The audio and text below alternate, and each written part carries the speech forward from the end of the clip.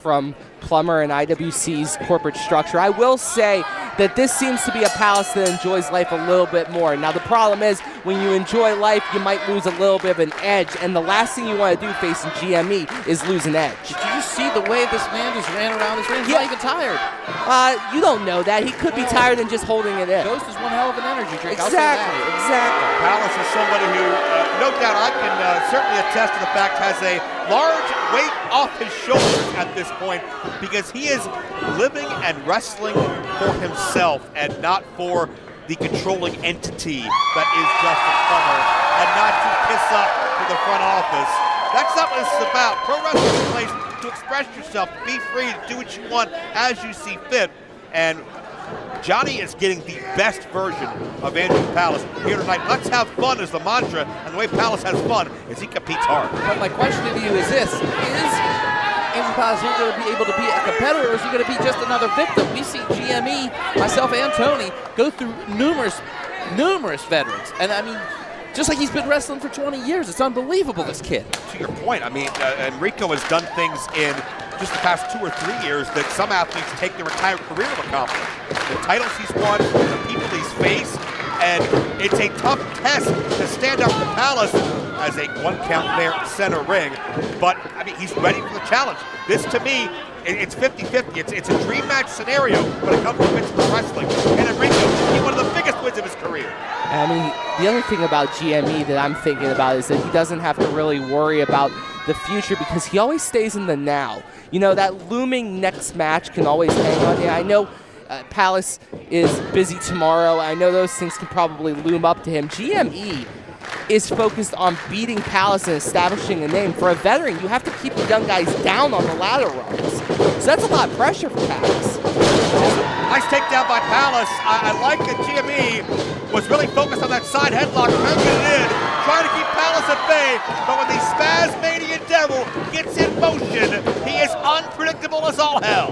I mean, just the speed in this matchup alone, gentlemen. I mean, my God, both of these guys are bringing it. They know tonight we have a huge crowd here at Pitt Greensburg for Pit Fight. And I mean, Andrew Palace, he has to be psyched. You said this is his first match back since the injury, am I right? Yeah, one of them, not the first, certainly. Still on that comeback trail, but he's testing that shoulder, that concussion big time against top caliber competition. Atomic drop, low drop kick. See you later, GME. GME onto the outside, and he cannot believe what he's seeing right now. You know, I was talking to him earlier in the back. He was talking about Andrew Palace and ring rust. You know, a lot of guys, when they're on the shelf for a little while, there's ring rust. But we're not seeing that at all when it comes to Andrew Palace. I think Palace has been chomping at the bit for an opportunity to test himself on this level. And Johnny able to hang rope first. Andrew Palace on that top ring cable, and that'll snap back right into your windpipe. Well, not only is he holding, oh my gosh! Forget what I was saying. I was going to say he might have hung up his neck, but now his nose might be inward. Yeah, I mean, GME just planted that size 14 right in the face. Only a 2 count. I wonder how much Palace might be worrying about as he's holding his nose. Look, he's squeezing the connection between the neck and the shoulder area. I wonder how much he's worrying about that injured shoulder and how it repaired. Yeah, that may have been a little message from GME to Palace to rest his face in his head. I don't know if that AC joint was damaged when Palace had that shoulder injury, and certainly you focus on any part of that, even if it's not the physical aspect, but the mental aspect of coming from a victory or coming from behind from an injury, it's going to rent space in your head. It's going to be an issue, and if Palace is thinking about that injury, he's not thinking about GME. Yeah, Enrico, right now, you know, he's known as the ultimate opportunist. We've seen him as a shark in water, spilling blood. He just attacks that area, and he keeps on attacking. He knows what to do in a professional wrestling ring. I mean, he trained by Brandon Kay, trained by Dean Radford. I mean, they've shown him the ways, but again, not afraid to pull a page out of the Rule Breakers handbook. Also not afraid to run his mouth to our camera production team. I wish you ever not see GME run his mouth to him. No, that's a fair point. That is a fair point, but Palace trying to come back to it. I think Sorg is making dirty faces at him. Ah, that explains but it. I'll tell you what, though. You're talking about Brandon Kay, you're talking about Dean Radford. You know, heavyweight champions everywhere they've been. They know how to be on top of the mountain. They know how to expect the best out of any of their talent, any of their students. GME certainly a temper for Andrew Palace. Caught GME in the side of the head right on the temple. He doesn't know where he's at right now. I mean, he did catch him. But no, GME takes him, Sidewalk slam, and my God, did he just drive him into the canvas. Could be it right here. Oh, Palace very aggressively gets the shoulder up, and that speaks to how poised GME stayed under pressure, gentlemen. Palace built that quickness, built that momentum. The pendulum swung his way, but GME stayed calm, and he shut it down the first opening he saw. Some veterans don't have that ability to function under pressure like that. I mean, he got hit very hard. You saw the glass in his eyes, still got gathered, but now he's controlling Palace by taking repeated shots to Palace's head. I don't care how good you are, how long you've been wrestling. Shots to the head will put anyone down. I don't care if you're a 16-time world champion or just started. But you're at a point, Tony, with GME, I think he wants to put Palace on that injury list again because look at the list so far. I mean, he took Johnny Norris out for how long? Listen to that. This crowd is very not Enrico right now. GME does not make friends wherever he goes. I like him. For a fact. Well, of course you like it. He makes money, though. That's right. Well, Palace just reversing that beautifully, driving GME's head into the turnbuckle. Shotgun drop kick. Palace just needed that distance. It creates opportunity. The drop kick scored. Enrico wrestling very close to his adversary, but Palace opens things up. Saito suplex. My goodness, he folded him in half on that one, Joe. And right now, this crowd's getting behind the Steel City Supernovas. He just takes him out with that one. And now Palace will be going for it. Hernia driver coming up, and Palace hits it. It's over. Trying to block it, though. GME, the power of him. He just tightened up his body, and it was enough to get out of it. Big man's wrestler, Enrico, had Palace's pet move scouted, but catch can't set a ring. Will Palace get it a second time? Boom! Scores big! Will this be all? Andrew Palace gets it. In a time of 6 minutes, 53 seconds, your winner, the Steel City Supernova, Andrew Palace. Well, if the injury bug was a factor leading into this matchup, I think that monkey is off the back of Andrew Palace, whose mind, body, and soul is rejuvenating himself.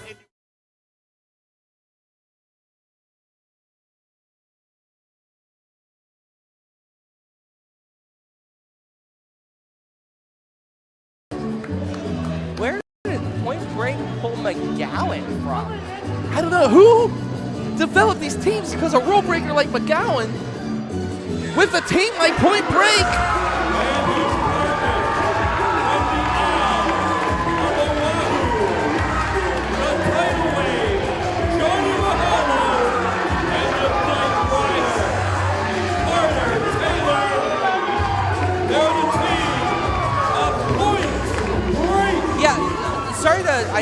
I let you talk, but this is actually really confusing. You brought up a great point. You would think that the roles would be reversed here, that Swole Patrol and McGowan would be teamed up, because you're right. They are not exactly on my side of the aisle when it comes to winning no matter what. That's right, but McGowan, you look at him, likes to take his rules into his own hands. And if you look over here, Swole Patrol's mostly the ones breaking the rules here. I just don't know how these guys are connected. QB Blitz, don't get me wrong, he gets violent, but he's a stickler to the rules, man. Outside of a few occasions back in the early to mid 2000s, QB Blitz has blocked it straight in there, and we did have a bit of a snafu a couple years ago, and we all have moments. I once actually thought you were a good commentator, so we all make mistakes. Gee, thanks, Tony. Okay, so these two about to lock it up. That's right, Mahalo and Vic Braun, the Ball Bombshells in there. I know BJ's been gone for a little bit from our eyesight. Hasn't been at 2PW for a while. Maybe this is his path back to 2PW. I would love it. I would love it. As much as, I think they yell at us, but that's okay. They yell at you. They love me. Yeah, point taken. I lost 50 pounds.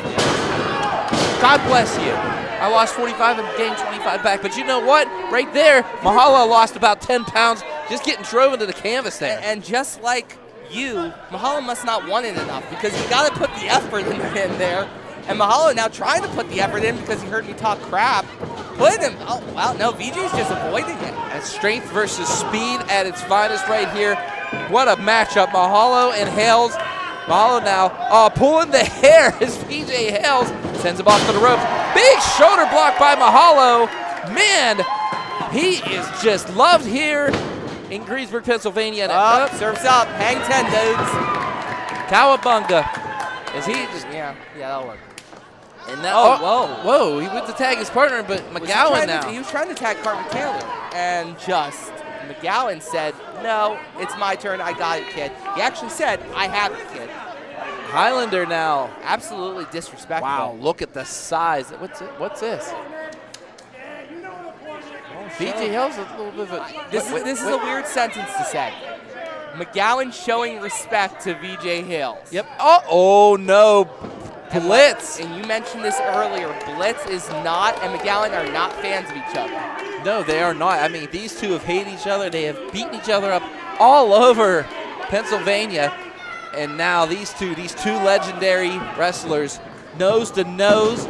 My God, Tony, I feel like I'm like 20 again. My goodness. This is straight out of 2006. And now, Well, for you, maybe 1996. But these guys, for me, 2006. Now Mahalo pulling off, kind of saying, "Hey, McGowan, respect." What are you doing? no. Oh, what is this? And now Swole Patrol attacking someone from behind. And wait. You don't rip your partner off. And oh, no, wait a minute now. McGowan and Swole Patrol. That doesn't make any sense. Why are they attacking their own What partner? is going on? And now Mahalo beats Now on they're McGowan. fighting. What is going on? Wait, what's going on here now? Wait. Or wait. Wait a minute. Whoa. I don't know what's going on here, but we're not having this at this show here tonight. So right now, I am restarting this match, but I'm changing up the rosters here. So QB Blitz and Point Break, you're on a team. Swole Patrol, Mike McGowan. Ring that damn bell. All right, you know what? Kyle from Pit Fight making a judgment call here, and I think it was a good one. No, it made the most sense for sure. There was no way we were going to get through this match without it being a brutality fest. And now McGowan punching his 5 seconds ago partner and now giving him the Scottish kiss. Carter Taylor, smelling things from the Laurel Highlands. Braveheart be damned. Oh my. Has that lock, double arm up and right into a backbreaker. Oh, Tony, there was no give with that whatsoever. And now tagging in Vic Braun, here we go. Welcome to Planet Fitness, Carter Taylor. But man, look at the physique on Taylor. Lots of credit to him, man. I mean, he has done something in his business. And here comes, and taking him to that planet one more time is Vic Braun. And now, look, he's trying to fight the whole corner here. The death corner, as you like to call it, Tony. Yeah, this is not a good place for Carter right now as he's being choked, essentially hung over the top rope. No way to get air, and he's separated. It might as well, I know it's only a 20-foot by 20-foot ring. It might as well be 20,000 yards. Like, there is so much distance when you have a big man like Vic Braun blocking up as he's now taunting our student section from Pitt Greensburg, the Pit Fight Club. Another thing he was doing too, Tony, while he was taunting him, he was blocking Taylor from even getting a tag to either partner. Smart tag wrestling, and this is why VJ Hales, Vic Braun, they were former tag champs. And yes, Point Break has a bright future, but they have not won the titles that Vic Braun and VJ Hales have won, and they don't curl as much as the big boys do. This right here, a trademark from Swole Patrol, and they drive that double elbow right into the chest of Carter Taylor. Carter Taylor is slow to get up. He has to make a tag here. He cannot keep taking this punishment. One thing about Swole Patrol, they punish you. They break you down bit by bit, piece by piece, until there's nothing left of you. Oh, that might be the opening with that jaw jacker. That's right. Blind tagged McGowan. That is the veteran talent. But that's just the pure athleticism as he goes for a diving tag and Blitz is in. Here we go. Takes out the Highlander. And now Swole Patrol and QB Blitz is on a mission, and that mission is pain. And now, again, getting double teamed by Swole Patrol. And Mark Charles, you just lost control of this matchup. Everybody is in this ring. They are just beating the holy bejesus out of each other. I don't even know who the legal man is. I know QB Blitz is one. I have no idea. It actually was Highlander. Thank you. That's right. McGowan, slow to get in here.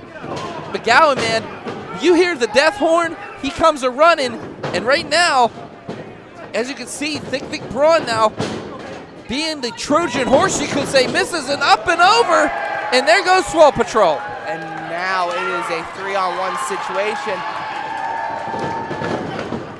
Oh, big forearm by Mahalo. Oh, takes out Swole Patrol. Look at the agility, the balance. Mahalo, that knee. Uh-oh. Don't do this. Let this go. I mean, Mark Charles, I don't even know if he knows who the legal man is. Boy. And now they're just beating, point breaking. I think it's exactly who we thought it was. Hey, Mark, it. Oh, kick to the midsection, no. McGowan has him. Going for that death horn, no. QB Blitz, the power. Throws the Highlander into the ropes, has him. Going for it. Spear by Blitz. Could that be enough?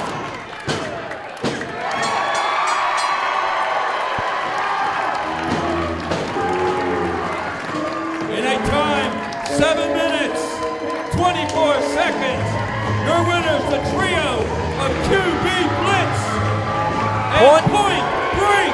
Point Break and QB Blitz victorious here tonight at the 6th annual Pit Fight, a night of reckoning, and here we go, off the ropes.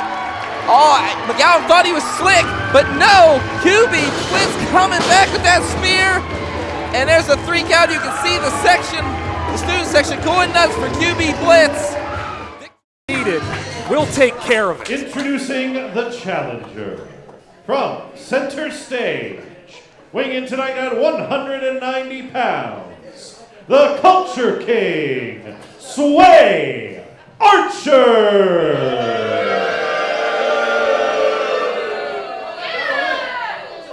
And the champion, fighting out of 829 Industry Street, aka the Warehouse, by way of the shop and 880 Dottie Block.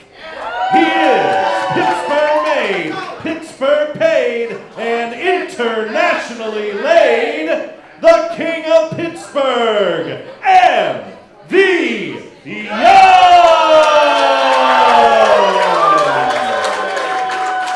Along with that hybrid championship, you see MV Young holding the Fest Wrestling title. Week upon week at Thursday Night Fights, MV has been putting those belts on the line, putting everything at stake. But like we mentioned, the stakes have to be the highest they are in this moment. Will Porter and Hybrid know this is the prime opportunity to take the Hybrid Championship back into their camp. And they have trusted that responsibility in Sway Archer. Ring the bell! There's so much more to this than just being 3-0 or being 2-1. This is now about bringing championship gold back to Hybrid or keeping it here at the Warehouse, and we are underway. Sway Archer maybe trying to get in the mind a little bit, gonna, as he appears to say here, slow it down. The Culture King, a very creative mind both inside and outside that pro wrestling ring. We saw Sway actually back at Painted Black 2, had the opportunity to become TNF champion. Oh, look at the way that Sway snatches that leg. That's that technical skill that Sway Archer possesses. The question is, how does that contrast with someone as hard-hitting and brutal as MV Young? Yeah, I think it's a very sound strategy to kind of, keep MV Young guessing here. I think if you try to go head on with the King of Pittsburgh, you're going to get your ass kicked. But with this headlock takeover here by MV Young. MV is one to really grind you into the mat, both for the physicality, but also to take you off of your game, to let you know who's boss and whose arena this is. Look at Sway Archer just smiling at MV Young. He is not conceding much here to the King of Pittsburgh, not intimidated at all by MV. I was going to say, Try for a waist lock, but no side headlock here by Sway Archer. Taller competitor in this contest. You got to look out for those long legs as well. Ooh, Envy gonna power Sway off into the ropes. Oh! Big senton by MV Young. Sway, you can tell in the look on his eyes just how tough of a fight that this is going to be. Getting a bit of a reprieve out here on the floor. He thinks he's taking a breather. I don't know what his scouting report was like on MV Young, but MV Young loves to fight out here. That's the thing. Get your breather, catch your breath, recalibrate, but don't let MV Young follow you out there. That is bad news. From a certain point of view, inside the ring might be the safest place to encounter MV Young. Archer again going into the waistline. Oh, but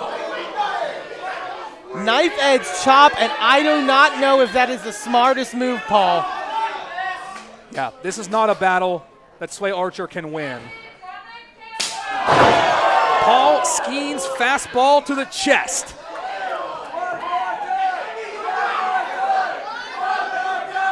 I'm pretty sure if our ring wasn't reinforced, there might be a hole in that mat. As MV Young gonna be in full control, and when MV is on offense, ooh, it just gets worse and worse. It doesn't slow down. It doesn't get less vicious, less brutal. MV about to leave a permanent mark on Sway Archer's chest. And these fans here at the warehouse in full support of the King of Pittsburgh. Absolutely. They're letting Sway know, if you didn't know going into this matchup, be prepared. Sway may be trying to back off a little bit, create some distance. Yeah, backing off a little bit. You can see the marks on Sway's chest. But again, kind of playing possum a little bit, trying to... But miscalculation there, leaving the arm open, and now Sway now going to try to get a break in the ropes. That technical ability, you know, that Sway normally implements, you can tell the danger that he is feeling needing that rope break. Oh, right onto the arm, though. And that may certainly be a step toward taking some of MV Young's offense away from him. I got to think a very smart maneuver. He's been brutalizing you with chops. Ooh, cover. You know, those lefts and rights of MV Young are probably his strongest weapon in that ring. So you pick apart at that arm, you can neutralize it. It's very calculated, deliberate offense here by Archer. Again, I don't think the intent here is to get a submission victory. I think it's just to inflict punishment. Oh, and that'll do it. Just a straight kick right to the elbow. That hurt me all the way back here, Eamon. And you know, a dislocation, something like that can really change the complexion of this matchup, because also it's not just about striking, it's about things like grip strength. You need your arm for a lot of things in professional wrestling. You'd have to think that, you know, one of the most obvious paths to victory to MV Young would be to hit that Pittsburgh plunge. Absolutely. On Sway Archer, for example, and taking away some of that arm strength. Damage to the arm is going to do that, but seemingly, but I was about to say, doesn't have an impact on that back suplex, but it does, kind of as a follow-up here. MV Young favoring that wrist. You know, it's that wrestler mentality, so to speak, you know, powering through an injury. Is that, MV tried for something, but now Sway. Small package, kick out. Oh, but look at how Sway went right back to the arm. Almost a chicken wing here. And now, oh God, gonna drive it. His shoulder now right into the turnbuckle. Into the corner.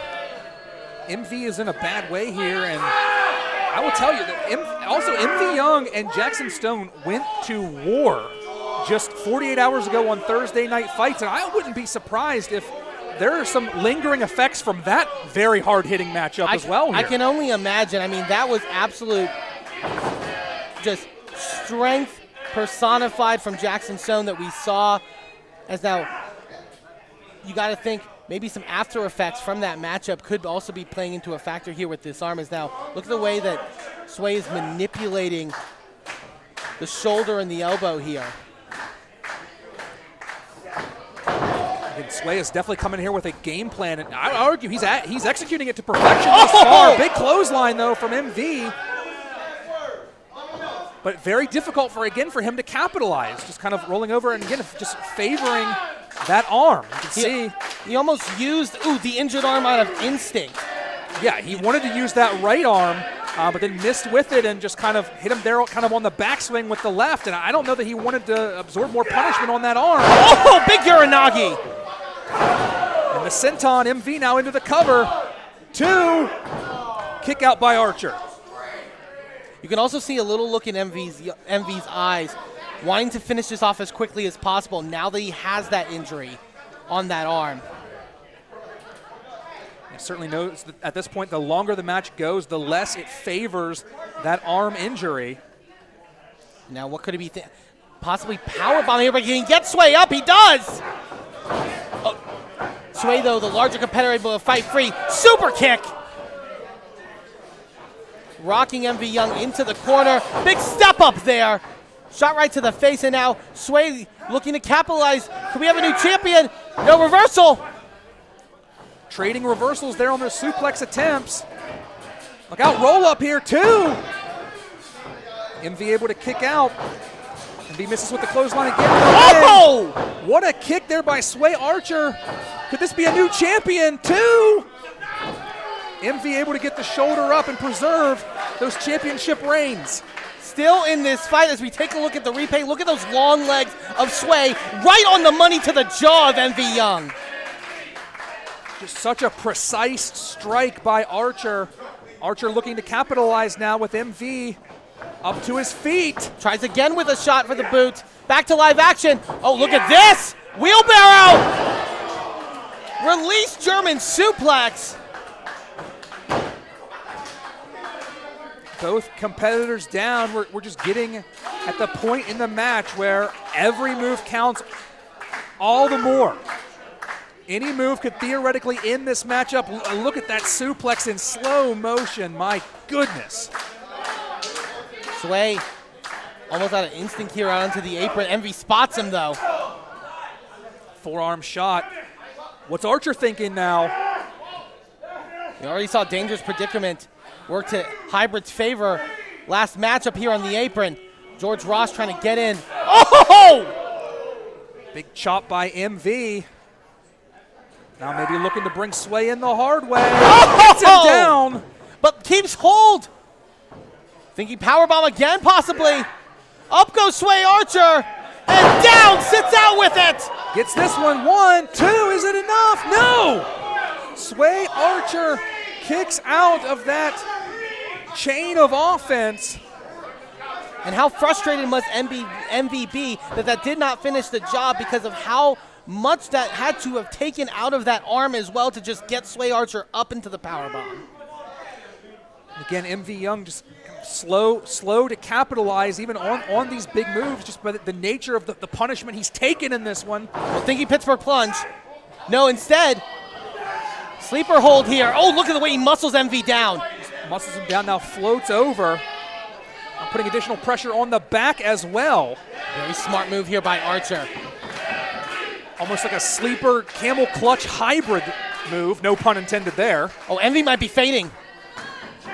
Referee George Ross checking to see if MV is still in this fight. Trying to get some assurance here. No, he is!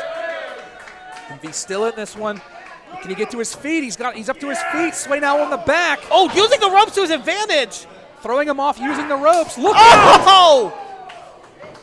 Bit of retribution there with that kick. And could this be Pittsburgh plunge? the honor of Pittsburgh? 1, 2, 3. And the hybrid championship stays in Pittsburgh. Here is your winner, and still hybrid heavyweight champion, MV Young.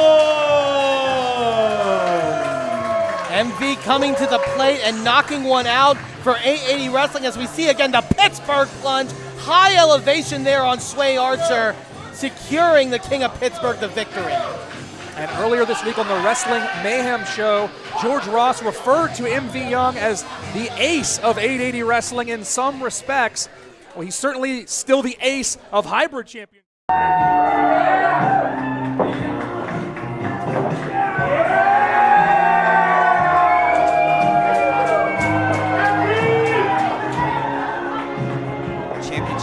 introductions by Sean Collier. Introducing the challenger from 1010 Friedberg Street, a.k.a. The Shop, by way of 880 Dottie Block. He is Pittsburgh made, Pittsburgh paid, and internationally laid, the King of Pittsburgh, M.V. Young!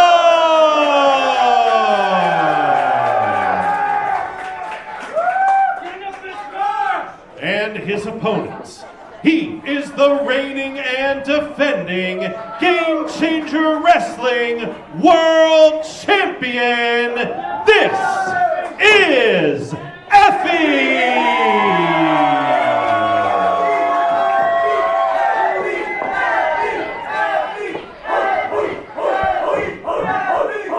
Dogs are barking tonight. Senior official George Ross in there for the first GCW championship title defense in Pittsburgh history. Honored to be here with you, Austin. Same here, Tommy. And to remind our audience, in a near untouchable era of Effie's, he held the Fest Wrestling Championship for over 700 days. And MV Young was the one who unseated him. He defeated Effie, and a king was crowned. And Austin, it may not be on Front Street, but I'm sure Effie have not forgotten. And he knows to take Michael, his old friend, seriously. Walking up here in the corner. See the respect going into this match, too. They shook hands beforehand, but business is now on the line. So is the GCW Championship. And when we talk about Effie's GCW title defenses, the last 3 matches, Effie has needed the help of others to win, and tonight he's in the Steel City alone. There's no one to help Effie. He's in the home field of MV Young. Could tonight be the night we have a new GCW champion in the Steel City? It's a great point you bring up, Todd. MV Young, you heard Sean Collier saying he's Pittsburgh made, Pittsburgh paid, and damn it, he's internationally laid. This is MV Young's wheelhouse. MV Young! MV Young! MV Young! Of course, the GCW championship defended in 14 different promotions across 5 countries. Oh, big slap to the face there.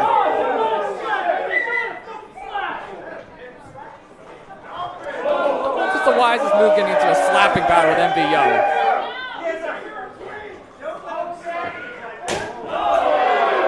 Challenge accepted. Effie said, bring it. Oh, my goodness. Tupac family behind the King of Pittsburgh. Effie begging off a little bit into the corner. Oh, big slap across the chest here. MV Young's going to cave in Effie's chest by the end of this. My goodness. Oh. And MV Young always with that rough and tumble style. You want to talk about up-and-coming independent wrestlers of the Steel City. They've all been in the dojo of MV Young. We're talking about the Steel City Killers, all of them here and watching this contest. But Effie using his assets here in the corner.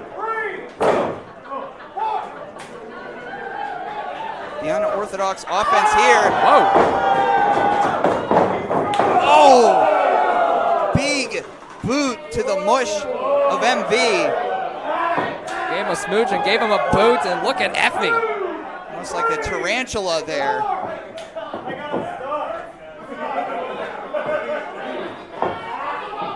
And when we talk about championship reigns, we mentioned the Fest Championship. MV Young was the one who defeated Effie. Effie was on a hellacious run for years, and MV Young was the one who stopped his momentum. There's the tarantula. Oh! Across the ropes here. Thought he was setting up for it before, but we have it front and center now. Yeah, turning those ropes into his own personal spider weapon. Oh, what a big forearm from the King of Pittsburgh. Seen a lot of MV Young's matches go out into the street, into the alleys for the GCW Championship. Expect no less. Ooh. Big blow. Forearms exchanged. And if anything, Austin, I think that woke Envy up a little bit. Envy likes a little punishment. Waking the hibernating grizzly bear is exactly what Effie just did.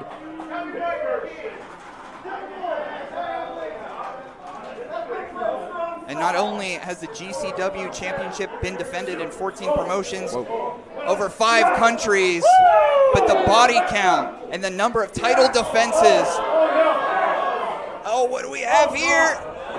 Oh, driver to the concrete down here at the shop, and we talk about it all the time. Here at the shop, this whole building is a weapon. It's a living, breathing environment. And Effie's no stranger to the shop either. Was in there against then hardcore champion Brandon St. James in just the room to our right here. So this isn't Effie's first rodeo here at the shop. And the champ's down right now. The champ is as experienced as they come. You mentioned all the stats earlier. I'll give you one too, Toddy. Won that championship back in January, defeating Mance Warner's, been on an absolute roll since. You can argue MV Young might be his toughest challenge yet. In this atmosphere, yes. Completely in enemy territory. On the road, away game, crowd level at 100. We saw what happened when the Pittsburgh Pirates were in that wild card game. This may be Effie's Cueto ball here. Effie's going to have to turn to the skeins if he wants that. Oh! Big drop there. Oh, up and over. Cover here. 2. Oh, just a 2 count. And this is all on the precipice of our debut in Cleveland on Saturday. So if by chance this is the first time you're tuning into 880 Wrestling, you see a Great Lakes Brewing on Saturday. A little tit for tat there. Driving Effie down. A bit of a methodical pace for the King of Pittsburgh. Yeah, taking another look back at the demolition on the floor. MV Young dropping Effie right on his head.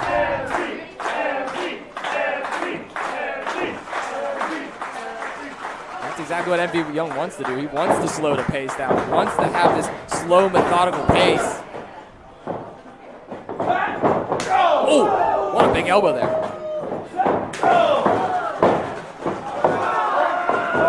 Oh, once again, Effie using his assets. Big blockbuster from the top rope. It's a full moon in the south side, Toddy. And with his backside still out, Effie charging with a big pump kick. Asserting his dominance. Oh! The champ makes a cover, pants down. Oh! Just a 2 count. Pants down, but shoulders are up. I'd say that was some pretty innovative offense there from Effie. And these two have went one-on-one 4 times prior. Oh! Stomp down. Each of these two with 2 victories. This is the rubber match tonight. 2. Caught up with Effie a little bit before this showcase this evening. He says that he may not be at 100%, especially up against Michael in his home territory. But he said, baby, I'm going to give it my all. Oh! Pop-up powerbomb, big senton. Cover here. And we get the cover. We're going to have a new champion. Oh! But look at MV Young. Toddy right back into the submission right after the cover. He wants to capitalize on his good doings. 880 fans are calling for a new champ. He's got to roll through into a cover of his own, but MV. big clothesline, cutting the KOP off at the pass here. And when you talk about Pittsburgh wrestling, you talk about Enjoy Wrestling. These two folks built Enjoy Wrestling from the ground up. Of course, the inaugural champion of Enjoy Wrestling was MV Young. These two do have a lot of respect for one another, but sometimes when you have respect for someone, you want to beat the tar out of them twice as much. Oh.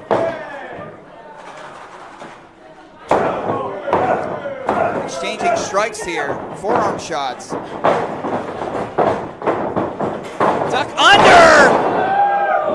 Big kick. Firing back up. Oh, spear! Both of them are down, champion and challenger. Let's take another look at this. Effie just ducked under MV Young. Boom! Big spear, nearly cutting MV Young in half. But the exhaustion starting to set in for both of these competitors. What a main event we are having. Both of these two, see what they have left in the tank. And I want to thank you all for watching from home. One of the biggest matches. Oh, Sack Rider! Sack Rider, cover! 2! My goodness, just a 2 count. A millisecond away from retaining his championship. You can see Effie, the shock and awe on his face. Not only shock, frustration starting to set in now. In the past year, he's been in there with the Matt Tremonts of the world, the Charles Masons of the world, some sick individuals.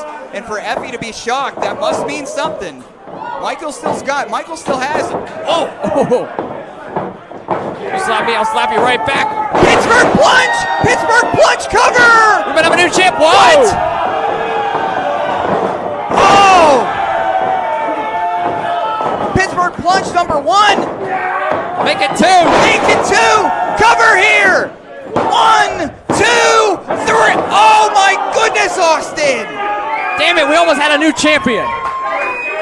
This place is going to come unglued if we have a new GCW champion tonight.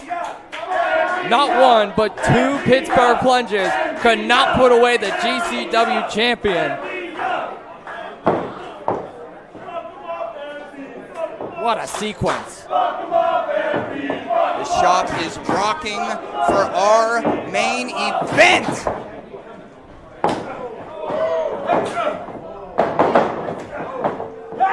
Now the disrespect comes into play. Slap battle begin. Friends no more. Respect out the window. Wait a second here, Austin. For a third. Looking for a third. Pittsburgh plunge, small package. 2, 3. That's it. Effie retains. Here is your winner, and still Game Changer Wrestling World Champion, Effie! What a main event. What a main event, Austin. Thank you so much for being a part of this hell of a night. And at 880 Wrestling, we try to bring you the freshest, biggest product that we have. I'm Toddy Tonderas. Thank you so much for tuning in, and you get roached. I think this is the 14th promotion in the world that the Game Changer Wrestling World Championship has been defended. And MV Young, who I've known for a very long time, had me by about a millisecond. If I wouldn't have jumped towards God, you would have been the GCW champion right now. But what you're building that's bigger than a championship is this cool-ass scene in Pittsburgh where everybody gets to watch wild, chaotic, insane, unfiltered versions of themselves in wrestling, and that is awesome.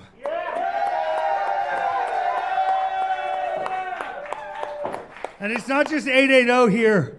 Y'all, the Pittsburgh scene is eating because tonight was a surprise, but next week I'm back for the Enjoy Supersonic tournament because I want more gold in my bag. Are y'all coming to see me at Enjoy next week? Is MV Young a complete, beautiful, badass? God. And do y'all love when wrestling is independent and free and sick like 880 Wrestling here? And it's not done though, because this Saturday, 880 is taking a little road trip to Cleveland, and I will be in the house in Cleveland, Ohio, defending this, I hope, against someone from 880 Wrestling.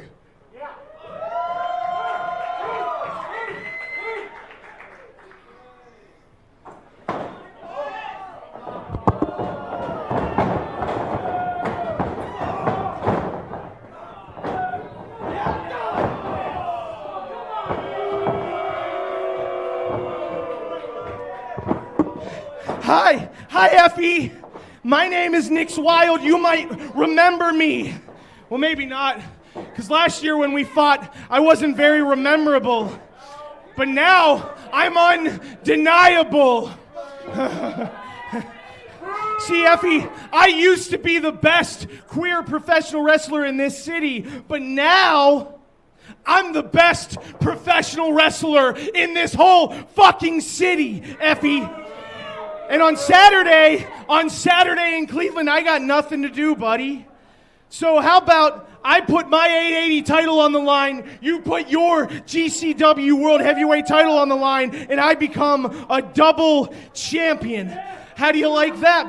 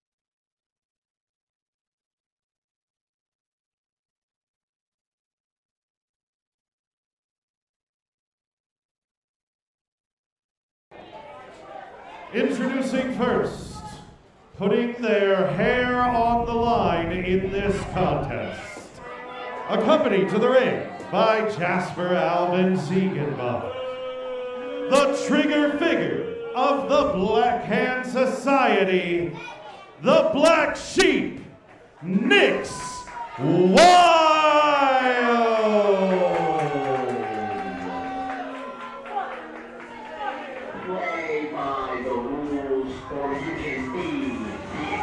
Wait, what? What is this? What is happening?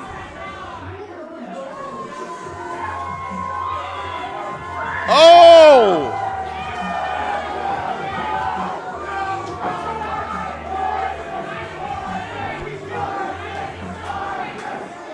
Marcus is here. Yeah. Marcus Mann. Of course, the original manager of the Black Hand Society is coming to the aid of his and friend. Their opponents, just like Marty putting McFly, his career on the line in this match, and accompanied by Marcus Mann from Pittsburgh, Pennsylvania, standing 6 feet 1 inch tall and weighing in tonight at 320 pounds, the Destroyer, Peyton Graham.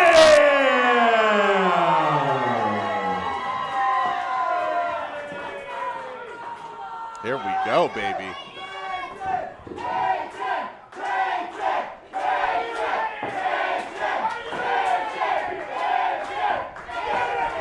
Would love to. Let's go. Underway.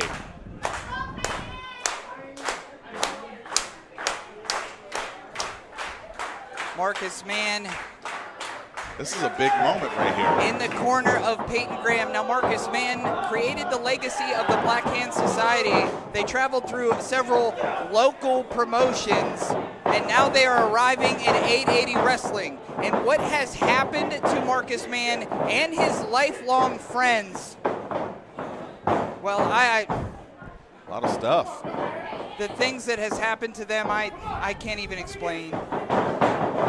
But what I don't like about it is they were Pittsburgh royalty, and they came to 880 Wrestling with a message. Their message they were trying to pass on to one black sheep, Nix Wild, and well, Nix Wild ruined everything for them. But tonight at Legendary Summer, in the main event, Peyton Graham batting fourth. Could he hit a home run? Oh my God. Could his career continue? We shall see. That right hand just absolutely rocked. Hey, look, Nix I've Wild. got shears. I got shears under the desk. I'm waiting for Nix Wild's hair to get cut.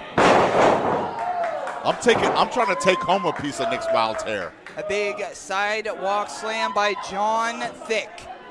John with 4 C's. Here we go.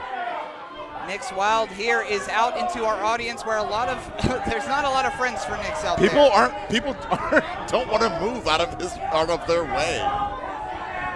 The sacrificial lamb, Jazz in tow, will throw his body on the line for Nix Wild.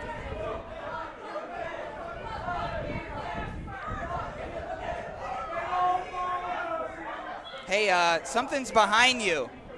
Something very big is behind. Okay. All right. Guess what? It's the Destroyer. The Destroyer is on attack. Take that. Uh-oh. Oh! Nix Wild with the chompers. Trying to take a piece. Right out here in our main event.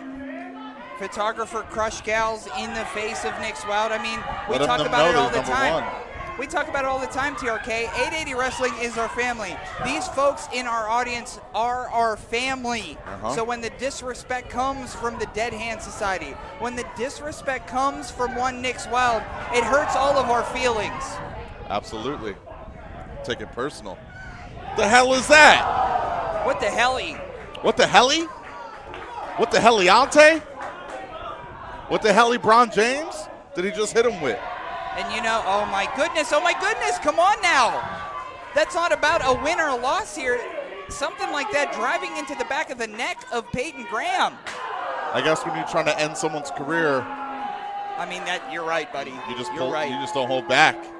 Not that Nix Wild has ever held back in any of their matchups. But here's the thing about Peyton Graham. Peyton Graham knows that his career is on the line. He's going to stop at nothing to put down Nix Wild. He's going to stop at nothing of shaving the head of Nix Wild. Can't wait for that. Because they've got some luscious locks. Yeah.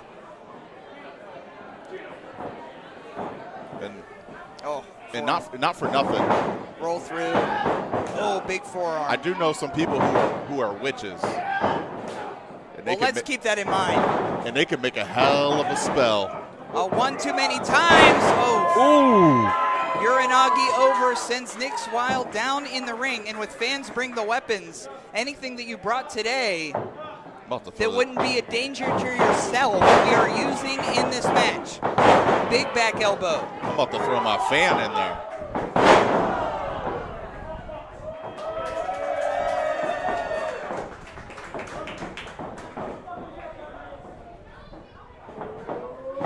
Destroyer on the attack, a big back elbow. Oh, a big clothesline and a big FU. And we know the legacy of the Black Hand Society. We saw them here at 880 Wrestling with the Tag Team Championships. Den of Desire was able to defeat them. Yep. Oh, yeah. Marcus Mann need a little help from our friends here. Ooh. Right to the solar plexus. Nix Wild. Anything goes here. Anything goes. There's no rules.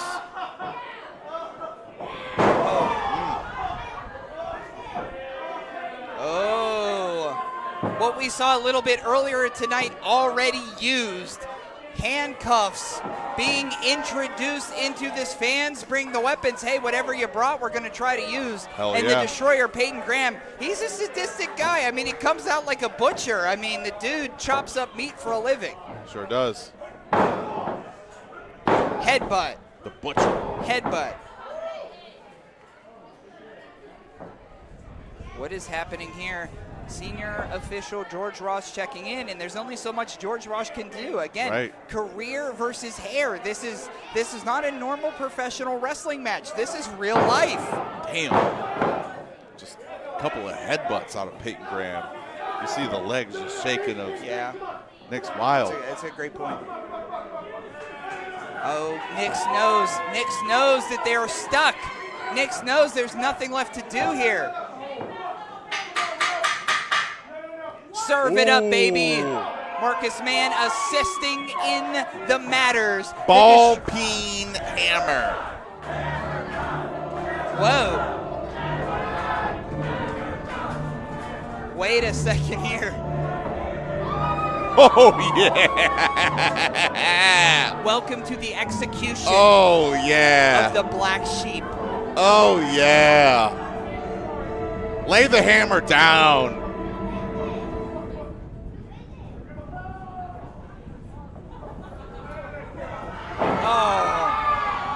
Oh. Well, you see, Peyton Graham took a little bit too much time, but on purpose, because he knew the sacrificial lamb would interfere. Peyton Graham is smarter than the average bear. Marcus Mann, conniving as ever, they knew this would happen. Smarter than the average sacrificial lamb, too.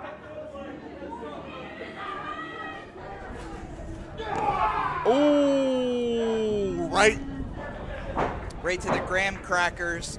And Jazz is over there now unhinging the handcuffs. I think Jazz was able to get the key to those handcuffs. That or Jazz is some sort of espionage expert on how to take off handcuffs. Yeah, we've got to look into that for sure. Yeah. Oh, for sure. But now, unfortunately, the Black Sheep of 880 Wrestling is beating the tar out of the Destroyer with a kendo stick. Oh, my God. You know, once upon a time, Marcus Mann thought that Nick's Wild would be under the tutelage of him, but right now, Marcus Mann's best friends being decimated in front of him. That kendo stick went straight to Peyton Graham's head. Peyton Graham. I don't know if you've ever been on the receiving end of a kendo stick, but it is not fun. It isn't fun. Now the sacrificial lamb is coming in the ring. And from teacher to student, Nick Wild is showing the sacrificial lamb what to do. Wait a second here. Marcus Mann is here. Oh! Right into the little lambs. A low blow by Marcus Mann.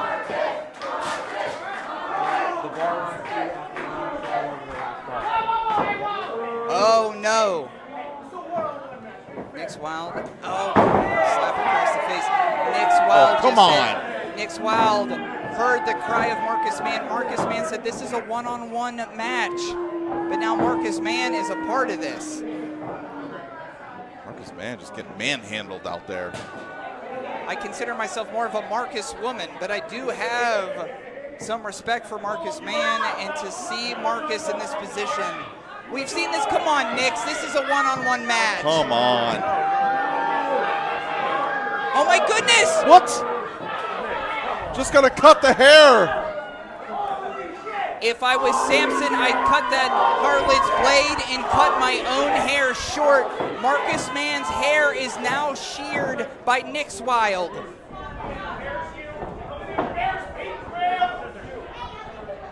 How dare you? You can hear TRK. Nick's Wild said, I'm going to embarrass you. I'm going to embarrass Peyton Graham. Yeah. Oh, big spear. Come on, Destroyer. Come on, Destroyer. Do it for us. Can't turn your back on Peyton Graham. John Dick, 4 C's, the butcher. Hate to see Marcus Mann disrespected in that way, but can his friend Peyton Graham save his career? That is yet to be seen in the main event.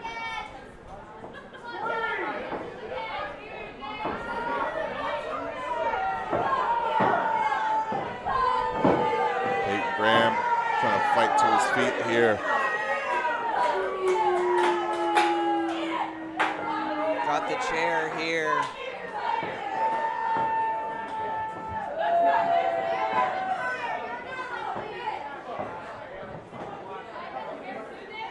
Can't help but think that Peyton Graham is feeling a little bit of the pressure with his career on the line.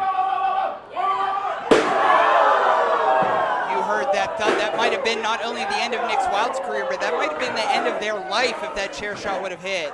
Darn it. Oh, but right across the back.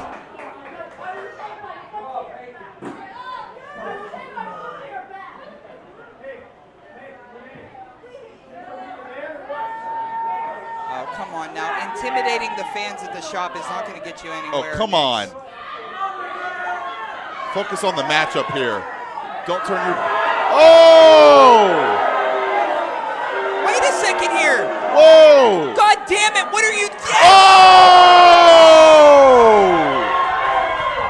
Oh! Serve it up, Mr. Oh! Butcher. Serve it up, Mr. Butcher. Lay it in, both of you, for Pittsburgh.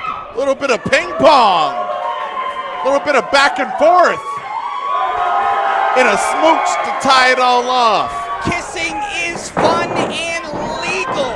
Welcome to 880 Wrestling. Woo! Big old kiss. Sealed with a kiss. Ooh, cinder block time. Ooh. We've seen these cinder blocks come into play earlier. Well, we did. Yeah, we did. Hopefully.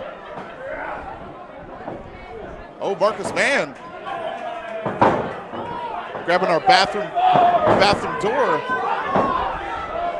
The bathroom door that was left from the Tyler Vox, Brandon St. James match, of course. Oh my God. That thing looks hard. Of course, the Dead Hand Society broke off from the Black Hand Society. That shit's just made out of oak. And I think Marcus Mann had in mind to put the leader of the Dead Hand Society through the door that they, right to the back, that they instructed Tyler Vox to put Brandon St. James through. Peyton Graham is going to try to put Nick Wild through it. Slow and steady wins the race. I would like to see Nick Wild get beat here to a pulp. Go ahead, Destroyer. Do it again. Can't help but think Nick Wild's got to be kicking themselves for bringing out that kendo stick now being used against them. Oh my God. What are they up to now?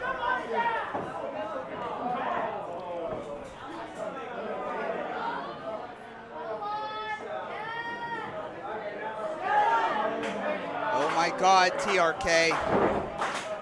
There we go. John Thick up to the second rope. Trying to focus all his energy. Career on the line. Oh my gosh, career on the line versus air. It's a damn sacrificial lamb. Marcus, get him out of here. Get him out of here, Marcus. Oh! A Marcus Mann specialty, a powder to the face, but Nick Wild is up. Wait, Nick Wild pushes that out of the way. Onto the shoulders. Oh. Wild driver in the cover. 2. Oh. Wild driver no more. Marcus Mann push out of the way. 1, 2. Marcus Mann trying all he can. He loves Peyton Graham. He loves his best friend, and Marcus Mann is throwing his body on the line for his friend as he does. Oh my God.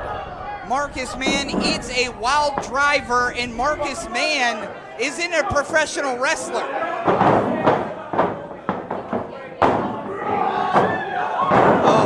Down again, Peyton Graham attempting to get off the back of Nick Wild. Oh my God. Oh.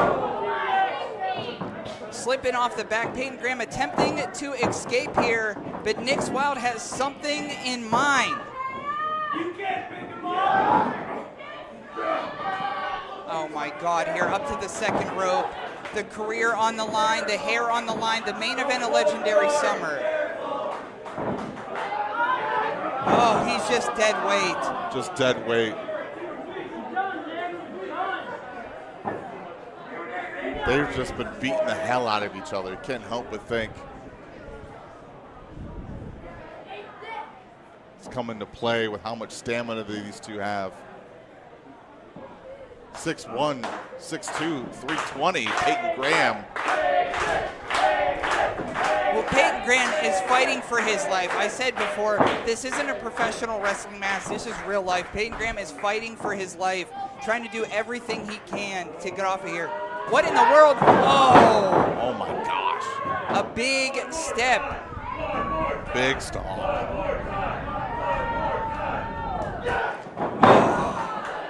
Just into the gut. Goes that oak door. Oh. Another one. In each blow of these across the rib cage of Peyton Graham.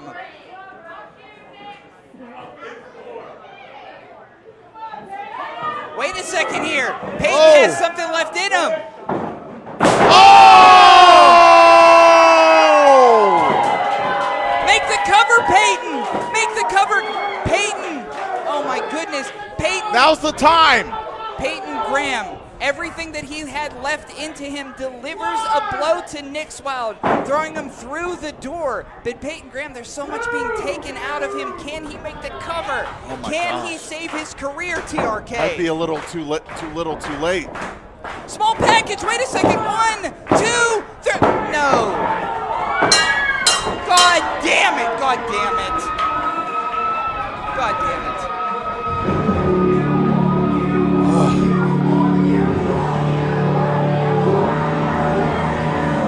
Here is your winner, the Black Sheep, Nick Wild. And look, I understand Nick Wild. Approaching the ring out of Johnstown, Pennsylvania, at a weight of 255 pounds, he is Big Time Bill Collier.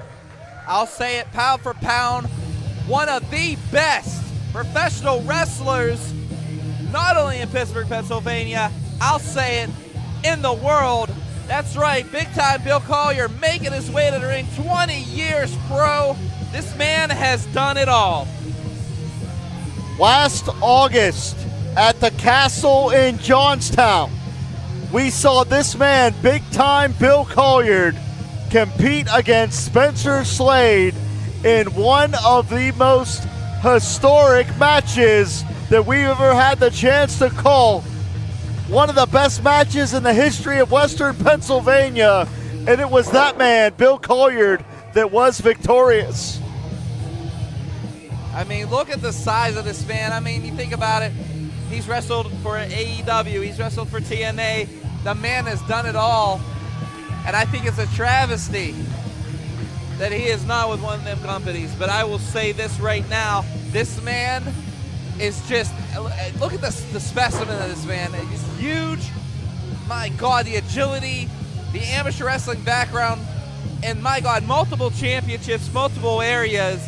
Bill Collier has done it all. I couldn't have said it any better. Bottom line, Bill Collier has done it all inside the squared circle. But tonight is the first time he takes on this man right here, a man who considers himself a generational talent, a man who is just cocky, brash, and very, very full of himself. And Jim, as you roll your eyes, as his hands about to come through the curtain,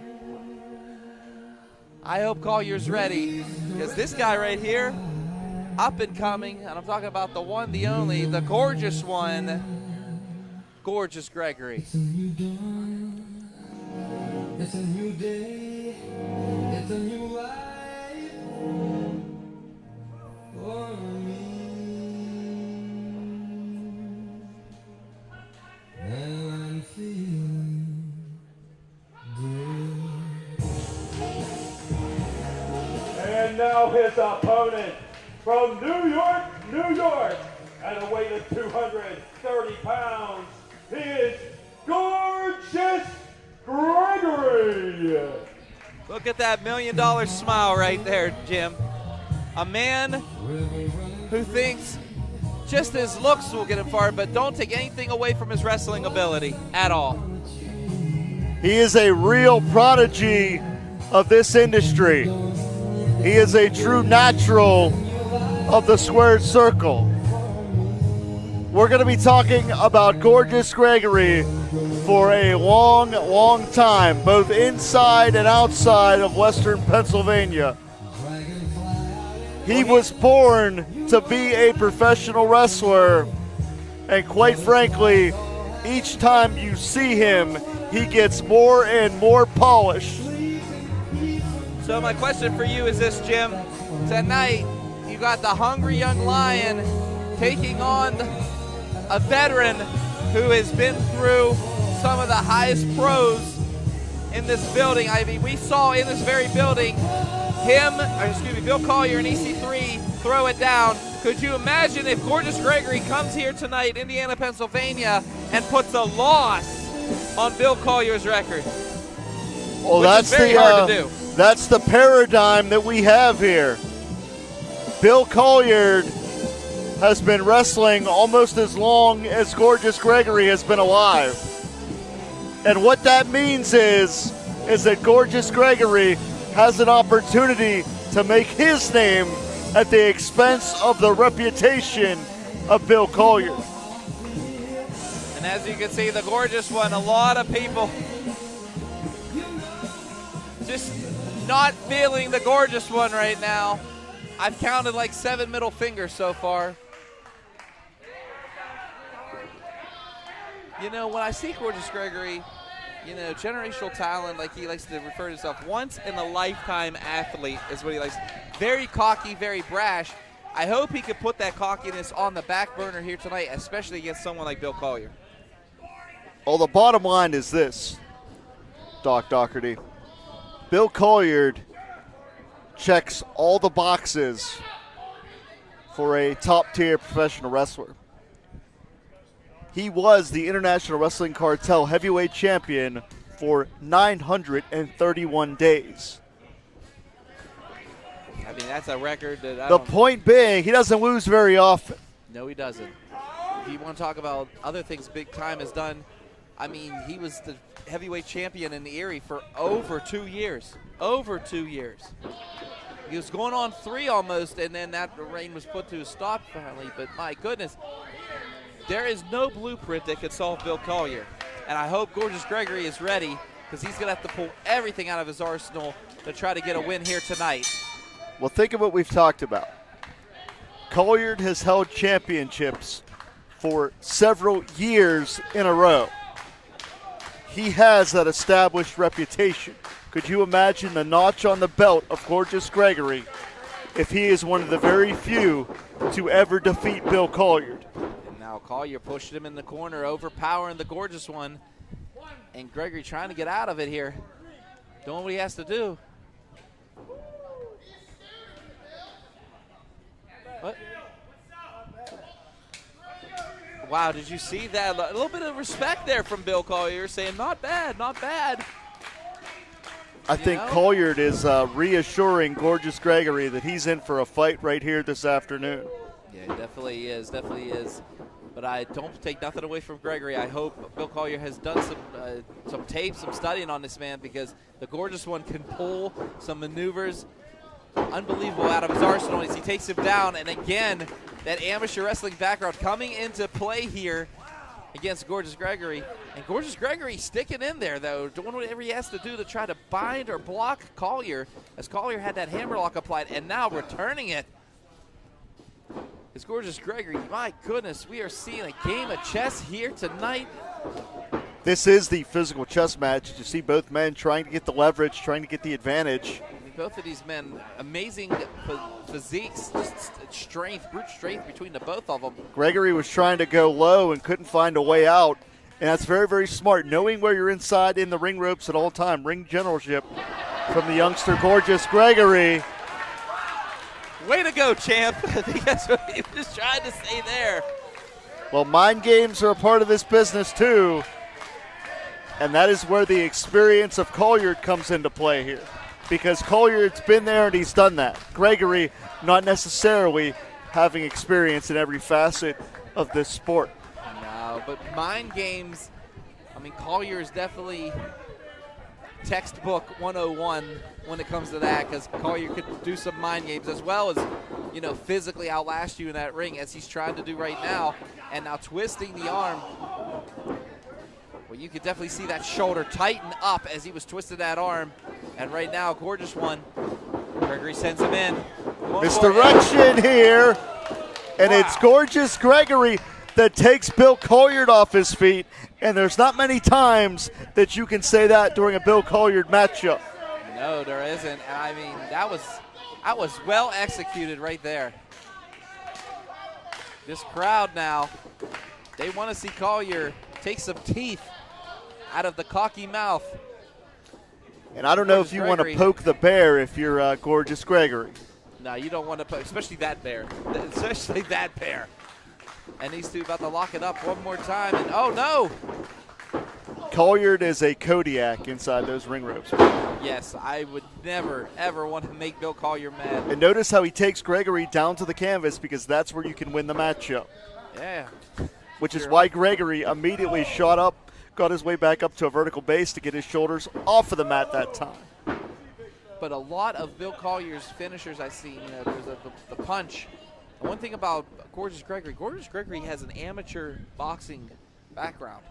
And I mean, what can I say? I hope he might have to utilize that here tonight. But again, big chop by Gorgeous Gregory. And now Gregory, lining them up. I think he's trying to go all four corners, Jim. And now he's just punching away on Collier here. Very measured shots, showing the true precision in the game of Gorgeous Gregory. Slapping on that side headlock.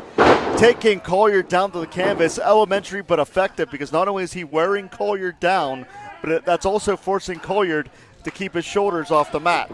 But look at the pedigree of Gorgeous Gregory. You know, trained out of 814 area, and I mean, the man knows his stuff.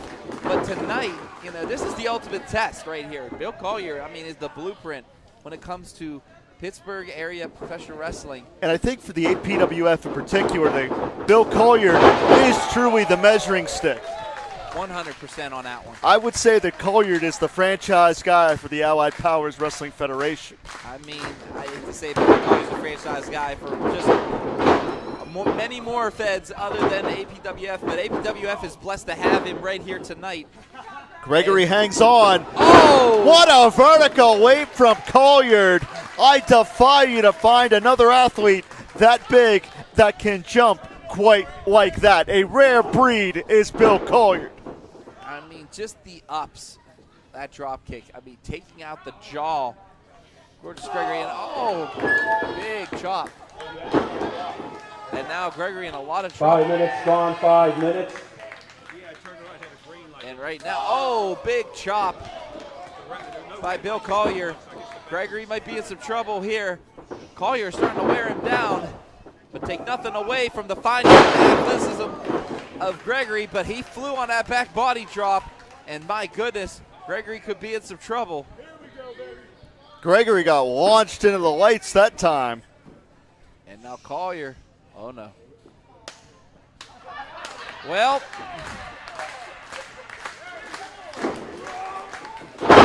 Gorgeous Gregory is going to have a sore everything after this match. You called that very delicately. I give you credit on that one. I'm going to call that very delicately, yes. As right now, Gorgeous Gregory stuck in the corner. This crowd is electric here for big-time Bill Collier. Collier has him up. Oh, no, blocks him. Gregory fighting his way out of it. Oh, no. Looks like 6 o'clock. What strength, all the blood rushing to Gregory's head. He's disoriented, he's in pain, and he got out of that very, very quickly. Sense of urgency from Gorgeous Greg. Yeah, kick out by Gorgeous Gregory, and this is what Gorgeous Gregory's impressing all over the areas that he's wrestling. I mean, there is just fighting this youngster. As right now, he reverses it, goes in, and oh no, Collier catches him. Collier now to the second rope, but no, oh! Leverage maneuver. He allowed gravity to take over that time. Took the feet right out from Collier. Collier cracked his head right on that top turnbuckle. Jarring the spine that time. My goodness. Oh, And there's no give on that apron. The No physicality is escalating here as this matchup spills outside. And Doc, if they come over here, I'm running. I'm going to surprise everybody. I'm getting out of Dodge. I'm leaving. Where are you going? As far away from this action as possible. It's a far walk to Irwin. As right now, Gorgeous Gregory delivering those right hands. My goodness, just a barrage of punches by the Gorgeous one.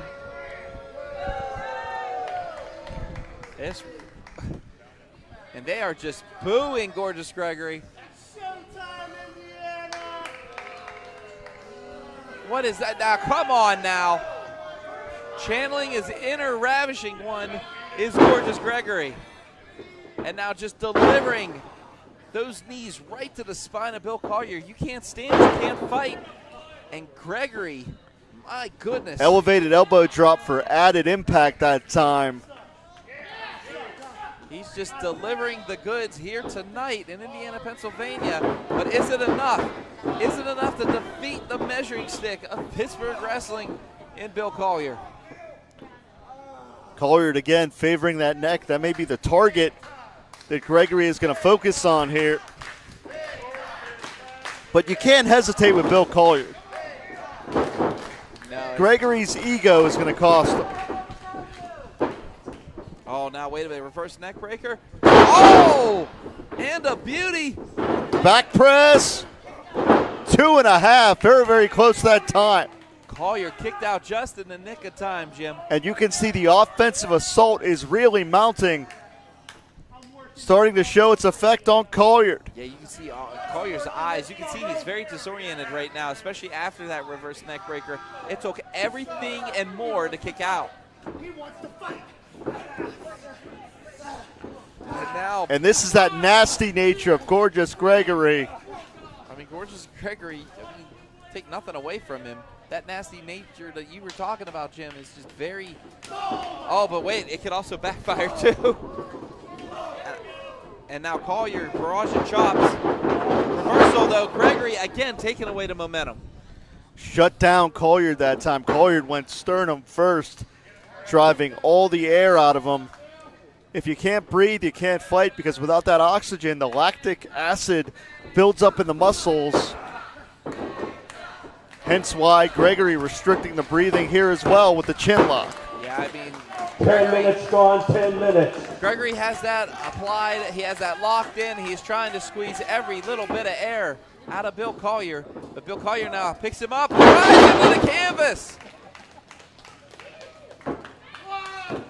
Gut check time right here, Doc. And right now, both combatants slow to get up. This match, they've been beating the holy hell out of each other. Oh, lariat-style clothesline there. Could it be enough? Gregory closed the distance. My goodness. And now choking. Choking Bill Collier. Referee trying to stop that choke, and now just punching away, taking whatever he can out of Collier. Gregory trying to get a quick 3 and get the hell out of that ring is what I'm thinking. The frustration building for Gregory here, but he can't allow himself to lose focus, because if you hesitate for 1 second with Bill Collier, you're going to be looking up at the lights. Right now, twisting the head, trying to twist the head right off the neck. It's Gorgeous Gregory. And Collier now starting to fight back. Couple punches to the solar plexus. Isn't enough. No, and that big knee lift. Again, trying to stop Bill Collier. Oh! What snap on that power slam right there. Such dynamic offense from big-time Bill Collier. just the intensity, Jim, and just the way he can turn things around at the snap of a finger. My goodness, we are seeing a beautiful display of professional wrestling here in Indiana, Pennsylvania. Both of these guys slow to get up. Here comes Collier. Collier starting to get fired up. He's starting to get heated up here, Jim. This is that clothesline, though. Picks him up. The Gorgeous One in a lot of trouble. Big Time Bill Collier just tosses him. Look at the brute strength of Big Time Bill Collier. Collier launched him that time. And Collier is cooking at the S&T Bank Arena. Oh, big splash. Off the ropes. Oh, wait, though. Gregory takes that boot, has him up. Pancake. Could that be it? Just in the nick of time, Collier, and you can see the frustration building on the face of Gregory right now, not knowing what he has to do to get that 3 count. You have to give Collier credit. He's weathered the storm as well. And that's why, I mean, I think to me, truly what we're seeing here is a prime example of the level of competition the APWF puts inside the ring. Right now. Out the back door. Pat O'Connor roll. Kicks it out and nick of time is Gorgeous Gregory. Big super right kick. On the button. Knockout shot. And Collier could be going for that home run swing. Could it be right here? Oh! Lays it down. Unbelievable. I am shocked, and so is Collier. So am I. I think this whole crowd in Indiana, Pennsylvania is shocked. I can't believe Gregory kicked out of that. Collier throwing everything but the bleachers here in APWF Arena. My goodness. Collier grinning like a Cheshire cat. He knows that this is the opportunity. Oh, big knee lift. Could this be what the Gorgeous One needs? Off the second rope. Roll through. Oh, boy. What power. What strength. I'm in awe, Jim. My goodness, the strength of Bill Collier. But wait, Gregory turns it around, has him up. Oh, just drives him. Upset. 2.5. Oh, my goodness. I thought Gregory had him. I thought we were going to see one of the biggest upsets ever in professional wrestling.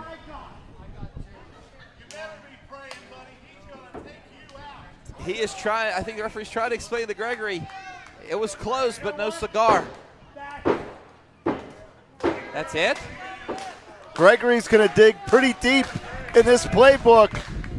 What is it going to take to put Collier away? It's showtime. Oh, no, I think Gorgeous Gregory's setting up Bill Collier for what I think. 15 minutes gone, 15 minutes. He is just arguing with the crowd, Jim. You really can't hesitate like this. Oh, wait a minute. Oh! I told you, you can't hesitate because Collier is going to look to dislocate that shoulder. He has that locked. He could tap. He's in the middle. Jim, there's no way I get into the ropes. Gorgeous Greg is stranded on an island. Oh, rolls him up. Almost a 3 count there. Gorgeous Gregory turning the tables. But oh, no. Shoulders down. That's a 3 count right there, but the referee's a little dazed after that. Got ran in the corner. Our referee is out. Collier trying to wake him up and oh! What's this now?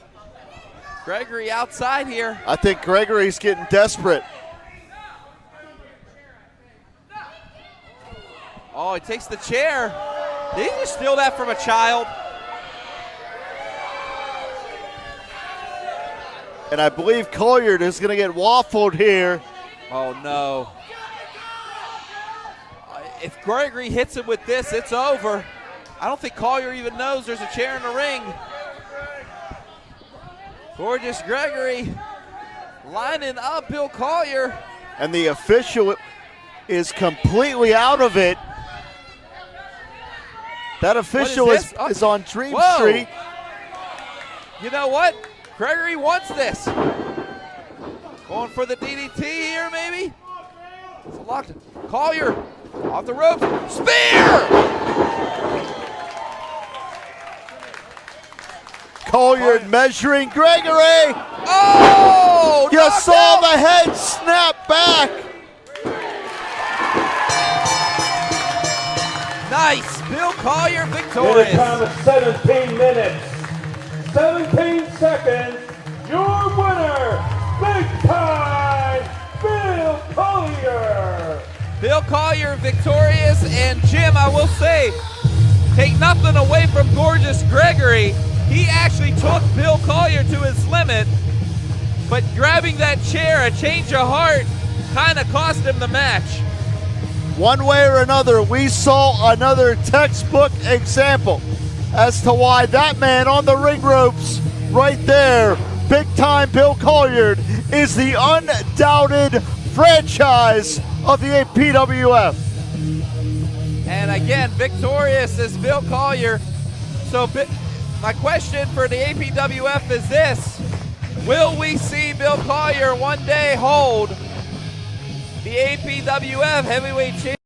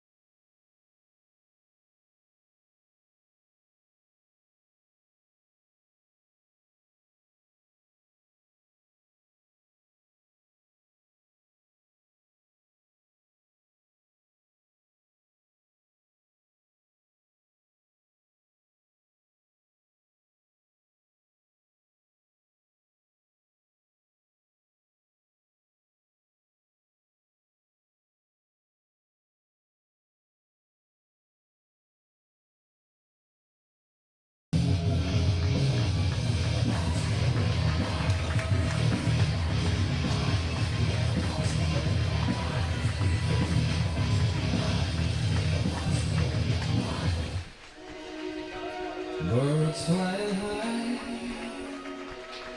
You know how I feel. Well, hello, friends. I'm your pal in the mainstream media. And I'm the Riz. And you know, Riz, it takes years of strenuous, dedicated training before you're worthy to step inside a professional wrestling ring. But it takes even more time to develop complex, highly astute opinions about professional wrestling. Am I right? That is correct. Yes. And you know where we can find that? Yes. On the Wrestling Mayhem. That's right. Sidekick Media Services. We are your sidekick in business for social media, video production, and more. Find out more at sidekickmediaservices.com.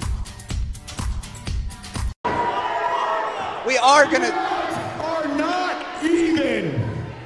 I must insist that Honey Darling is strapped to a chair in the corner of the ring. And what do you know it? She might appreciate being strapped to a chair. Listen. Just because you're wearing a valet jacket doesn't mean you call the shots. I want you to sit there and watch as we savagely ravage the Den of Desire. I feel like Honey Darling's boobs are bigger John, than that chair. are you saying that you brought your cuck chair? Oh! Working all my night moves. Cock chair, cock chair, cock chair, cock chair. Hey, no shame if you are a cuck, but how about if you can't admit it? Yeah.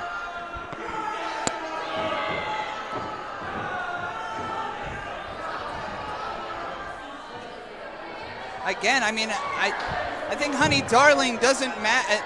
The ropes and everything actually might help things on their way here. Yeah. Some guy named John tying up Honey Darling in an 880 wrestling ring. I'll tell you what, I never thought I'd see it. I never thought I'd see. Oh my goodness!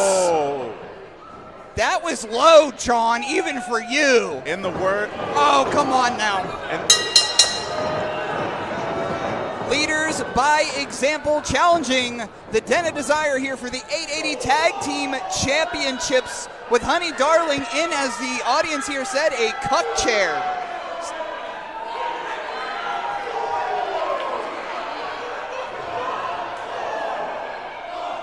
Oh, God.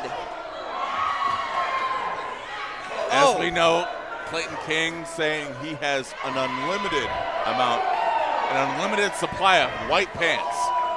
And there is action everywhere around the brewery here. Wait a second, look out below! Oh! Right into your computer screen, Blake! All the way from them purple clouds and into your living room goes Blizzy Blake. Oh yeah, here we go. Climbing up in front of us here. Oh yeah. The lucha style of Blizzy Blake. Let's see it, baby. Let's see it. Oh! From the window to the wall. Den of Desire, baby! Den of Desire saying whips and chains excite me. Now, come on. Oh, wrenching that arm here. And Marco Narciso is, I believe, trying to attempt to get Honey Darling out from that. Oh my goodness! Oh, burn in the back of John. Look at those marks. Hot Wax has entered the chat. John has learned that you can't play with fire, you get the den. You get the den, and you're not going to like it. Bounce against the ropes. Double bulldog as the burnt back of John. You see that hot wax. Hot wax. Whips and chains here for no ceilings. Let's keep it quiet for the schlacking. Yeah. Ride 'em, cowboy. Ride the pony like genuine. The Monarch Clayton King being embarrassed in those white jeans. Jump on it. Let's do it. Ride it. Oh my Den goodness. of Desire. Some guy named John has a chain in his right hand, collectively directing traffic here with Clayton King as Honey Darling looks on. Double team maneuver again. 880 Tag Team Championships on the line. Oh, dropping through here. Big leg drop, big elbow drop. Cover. Just a 2 count.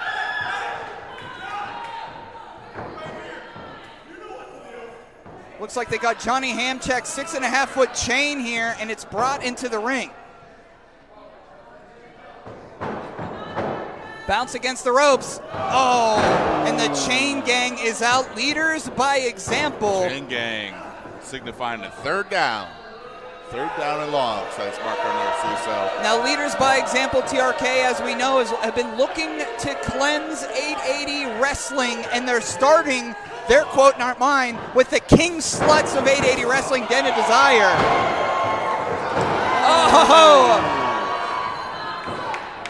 Oh, making him famous there is Blizzy Blake. Blizzy Blake. He's got those rock hard muscles. The biggest arms in 880 wrestling, Blizzy Blake. Oh, chain shots to the head. That was the first glancing blow by John, but now. Oh yeah. Oh yeah.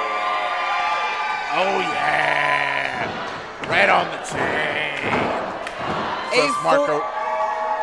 Says Marco Narciso. A full package by Narciso on to the chain. The tag team champions.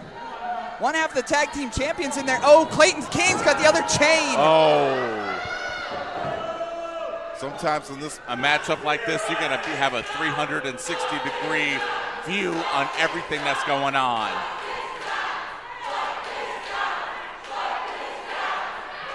Fuck this guy. Well, sure. I don't want to. But I don't want to. Look at the ring right now. There's championship belts, there's chains, there's glitter, there's whips. There's ass, there's blood, there's guts. Let's go. Honey Darling's in the cuck chair right now. Honey Darling looking on TRK, you're right. Oh.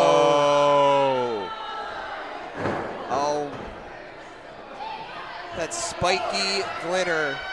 Clayton King now off this second rope. Here comes Blizzy. Blizzy's back. Oh, yeah. Blizzy's back. Oh, yeah. Here we go. Up on the second rope here. Let's handle business, Blizzy Blake. All scratching the eyes of Blake is Clayton King. Oh, almost like a Uranagi into that sparkle glitter. Oh, my gosh. Just right on Blizzy Blake's back. Feeling every piece of that. If you didn't get to check out Some Guy Named John versus Marco Narciso in the Lumberjack pillow fight on Thursday Night Fights, IndyWrestling.us, take a look at that. Oh. Oh, is he gonna? He's got the chain. Uh-oh. Oh! You just get a piercing. Oh, nipple clamps. Nipple clamps. This match is brutal and horny. I love it. I love it. I told you earlier I was a masochist. I'm on board. Whips, chains, nipple clamps. It's obvious that Some Guy Named John has never clamped a nipple before. Never clamped. Virgin. Virgin alert. Some virgin named John. Oh! The Den of Desire's dungeon is proving to be problematic for leaders by example. You want to talk about leading by example? The Den of Desire are our tag team champions, and they just clamped up a couple nipples. Get clamped. Get clamped. It's a nipple clamp night here in Pittsburgh, baby. Scratch my back with a hacksaw. We're taking everybody's nipples to town. That sparkly glitter, I think that's actually chainmail in there, TRK. Uh-oh. Oh! I think some guy named John's nipple just landed in my drink. A back cracker from Clayton King. Oh, shot to the face. Oh, my God. Oh, my God.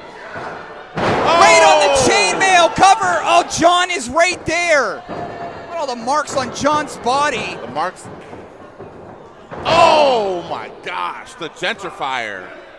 Right on the top of the head there, TRK. I hope Lizzie is okay. Marco is still up. Boom on the chainmail. John goes down.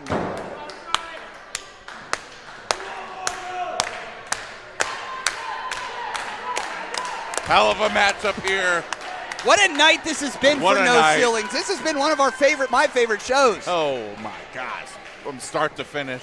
Of course, we know that the Matriarchy are now #1 contenders, but now the Monarch with the whip.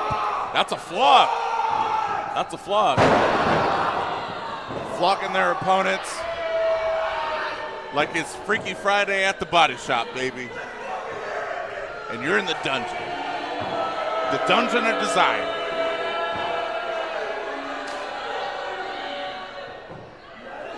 Clayton has a lot of angry suburban white guy energy. Sure does. Somebody told me that once. Oh, Honey Darling's up out of the seat. A cuck no more. Honey Darling on attack. Oh.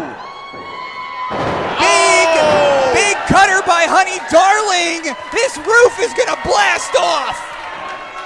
I'm going to blast. Get that gentrifier, Honey.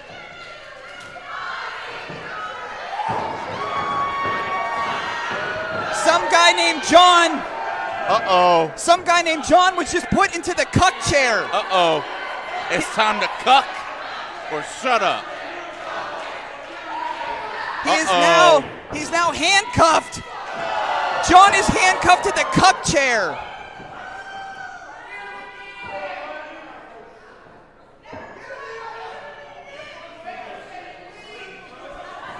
Oh! Drive-by face wash by Narciso. Wait a second. Blizzy is all the way across the ring. Oh, my God. Oh!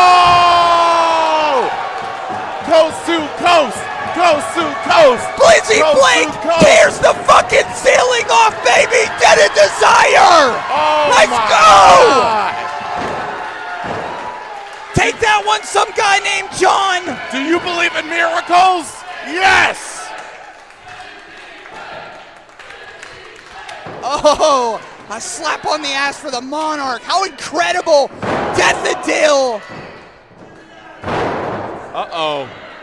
Here we go. Here we go. 420 Frog Splash. That's how they won the titles in this building. And that's how they'll win tonight.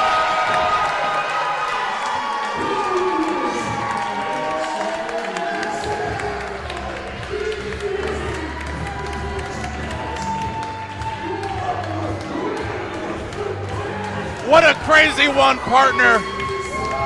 My blood pressure's never been higher. As we see on the replay here, coast to coast goes Blizzy Blake, right into the face of some guy named John. Answers back on Clayton King. 420 Frog Splash to end it. Replay brought to you by Sidekick Media. Dead in Desire retains. Whips and Chains match. I've never been more excited. My blood pressure's never been higher. My nipples have never been harder.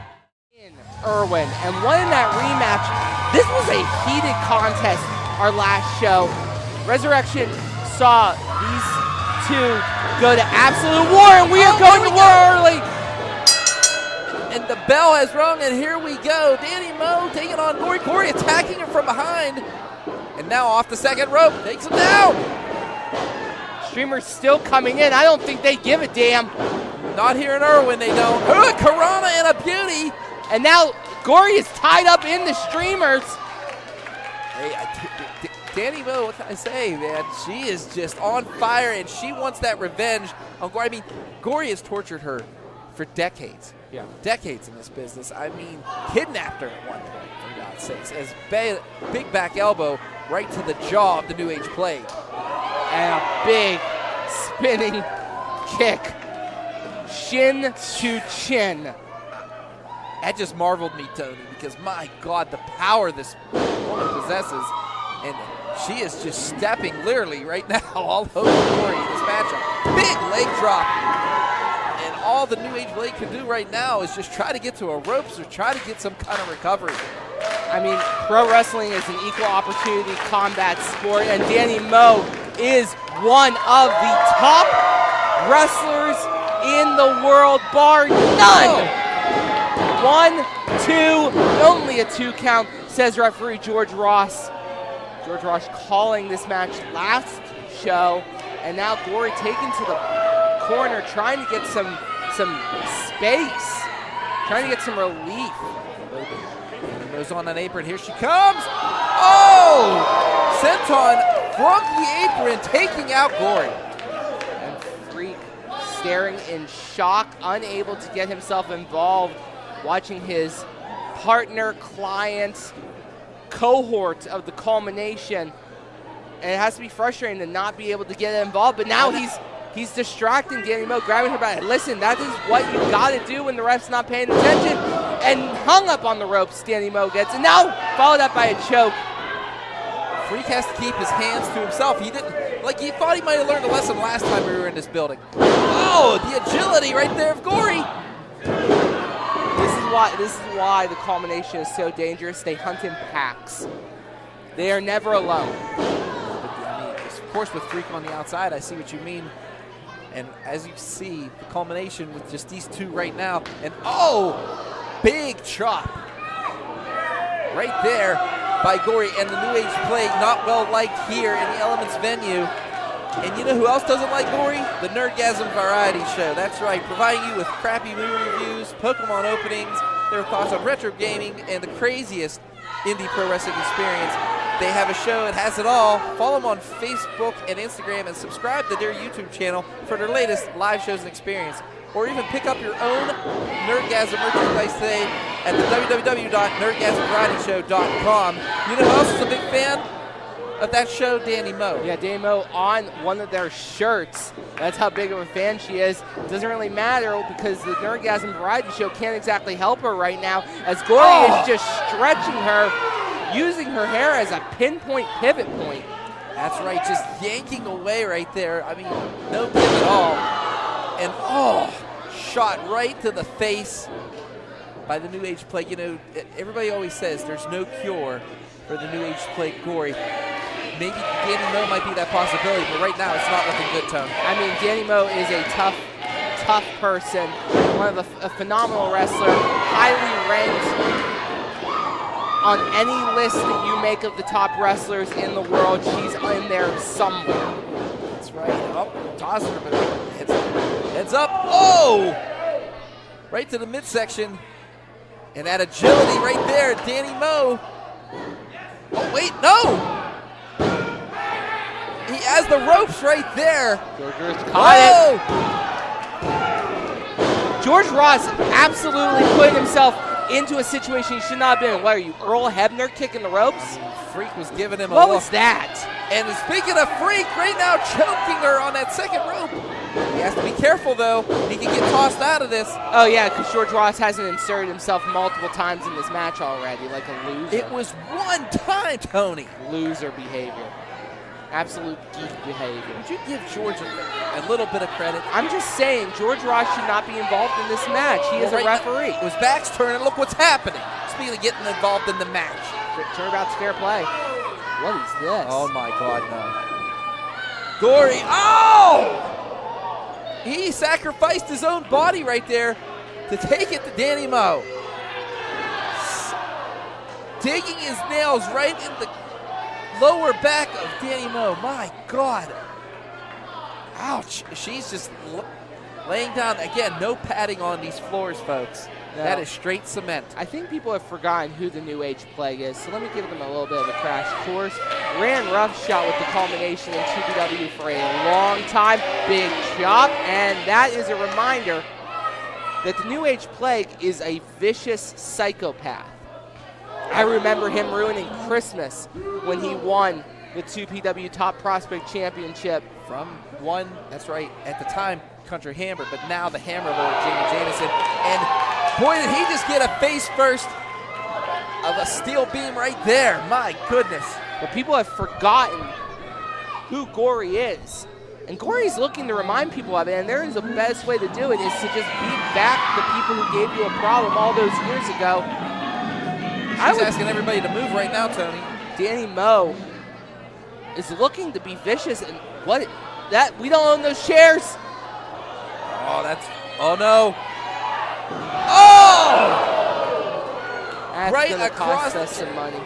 That's gonna cost us some money. Vicious move right there, and I don't think Gory gives a damn. I know someone in the back is taking stock of how many things Gory is destroying on his way to destroying Danny Moe. If I remember correctly, in 2PW's budget, there's a little section just called Gory because of everything he destroys around him. Well, he doesn't care about anyone else. He cares about two things, the culmination and hurting those who dislike the culmination, which is pretty much everyone. I like them. They don't really, they don't like me, but you know how it is. They don't stay out of the way. Tony, just you just stay out of the way. Oh, no! Right on the ankle. That's an ankle that's given her problems in the past. Had to be worked at. I think surgically repaired. Actually, you're right, Tony. And body slam. My goodness, just drove her. And that injured her back when she was a national champion at high jump and pole vault. She injured that ankle. It's given her problems throughout most of her wrestling career, but she still has the agility to get out of the way as Gory went for a top rope splash and crashed and burned. That's right, the speed, the agility. I mean, just that ring awareness of Danny Moe. But is it enough? Both of these competitors slow to get up right now. Here comes Danny Moe, fire has lit inside this young lady, and she is just taking it to Corey. Kicks him right in the back. That's a Charlie horse she's going to remember. Wait a minute. If you remember last time we were here, it was high-low, and she decided to go high-low-high. It worked. Oh, Destroyer! Actually, that was a little bit more code red than Destroyer. Excuse me. Shades of the amazing red. And I mean, my God, Danny Moe is not stopping. She's not giving Corey time to breathe, which is very smart, especially you've been in the ring with Corey 20-plus years. Wade catches him. Big super kick right under the chin. From it. Wait, that was going to be a Destroyer, and he caught her. The question is, oh no. What? Oh! White noise drop. What? Remember, Corey does his own version of the code red, the murder ride, was able to take that, and this is his own version of white noise, dropping Danny Moe right on her neck. She still was able to kick out. As you just saw on the IndyWrestling.live's replay, my God, he went crashing down. And it just wasn't enough. Listen to these fans fully behind Dynamite. But she is right now having her bell rung. Corey hates Danny Moe with a burning passion, biting her. You've seen right there, I mean, he's resorting to biting now. I mean, everybody's been bitten by Corey before, even us. Oh, yeah. Yeah, if we're being honest, it hurts. It sucks. Now hooking the leg again, looking for a avalanche fisherman. Yeah, I mean, if he sinks that in, that's it. But, I mean, she fights him off, shoves him off, takes out George Ross in the process. There's no referee. Oh no, Freak's in. Freak coming to Corey's aid. Trying to snap him out of it. Trying to wake him up. George Ross is out cold. I don't think they see. What is this?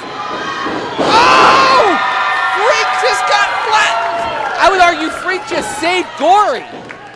Well, that too, but in the process. Got flattened, yes. And now, these two back and forth. Lands on her feet. What balance Danny Moe possesses. Cutter! Twist of Fate style. Going for the pin, no ref. Yeah, there's no ref. Refs, the crowd can count. Wait a minute. What's going on? What is that?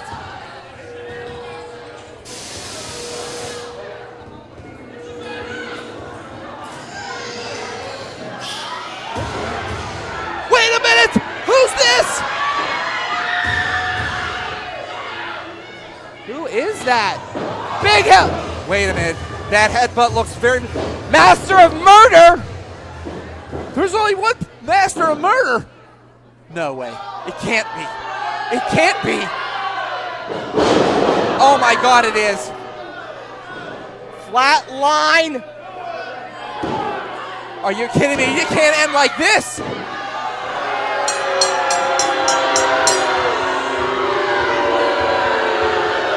The winner of the match, the New Age Plague, Gory!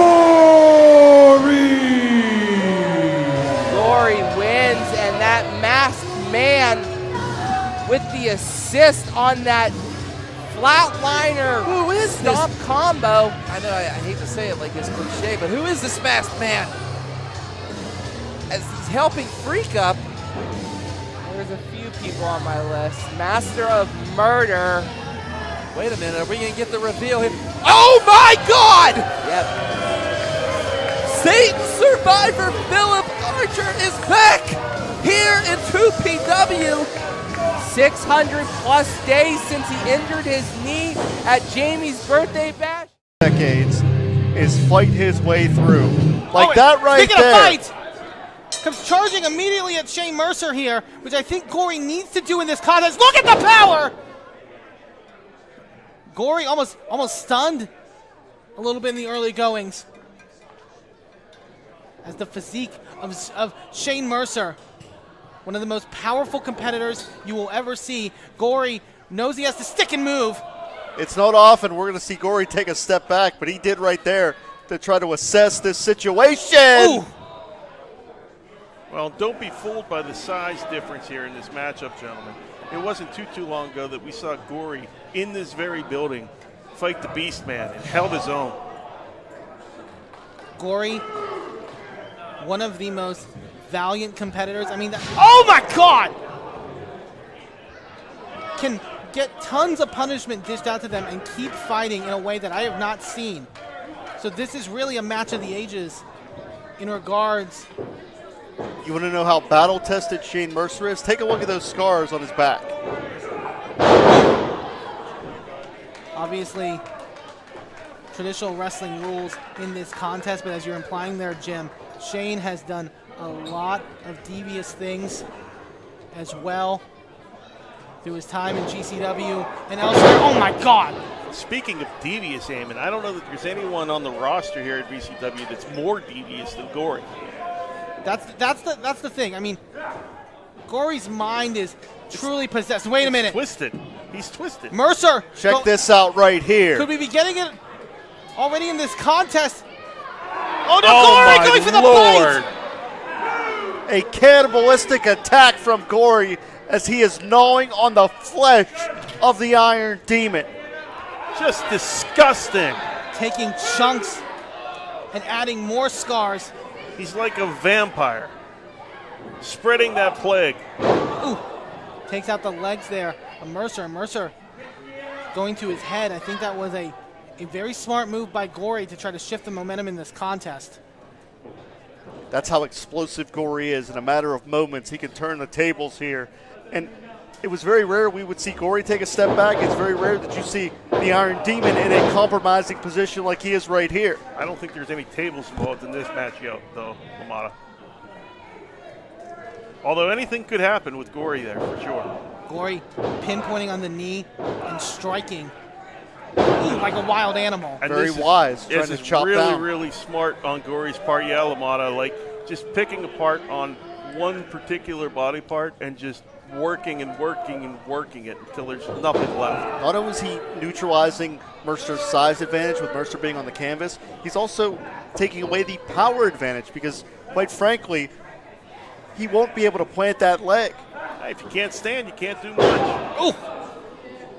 There are so many susceptible spots in the knee for damage there. The ACL, the meniscus, the teletendon, the MCL, it's all there. And he's going to just be a technician, a surgeon almost, just taking that knee apart, taking that lower body apart, working it and working it. This is bad news for Mercer. Gory in early control in this contest now with this half Boston Crab, putting as much pressure and torque on that knee of Shane Mercer. And again, I'm going to point this out, Eamon, you know this, Deck, you followed this sport for many, many years as well. You simply do not see Shane Mercer in a situation like this very often. It just doesn't happen. Not at all, but Mercer able to get some reprieve here with the bottom rope. And Mercer is smart to get to the ring, to break that hold, but you know, that's not really a submission hold necessarily the way Gory's using it. It's just a way to wear that down. Absolutely. I think Gory knows he's in it for the long haul in this contest. That's where something like cardio, as trivial as it sounds, can be the true difference maker. Gory now going to come charging. Mercer, though, no, catches Gory like a child.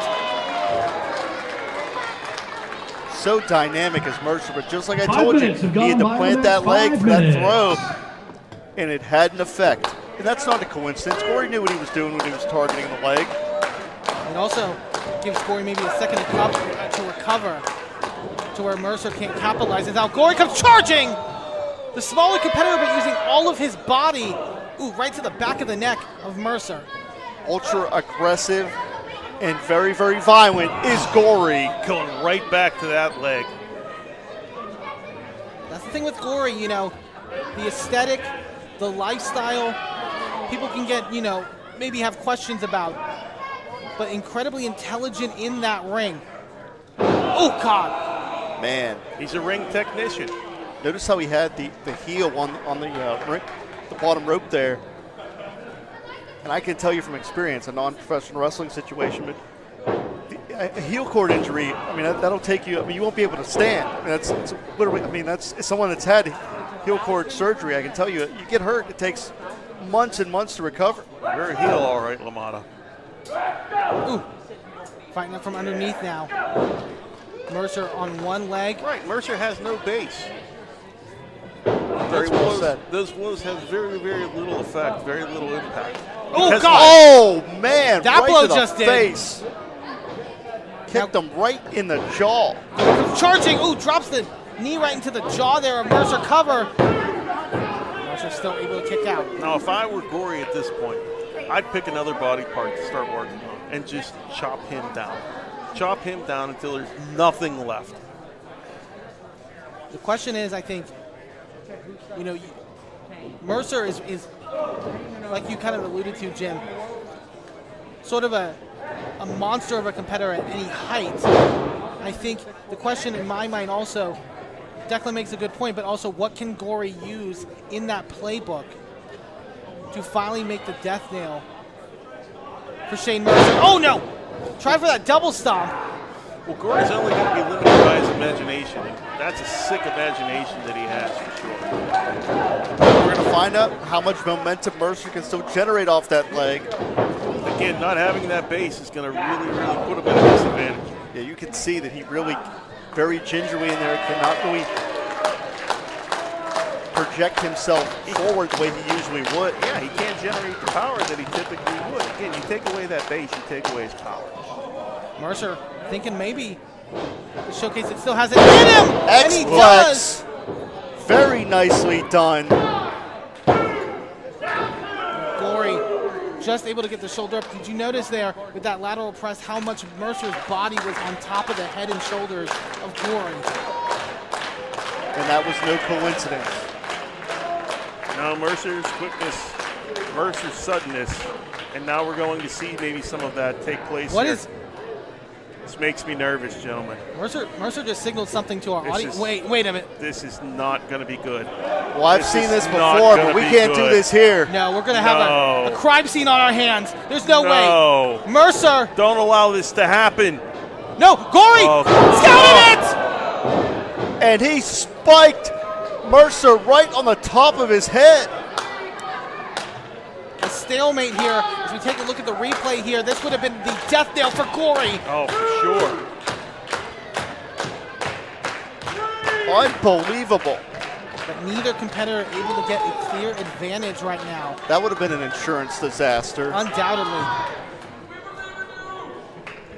Gory trying to get something back in his head, so to speak, as Mercer going to be right behind him, though. Both of these competitors just have such a fighting spirit, fighting from their knees. Oh, they enjoy this stuff. That's the sickness of this whole thing. It's just not a profession. They actually enjoy giving and inflicting pain. Series of strikes. Neither competitor letting up here. Gonna rain in blows. Neither getting the advantage. Oh, Gory! Incredibly smart. That is the one chink in the armor of the Iron Demon in this matchup. Is that? Oh no! Oh my God! That has to be a knockout shot there. Gory, hook of the leg cover. No!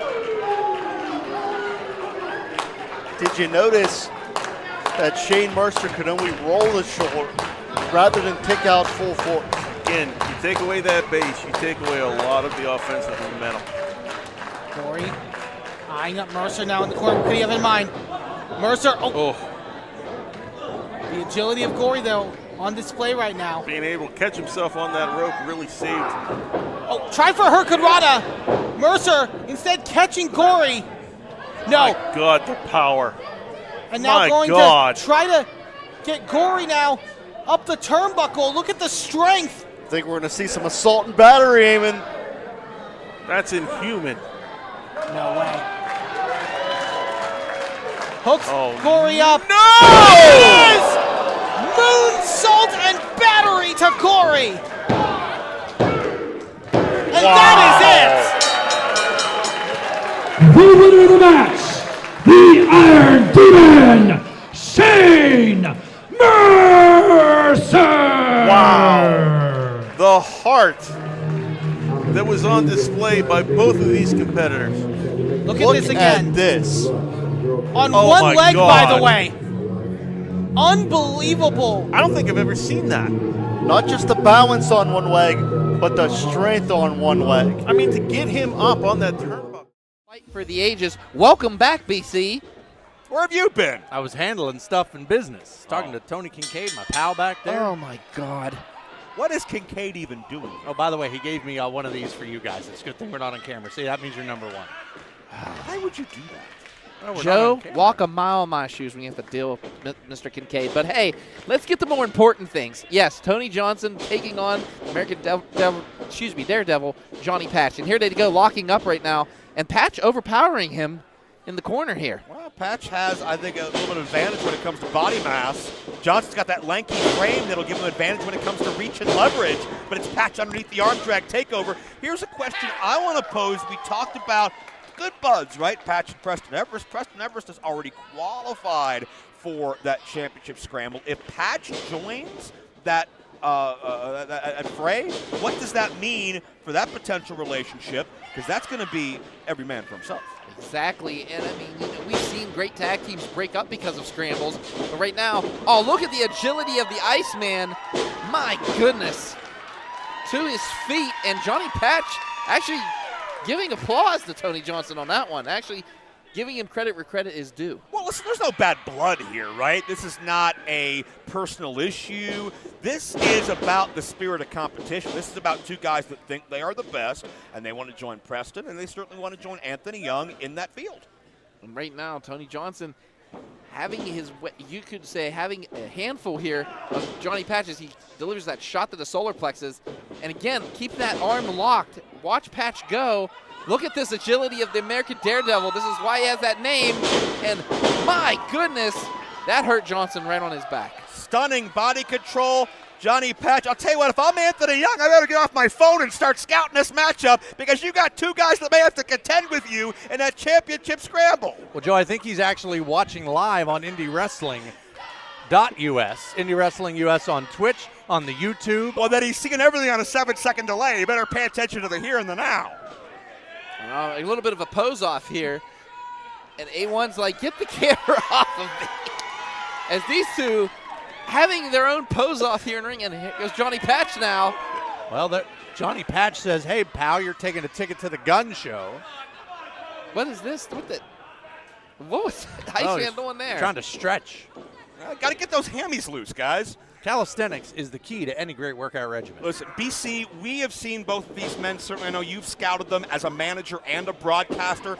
I don't know if either of these men have ever been better than they are right now. I don't want to sound like a broken record and say underrated, but I think Patch has really found his comfort zone. I think Johnson's always had it, but now he's starting to make some more noise. Well, yeah, certainly as a performer, as a professional athlete, you want to find your niche. You want to find who you are, not only as a person, but as a wrestler itself. These two have found that this is, in a way, a dream match we never knew we needed to see. But we are seeing it here live at Greensburg, Pennsylvania. That's right, pit fight or be forgotten.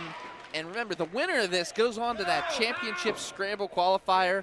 My God, how sweet it is. Yeah, and these athletes, whomever comes out on top with the rest of the field, are going to have a year to scout, to prepare, to train. Imagine what shape they're going to show up in physically and mentally a year from now for a chance to be a champion in pit fight. And notice, almost animalistic like, the cinching in like a vice is Tony Johnson on that side headlock of Patch. The simple things like this can mean a lot if you make them mean a lot. And Patch had to work out of the headlock, and now ducking that bicycle kick, Patch off his game.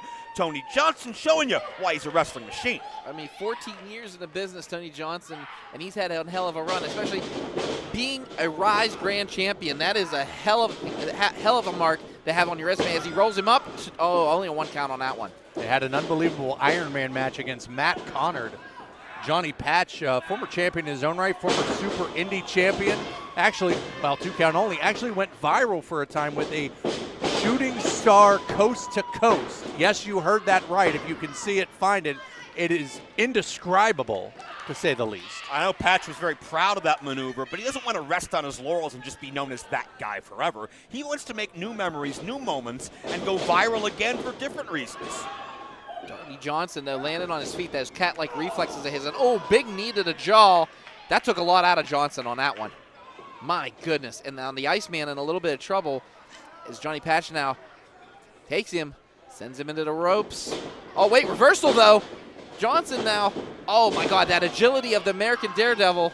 And now these two just back and forth. This is a chess match for the ages. Seamless motion by Patch. And BC, I think a lot of times you talk about those headlines, those coast-to-coast shooting stars 5 minutes. that Johnny Patch can utilize. You overlook sometimes the power he brings. Yeah, he's definitely a power guy. He's able to parlay his momentum to almost lull you into a false sense of security. Tony Johnson goes up against guys, and he is the powerful of the two. That's something that Tony Johnson has to keep in mind going in there against Johnny Patch. But Johnny Patch was going for that high aerial maneuver, and Tony Johnson's just taking away with that forearm. And right now, in control is the Iceman. Can he capitalize? That's the question. Tony Johnson, one thing that goes unsaid sometimes is he's a great defensive wrestler, able to stop a wrestler in his tracks and take over so he can get the momentum and the offense on his side. Couple of European uppercuts. And right now, Johnny Patch, he's using that top rope to kind of support himself on there, especially with the Iceman. And, oh! Jeez. And now Tony Johnson showing you those deceptively hard strikes. Man, all the body weight into the ropes. Patch had nowhere to go, bounced off, back into a pitted combination, and referee Williams finds 2. Yeah, this is actually, I can't believe this is the first time these two have actually met. I mean, especially with the decorated careers both of these guys have had so far. This is the first time in history these two have met in a squared circle. Pit Fight is the place for dream matches. I mean, rich history here in just 4 events. Very first Pit Fight match ever. Lee Moriarty, current ROH AEW star, just shows that Pit Fight's got its finger on the pulse of who's coming up at Pittsburgh Wrestling. My goodness, Tony Johnson took all his might on that one, Joe, and did you see just using his own body, his own weight, just to thrust Johnny Patch in that opposite corner. Whiplash-like effect, Johnson into the cover, and a little low on that cover. Patch slides the shoulder. The thing about Johnny Patch is he never complains. He never asks for a handout. He's somebody that wants to put in that honest day's work to get what's coming to him. And he's got a long day at the office here with Tony Johnson. But if Patch is as good as he thinks he is and these fans think he is, he'll find a way. Right now, Tony Johnson with that European uppercut.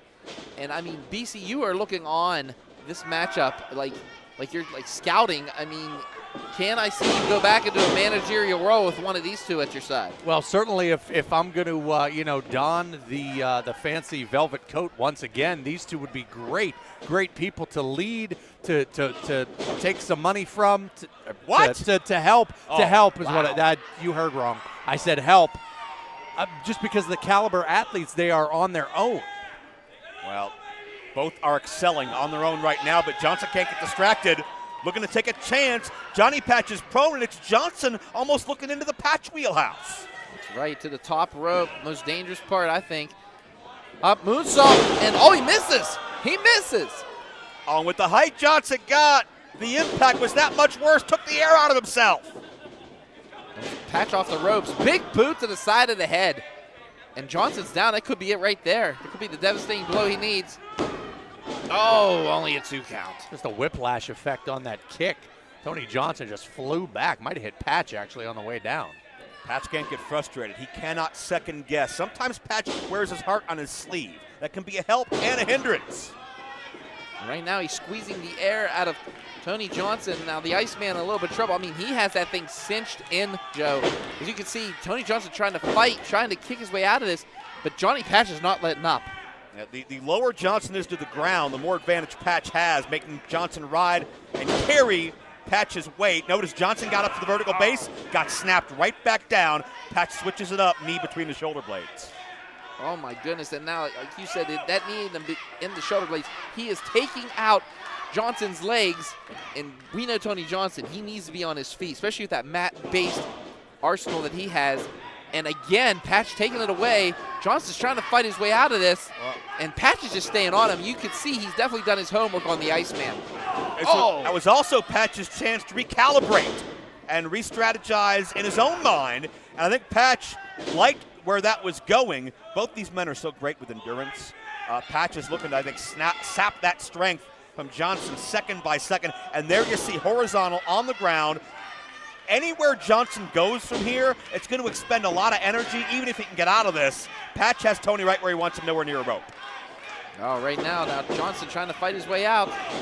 Couple shots to the solar plexus, can that be it? A couple kicks of just a barrage of violence, but no, Patch has him in the corner now. 10 minutes gone, 10 minutes. They have gone 10 minutes, and you know the wear and tear is starting to kick into their bodies, Joe. Without question it is. It's gut check time, but Johnson, the satellite head scissors. Great leverage maneuver. All right, misses that clothesline up and over, and Enziguri, springboard Enziguri, excuse me. My God, he just caught the American Daredevil on that one. You notice the time it's taken Johnson to capitalize. Finally gets the cover, hooks the leg. 2.5. Patch just barely able to slide the shoulder. Is Johnson showing frustration? BC, what's the state of mind here mentally? Who's got the edge? Well, if you're Tony Johnson, you got to try and pull into something. Who's a guy that I've faced like Johnny Patch that I was able to get the victory on? What can I take from that right here? Johnny Patch, you mentioned that endurance that Johnny Patch has earlier. It's almost like Tony Johnson, in a way, is wrestling a mirror image of himself. He's going for that big kick. And wow, Johnny Patch with his kick, that counter to Tony Johnson's big boot. Yeah, Johnson was looking pump kick. Patch was able to slide underneath, come back with that side savate kick, and now Johnson is dazed. Patch maybe looking to just send it, looking to go high risk and finish this thing. We've seen this. This is definitely a page out of Johnny Patch's book from that top rope where he's most dangerous. And flying body press in a beauty. 2. I can't believe he kicked out of that. My God, the impact that Patch had with that. It's how bad do you want it? Everybody in that locker room realizes what pit fight means to this area, what pit fight means to the Central Westmoreland Habitat for Humanity.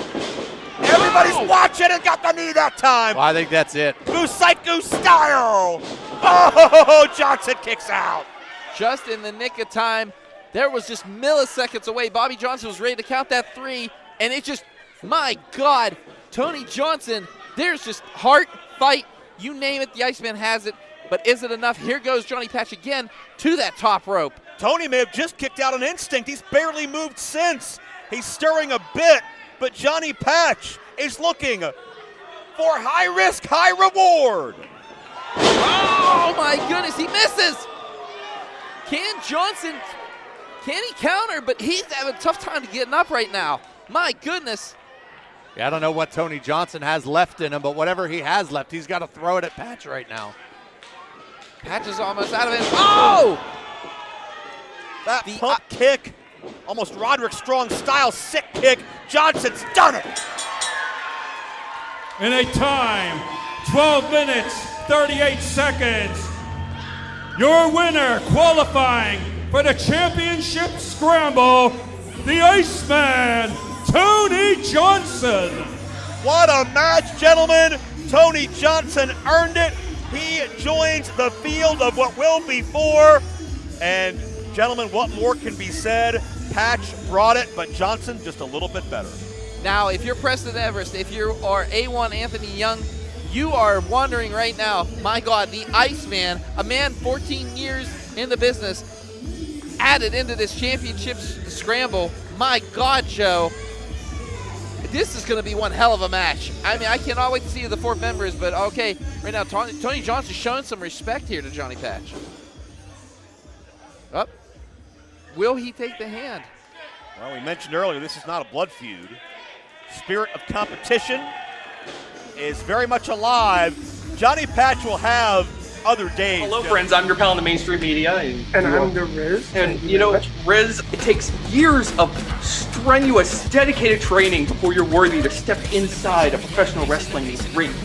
But it takes even more time to develop complex, highly astute opinions about professional wrestling. Am I right? That is correct. And you know where we can find that? Yes.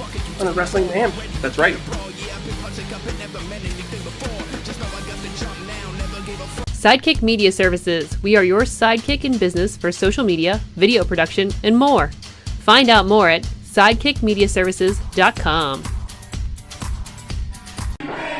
They own everything, baby.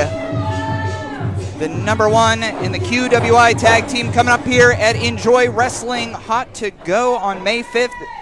The Runway and a mystery partner will go 3-on-3 with Darius Carter, Jordan Blade, and of course Eel O'Neill. So come join us at Enjoy Wrestling on July 5th. Chug starting in there with Calvin. And here we go. Oh, come on, buddy.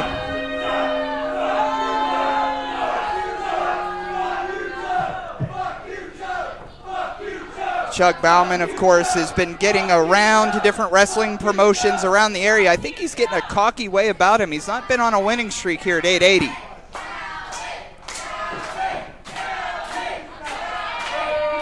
Couple of cake bosses in there this evening.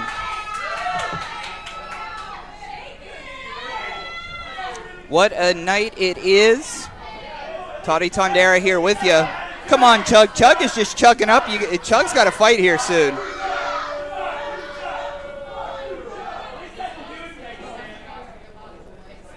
Calvin said, at least I can do a cake stand.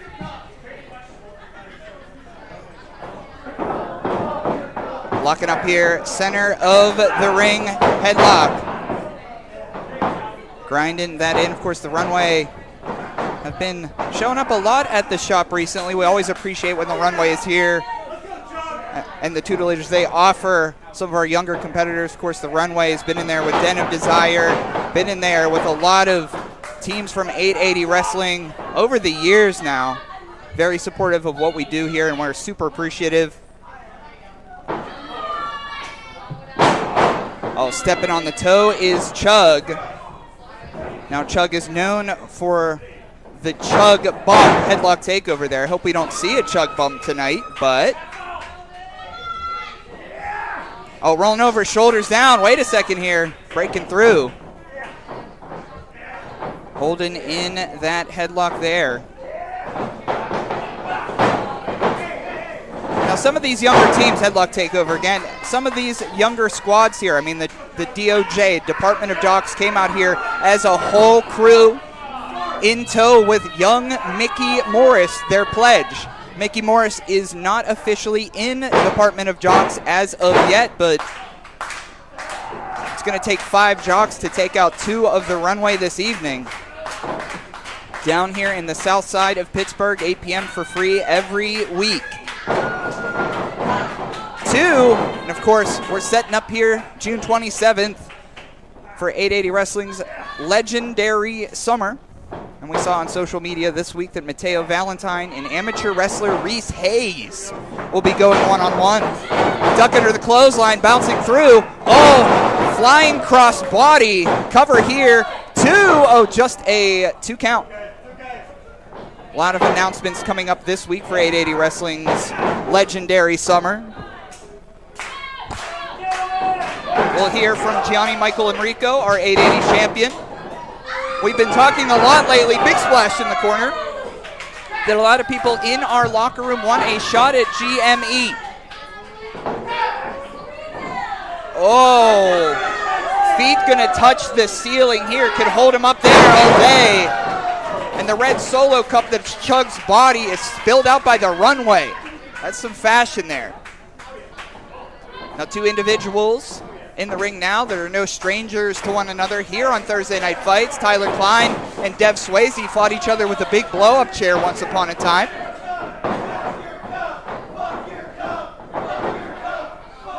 Think about Dev Swayze here. I mean, gets into the ear of Matt Flash a lot. Dev Swayze's height seems to be changing. We've heard 6'3", 6'4", 6'6", 6'7". I mean, I don't know that he's any of them, but he certainly gets his behind slapped here. Happy Pride Month, Dev.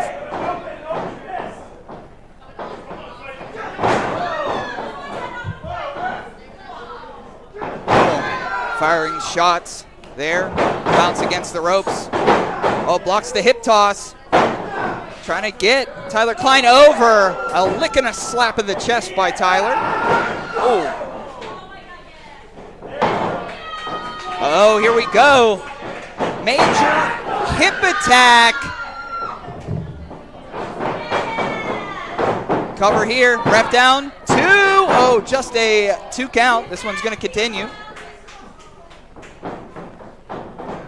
Despite the rain here in Pittsburgh, our smoking section, a lot of folks outside today. Take down there, bounce against the ropes, another hip attack to the temple. That's going to be a cover 2, and just a 2 count.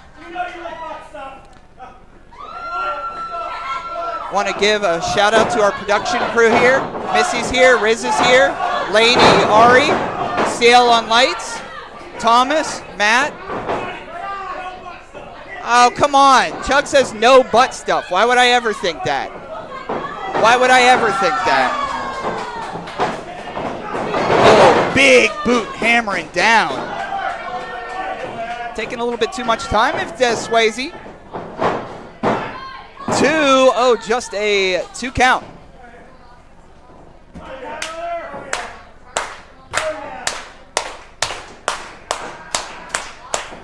Chug, why are you clapping?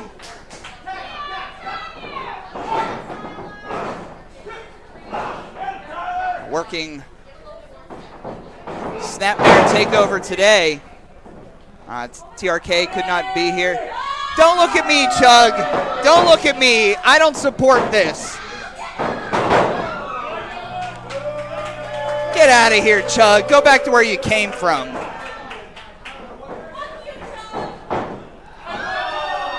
That's not, even during Pride Month, I don't accept that, Chug.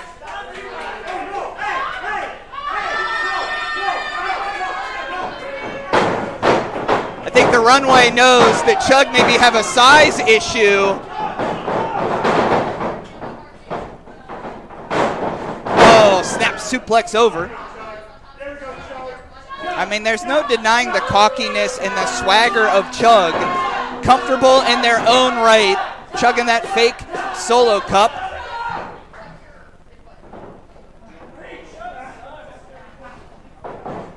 Want to invite the chat rats, whether you're on Twitch, wherever you are.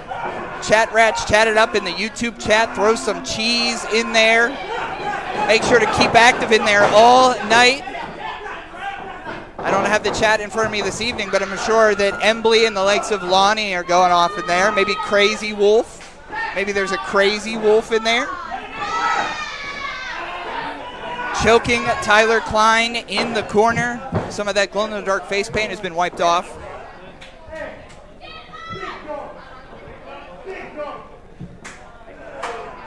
Yes. Oh, Chug setting up the hoop here. Slam dunk for the Jocks, body press into the corner. Tag in to Chug. Oh, there's a big boot. Forearm shot, roll through it, and here comes the Fashionista tagging in. Duck under the clothesline, knocking Deb down, blocking it. Big shots. Blocking around, big forearm down. Up on the shoulders of Calvin Couture. Bounce against the ropes. Big spear. Cover here, fired up. 2 and just a 2 count. Oh, it's breaking down here. Tyler Klein throwing Dev Swayze over the top rope as if this was a battle royal. Into the crowd goes Tyler and Dev. Meanwhile, Chug is in there alone. 2 and oh my goodness, I thought it was going to be at just a 2 count. Our crowd is scattered all over the place tonight. Some outside, some inside, some over by me. Riz has taken to standing as well.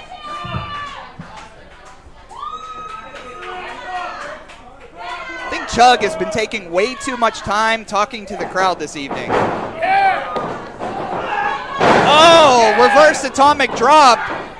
Oh, and I think Chug need a Thursday night fight makeover too, and let's ring it up. Here are your winners, the Runway! The Runway victorious on TNF. Now we do know the Runway will be joining us for 880 Wrestling and beyond.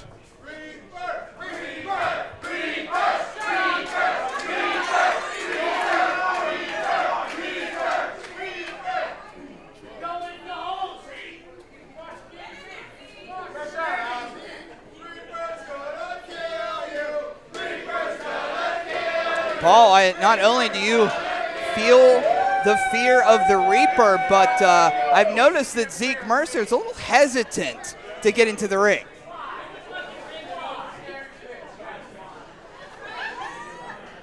And maybe a little bit contradictory to what we heard now that Conrad is actually in the room and standing across from Zeke. That could certainly make a difference here as we are about to be underway. Matt Conrad has become quite a staple in our big monthly events. Challenged Nick's Wild a couple times for the 880 championship, both in one-on-one and multi-person matches. Now in show business, we call what Zeke Mercer is doing right now vamping.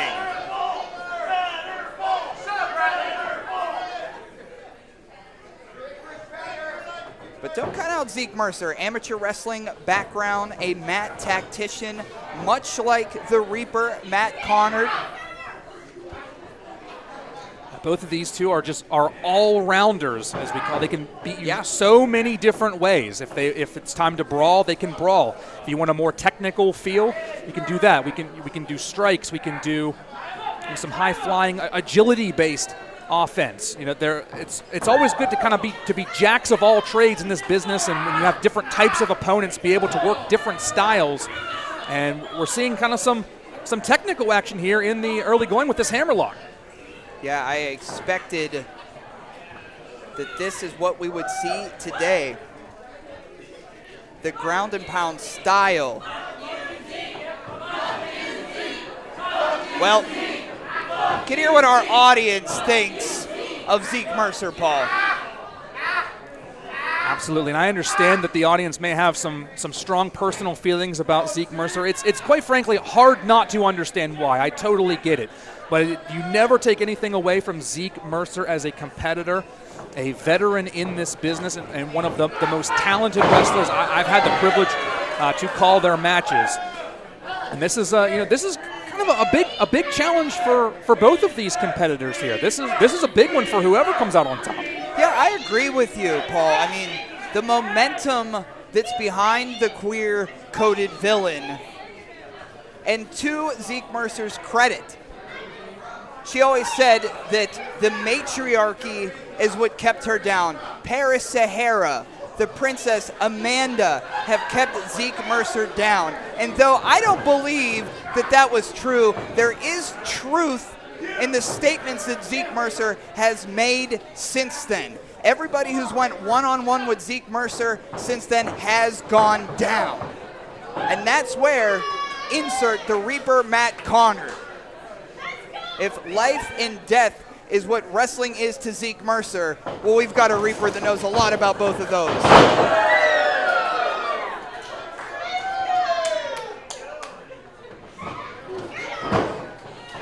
I see a little tit for tat. Up and over.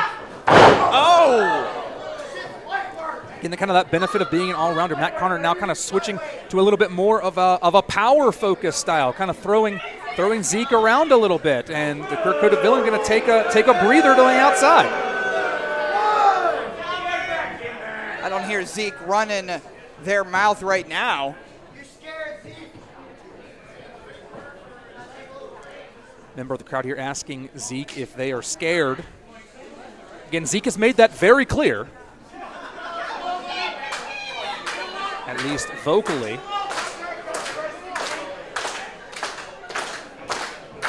Neither competitor conceding here. So we're locking up. Well, it looks like, Paul, that they're trying to stick low. They're trying to fight from underneath each of these individuals, but a big back elbow. There's nothing technical about an elbow to the temple. And Zeke Mercer, to her credit, she's smart, going right for the ropes before Connor even had that fully cinched in. And once again, the queer-coded villain creating space between themselves and Connor. Certainly not a horrible strategy to kind of just reset things there, Harold. Look out, though. Connor was thinking about getting involved here on the outside. Well, if Zeke Mercer wants to create some space, Connor will make that up. Connor will follow you. Shot low, starting to spill out into this painted black crowd at the warehouse, and you can hear the hollow thud, that high kick to the back of the lower neck of Matt Connor. And the years of service that Matt Connor has put into professional wrestling, you know, they always say, oh, slap across the chest. You know, I'm sure that Connor's knees don't work like they used to, the elbows, the joints. There's a soreness to a veteran of professional wrestling. I was about to say Zeke was taking advantage of things on the outside there, though Connor fighting back as the action moves back into the ring. Oh, flying cross body, but quickly. And that's been the name of the game for the queer-coded villain. Any opportunity, creating space, and big elbow to the back. One count. Zeke typically just wrestles so smart. Just kind of laying in wait there, allowing the opponent to make mistakes and taking advantage, and we were seeing it there. But I've noticed something, Paul. All these covers are very superficial.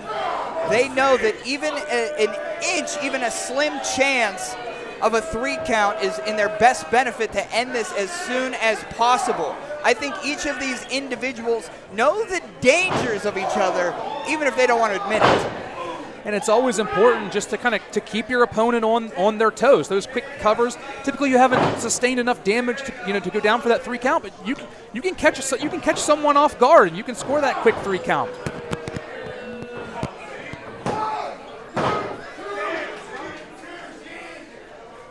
Two count, you can see the frustration building.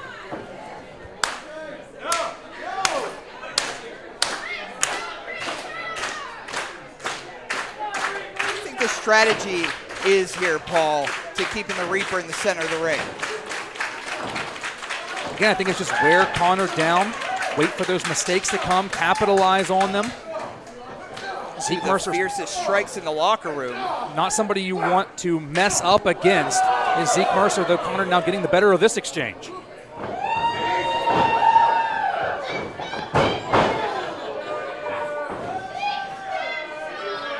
Oh, trapping that arm behind the head. And we talked about this. It's that joint manipulation that may favor the queer-coded villain. And Toddy, by keeping the action in the center of the ring, it's much more difficult for Connor to get to a rope to break the submission hold.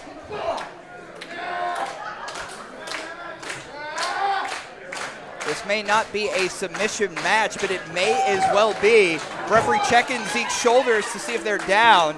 Almost looking for a triangle choke.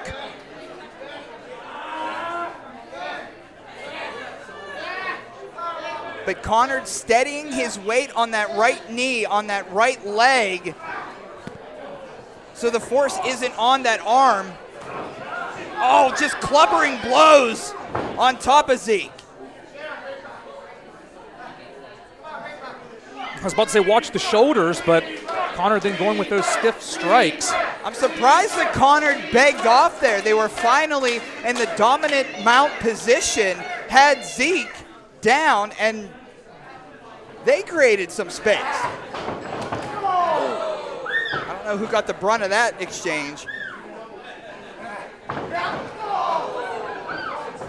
Big boot. Now Connor kind of taking advantage of Zeke getting a little bit overzealous here in this corner. Nothing in the pool, bounce off the rope, and there's that big clothesline. Some fire from the Reaper right now, Paul.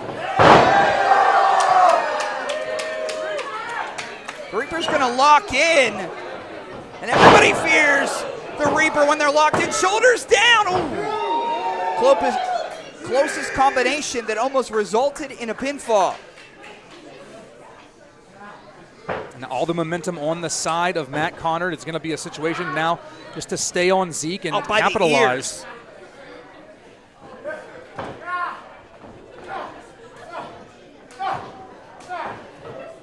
Zeke now fighting back in. Oh, into the buckle. Holding on, though, is Connard. Big double axe handle to the back of the head.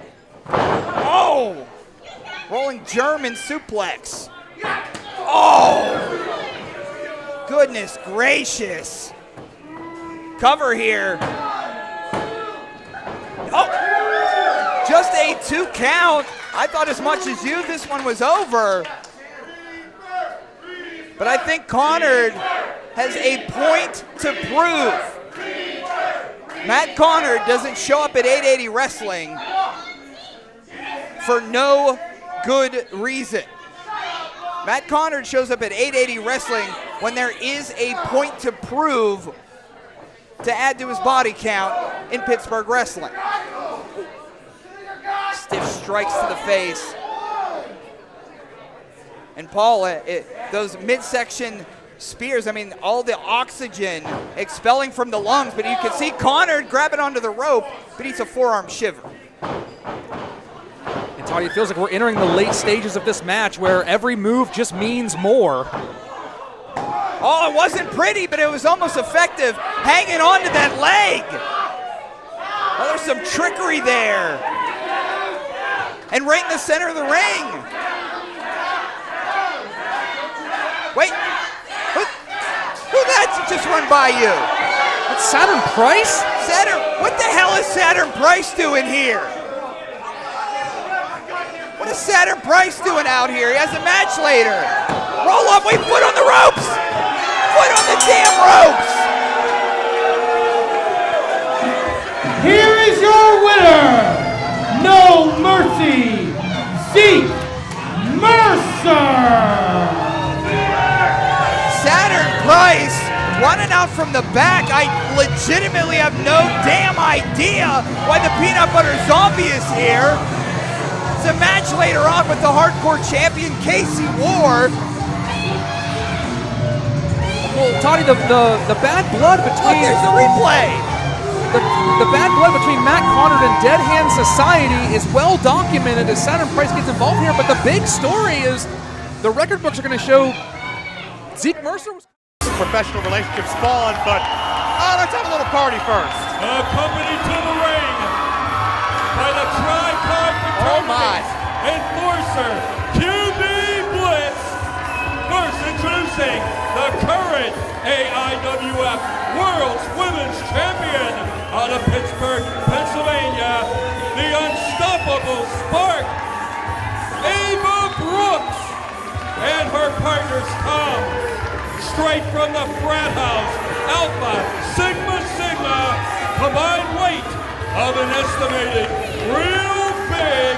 They are Big Boss, Glenn Spector, and the Natural, Kaden Christopher. They are the Troublemakers. Well, I heard the Troublemakers, Glenn Spector, Kaden Christopher, Ava Brooks, QB Blitz by their side. I heard they were pre-gaming in the frat houses all afternoon. They have been. They actually have a little bit of a... But actually, you can see Dawkins already went for the plate.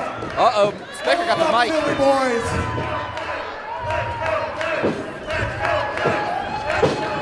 You know, I'm taking some time off from being the baddest man in wrestling to maybe being the best man in wrestling.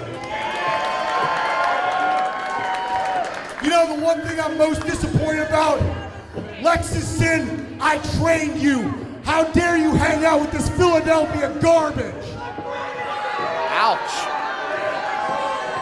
What these kids don't understand is, if I remember correctly, this is pit country. I graduated from the University of Pittsburgh, and I just want to get a little bit of "Let's go Pitt." I can't even hear myself think, Joe. Different side of Glenn Spector than we've seen before here at Pit Fight, but I'm thinking. Guys, I love you all. And me and my partner, Kaden and Ava Brooks, we're going to kick a little ass for you tonight. And baby, That is a F-A-K-T. That. We still haven't learned how to spell back yet, but oh no! Don't turn your back, especially on anybody from Philadelphia.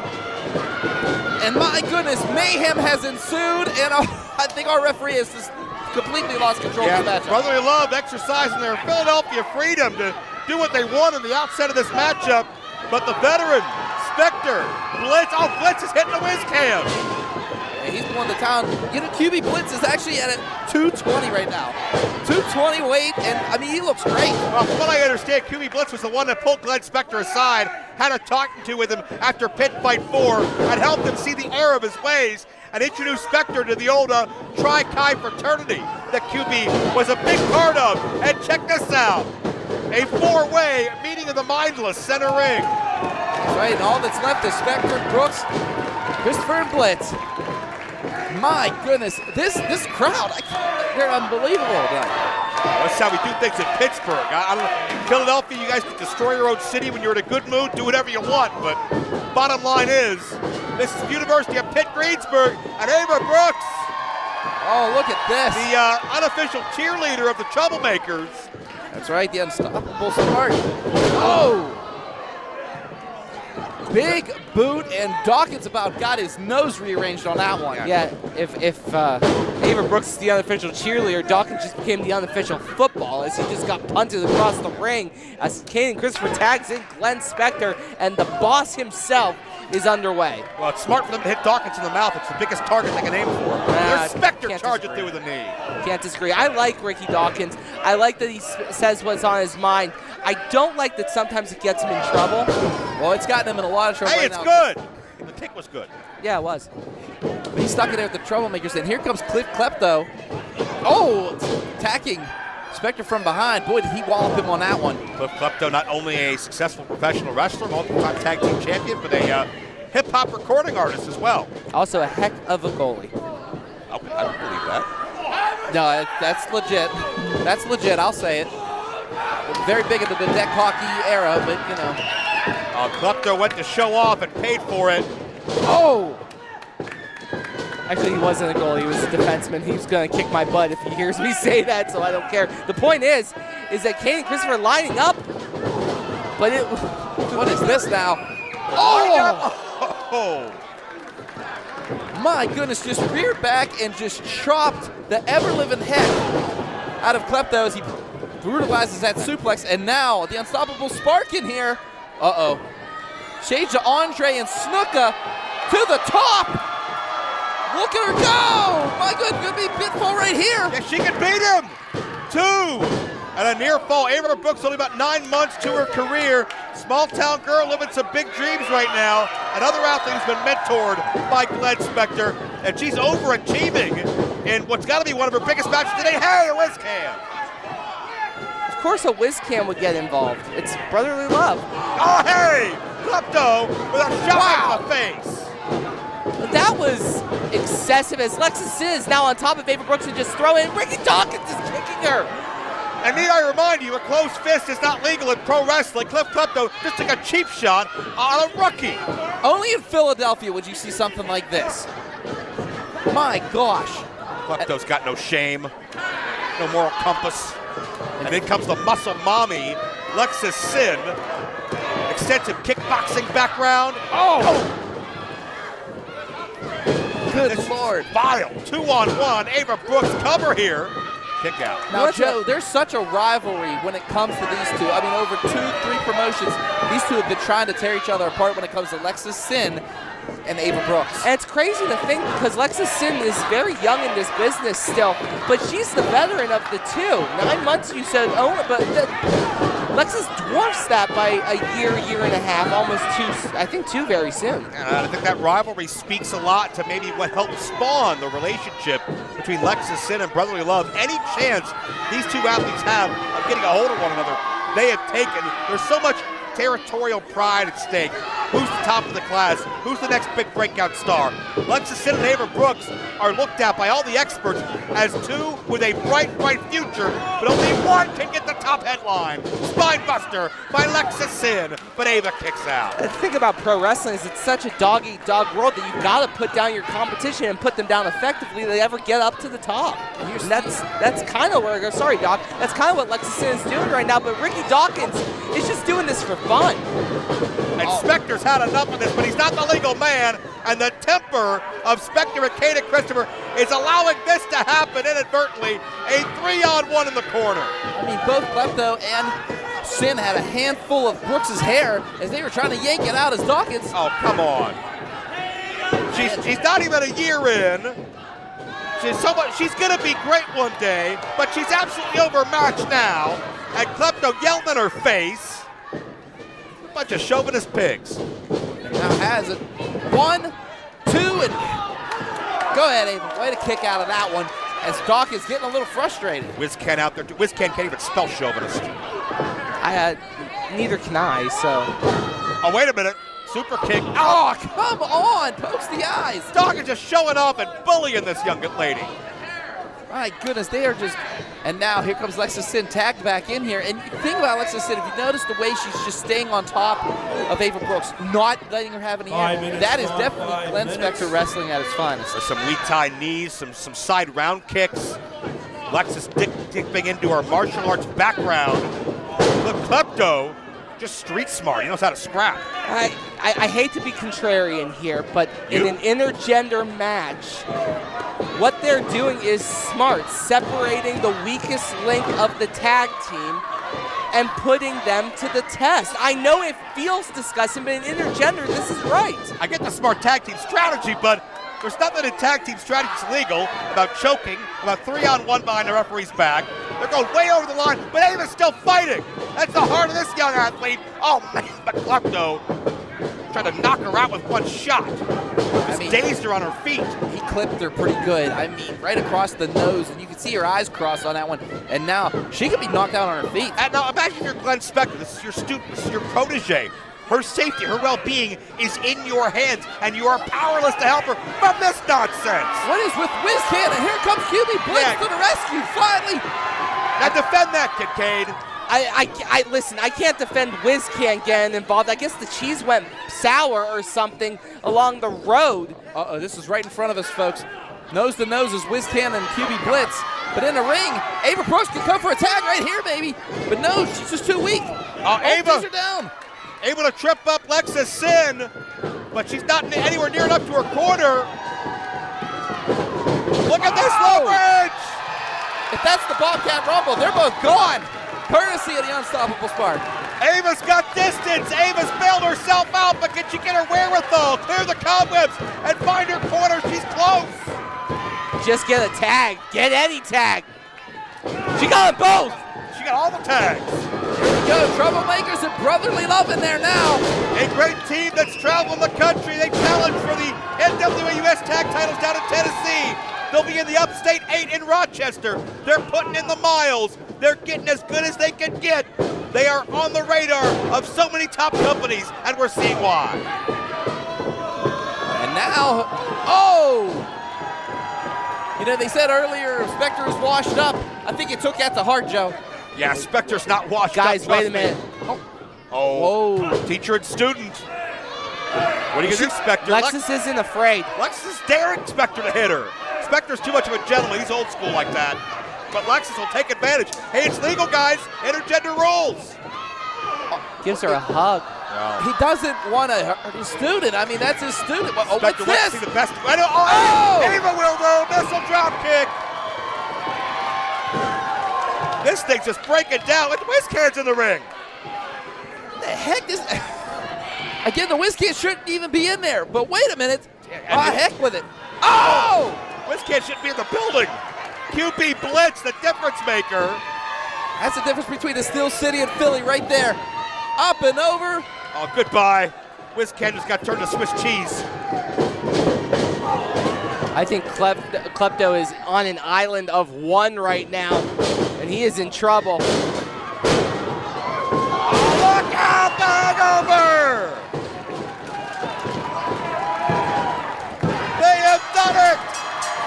In a time of 8 minutes, 31 seconds, your winners, the trio of Ava Brooks and the Troublemakers. Troublemakers and Ava Brooks victorious. Also help from the legendary QB Blitz, showing what Pittsburgh's wrestling is all about. And what a move it was at the end. That hangover double team. Never seen anything like it before. But it shows you why the Troublemakers are on the radar of a lot of top promoters, and were able to overcome the make this short and bitter sweet, Philadelphia mentality. But I got to tell you something. This was the nicest welcome back I ever had. I want to say one thing real quick. You see those QB Blitz signs? This man, come here. Come here. This man really does rule. For those of you who don't know, my buddy QB Blitz has been battling cancer, and he is kicking the shit out of it.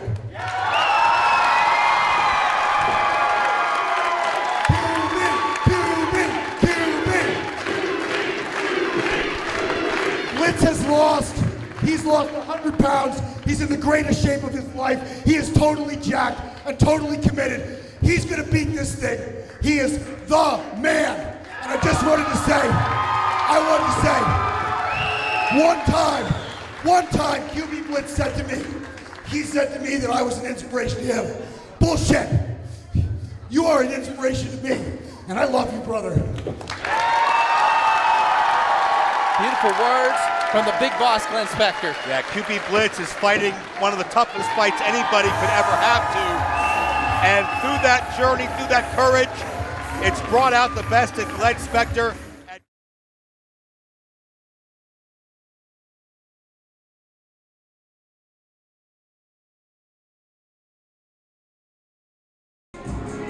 That's exactly what Gianni brought to win the championship.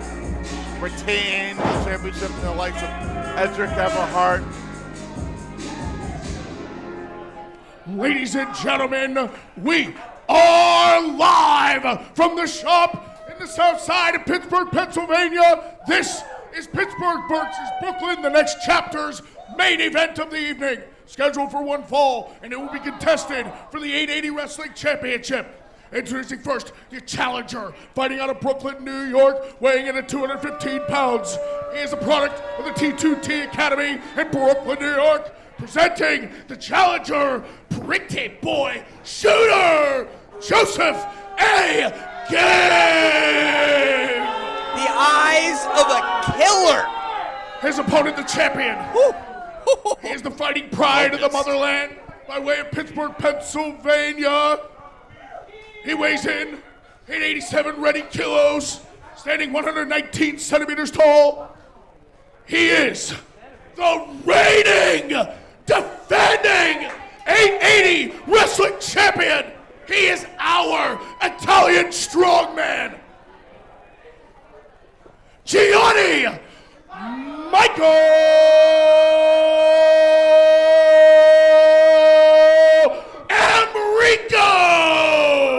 Thank you for those championship introductions, lyrical gangster Matt Flash. We are in our main event. All comes down to this TRK. Pittsburgh versus Brooklyn, the next chapter. Of course, it's bad juju to touch the championship if you don't have it. Bad juju, like you said, but it almost looked like A-Game turned his nose up to the He opportunity sure did. whenever he presented it. George Ross tells me to ring the bell, and we are set to go. TRK all day, every day. That's what they say. Tyler Ray Kendrick alongside Toddy Tondera. Pittsburgh versus Brooklyn, the next chapter. Main event, GME defending the 880 championship against T2T. Brooklyn's Joseph A-Game. Rolling through here, Kip up. Oh, begging off. A little bit of a stare down and then a walk away. Joseph A-Game saying, we'll lock eyes, but you're not going to get to me that way. Of course, A-Game along with Angelo Carter in Quasi Asante, Diaspora. EST Tag Team Champions. They have a match against the main event coming up. But right now, their ace versus our ace. Game 1 of the World Series feel here. Ace for ace. Yeah. Several days to rest your number 1 starter. We're seeing it pay off here. And you could tell our audience how they feel about A-Game. Now, a couple of months ago, when A-Game won a Battle Royal, he became the number 1 contender. He has told us that we have kept that number 1 contendership away from him. The truth be told, he just hasn't shown up till now. He just hasn't shown up. He's out trying to dominate other promotions across the tri-state area. Oh, Kawatapi clothesline. Big back elbow. Against the ropes here. Big sidewalk slam, cuz? I hope so. Oh! Of course, Gianni, a lot of people call him the new ace of Pittsburgh wrestling. He's been in there recently with Shaza McKenzie. He's been there with Enzo Amore. He's been in there against Rhino, Zico, all the O's. Name them. Frico. Yep. Frico. Nico Rodriguez. I hate Nico Rodriguez. I'm glad he's not here. Joseph A-Game grabbing the head, grabbing the hair, better yet. Oh. Left hand. And we saw the maturation process of GME, originally under the tutelage of David Lawless. Dangerous Knights crew. Not so humble beginnings for GME, but when GME realized that he is the heart and soul of 880 Wrestling, he came to the light side. He represents the Steel City Killers. Oh my God! Cutter on the outside. I don't know that I've seen that before, and neither has the champ, and that's why he's down. Oh my goodness. To make a baseball reference, sometimes when you get a pitch you don't necessarily recognize, your knees buckle. GME's knees just buckling in the form of that cutter off of the ropes. The Italian army of Gianni Michael Enrico trying to motivate the champion, but right now, A-Game in full control.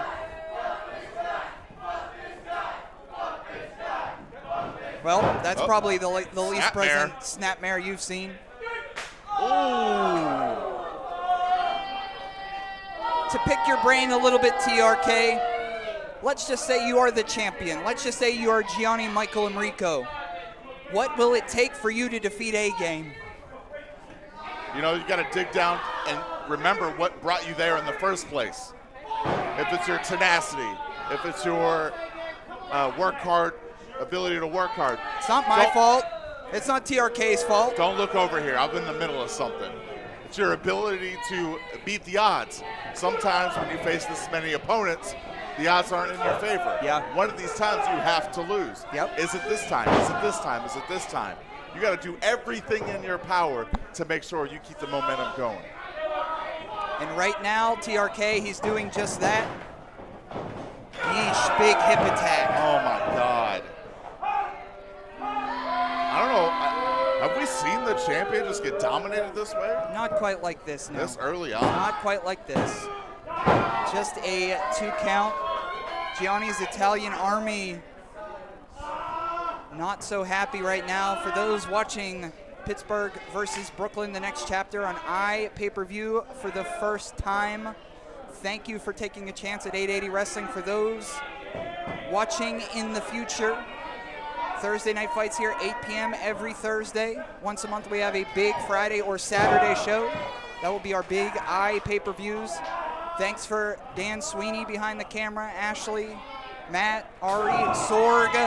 Main event vibe right now. Gianni fighting back. Oh. Bit of a back elbow. Oh, big boot to the face. You see the perspiration up in the air after that boot. Oh, yeah. Oh, yeah. A lot of sweat's been painted all over the canvas tonight. Oh, there's that big boot. Oh, duck under. Oh! It's a PB Smooth would call that a penthouse blue, but when it's GME, it's like a penthouse red. Penthouse red.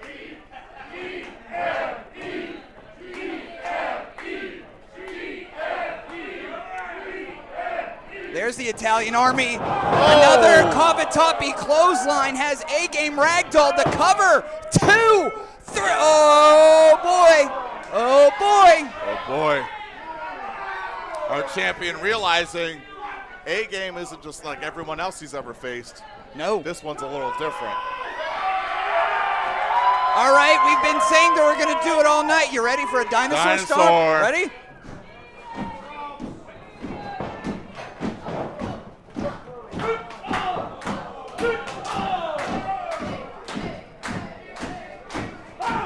Successful dinosaur. Yes. Rolling a 20 on that one. Speaking of rolling a 20 on his. Come on, G, come on. Oh. Half a second away from Gianni retaining that championship. Gianni Michael Enrico regained the 880 championship. You want to talk about the Black Hand Society? We were over at Penn Brewery. David Lawless returned to his protege. David Lawless, for some reason, saved 880 Wrestling and helped Gianni Michael Enrico regain that championship. But right now, the championship is in the balance between A-Game and GME. Sharing some blows here. Exchanging blows. Oh, big slap across the chest. Whew, trying to take that tattoo with him. Oh. A little bit of. Ooh. 2 thoroughbreds, right? Uh-huh. 2 thoroughbreds. Watching the Kentucky Derby right now. Bounce against the ropes. There's that big boot again to the jaw. Oh, my God. I didn't even know they made boots that big. Reversal here. Up. Oh, my goodness. Ooh, that bear knee. Yep. Sky high. Not even. Sky high. Oh, spear. GME says, I don't got to go up in the sky to put you down, cuz.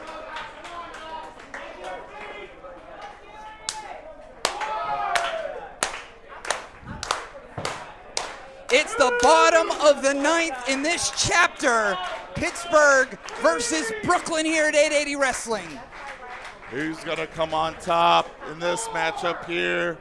Of course, they have till 10 to get to their feet. 880 Pittsburgh's best versus 880 or T2T Brooklyn's best. Ace versus Ace. Senior official George Ross on the call. They're both up to their feet. There's a lot of nerves back there in the back of the head. At this point, I don't think it's going to look pretty. No. You got to dig down deep.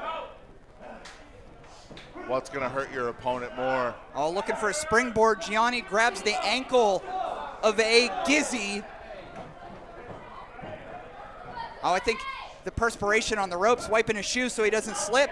Took too much time. Shouldn't have done that. Shouldn't have done that. Oh, that high kick. Little roundhouse kick. With ease. If you're a Mortal Kombat fan, that's a... Oh! Springboard cutter, 2 and 3. 3, no! No, no, no! Let's go! Come on, G!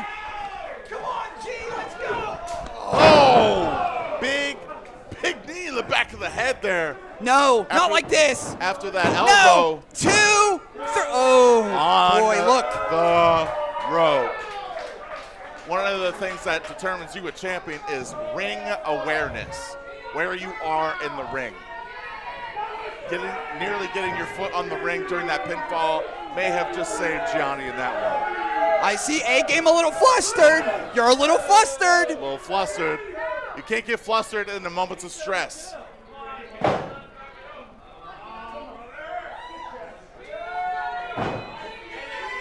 Stalking his prey is A-Game. Whoop. Blocked. Fighting out of it. Going for the eyes. Oh, brain buster covered. 2-0.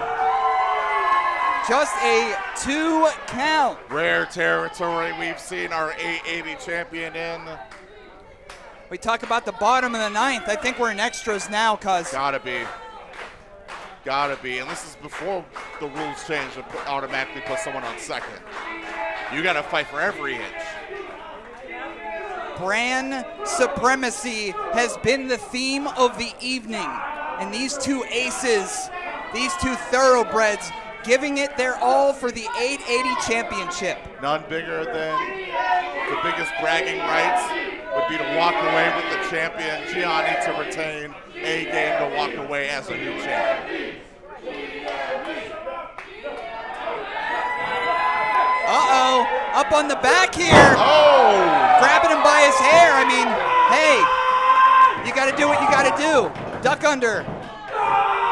Big power slam, get the cover here. 1, 2, and 3. Holy crap. Here is your winner of the match. And still the 880 Wrestling Champion, the Italian strongman, Gianni Michael Amarico. Pittsburgh versus Brooklyn. The next chapter ends with Pittsburgh victorious. Ends with the Italian strongman. Ends with our champion, Gianni Michael Amarico, holding the gold up high. We see on the replay box by Sidekick Media the big power slam delivered by Gianni Michael Amarico retains. Still the 880 champion. Still holding on to 880 gold. Thank you for tuning in. IndyWrestling.us every week at 880 Wrestling for Thursday night fights. And it's great to see these ambitious young athletes on both teams here really break out and make a name for themselves, expanding their territory. Johnstown, Pennsylvania is in for a treat because you want youthful enthusiasm, that fire, that energy, and that adrenaline. That's what you're going to see in this tag matchup right here. I will say this, Jim. Tyler Brooks, also a trainee, and not only just a part of the Troublemakers, but also a trainee of the great Glenn Spector. Glenn Spector, one of the most feared men of the squared circle. But as you can say, Tyler Brooks has become quite the powerhouse in the last couple of years, man. Look at the physique on this guy. Yeah, Tyler Brooks, as you said, a student of Glenn Spector, originally out of the ICWA Wrestling Academy. Conversely, Paris Sahara, a student of 880 Wrestling. And Sahara's she's made such a long way, but right now she has her head. She has Tyler Brooks' head, and she's just crushing it as she now twists his arm. My goodness. You'll notice, to go along with that new wave energy, Paris Sahara likes to generate offense from many different angles. She's very dynamic, very unorthodox inside the squared circle. And like this right here, look at the way that she's able to extricate herself and sends Tyler Brooks across the ring. And immediately Paris Sahara letting the APWF know she is a tremendous athlete. Big collision in the corner. I mean, she's just so fluent as that.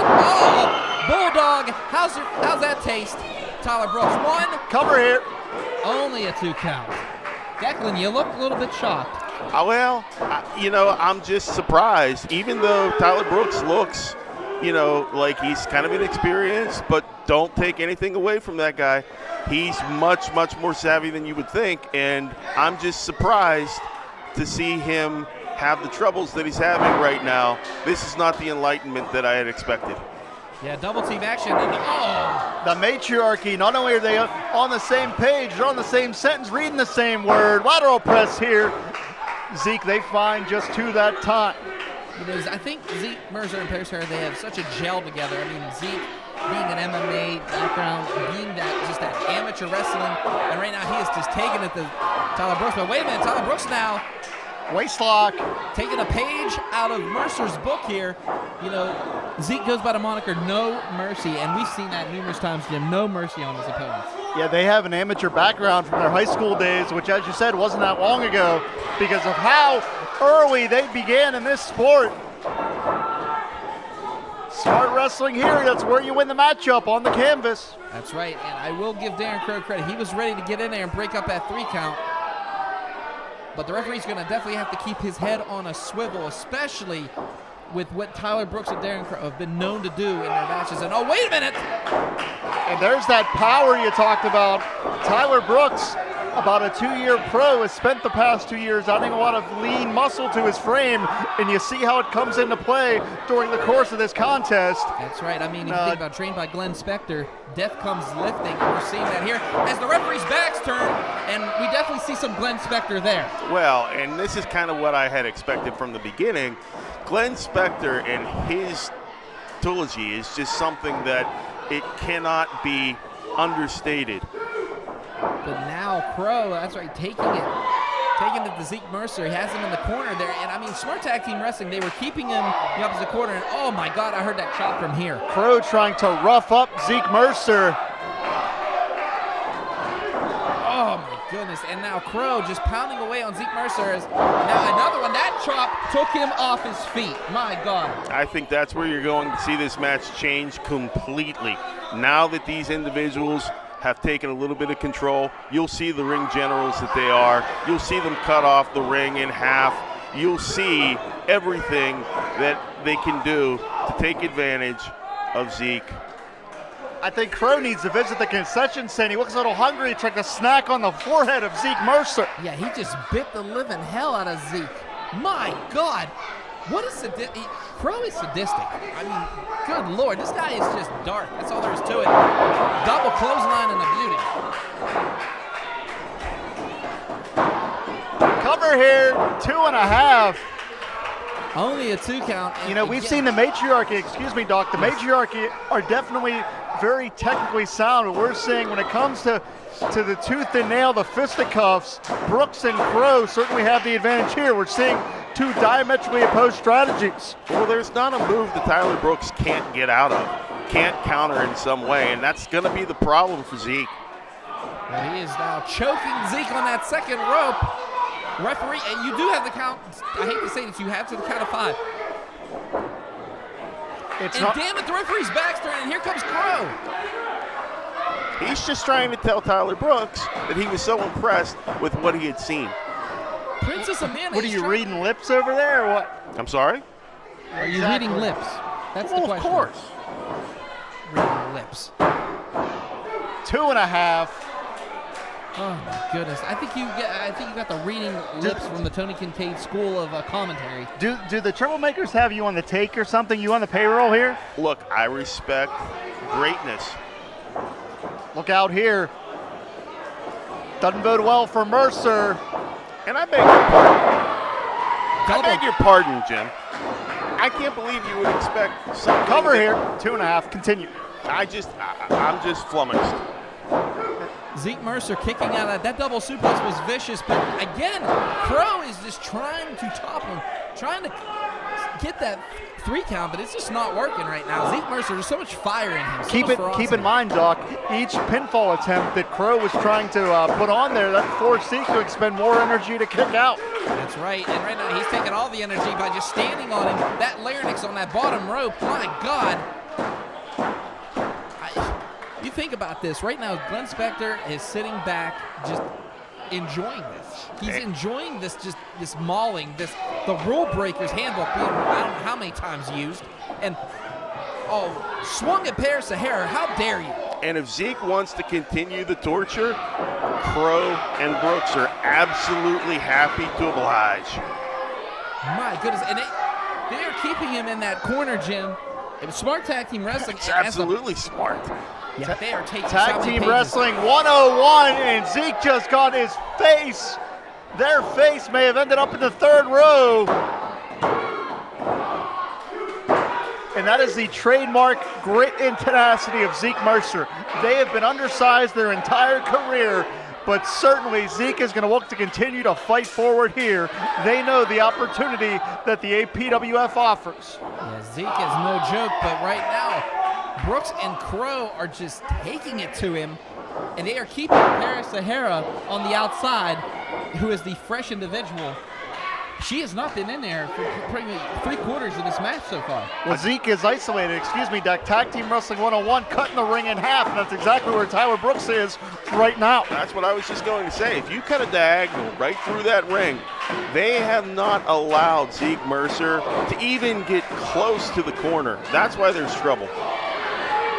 Right now, Zeke trying to fight back here. Off the ropes.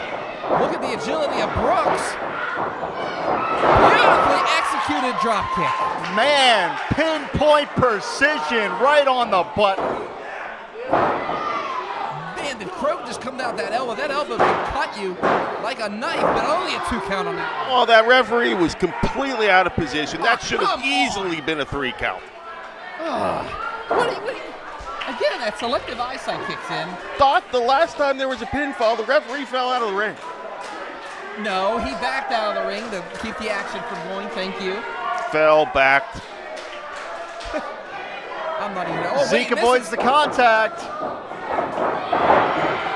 And now we're going to find out if Mercer has enough left in the tank to make that critical tag. Can he reach Paris Sahara? Can she turn things around for the matriarchy? Can this referee count to 10? He's obviously counting right now. I don't know what you're. Mercer inching closer and closer. They make the tag. Here comes Sahara. Oh, big forearm. Oh, she's on that top rope. What a missile drop kick by Sahara. Sahara just hit Tyler Brooks before she even got in the ring. What agility from Paris Sahara. Offense from every angle here. What a bridge, but it wasn't enough. It's really breaking down here, gentlemen. We have all 4 athletes in the ring. Paris Sahara, she has completely changed the complexion of this contest. Yeah, the spirituality is just taking over APWF, but is it enough as Brooks now has her up? Oh! Falcon Arrow plants Sahara. And that's the enlightenment that I was talking about. Springboard Swanton Bomb. They are going all out here. Hooks that leg. Wait a minute. Feet on the ropes. Princess Amanda calling Crow out on his BS. He had both feet on that ropes for that leverage. I'm not sure exactly what happened there. From my vantage point, I didn't really see exactly. But I do know that that referee needs to understand that he needs to take some charge. Crow is irate, but he got caught Jim red-handed, or red feet at this point. Wouldn't you be irate if you had to do the referee's job as well? I don't blame Crow at all. But he's offering, oh. Well, wait, we're seeing some dissension between Brooks Makes and me a Crow. Makes me a little bit nervous here to see what I see. I mean, this is the first time these two have tagged. There's a lot of egos. But wait, sleeper hold applied to Zeke Mercer. Brooks could be trying to slow this thing down because it's getting out of hand. Well, Glenn Spector's known to be up, and he's showing that right now. But wait, Zeke Mercer trying to get the hell out of this. As right now, Brooks is holding on now. Brooks has that locked. Wait a minute, Paris Sahara. She's still in the ring here. Picks him up. Oh, Pride and Prejudice. Paris is legal. She got it. That is a blatant double team. It's their finisher, dude. It's called the Pride and Prejudice. There were 2 people in the ring. Who's the legal person? It's called tag team wrestling. You haven't seen those moves before? 3D. Law and order is something that's important too, I think.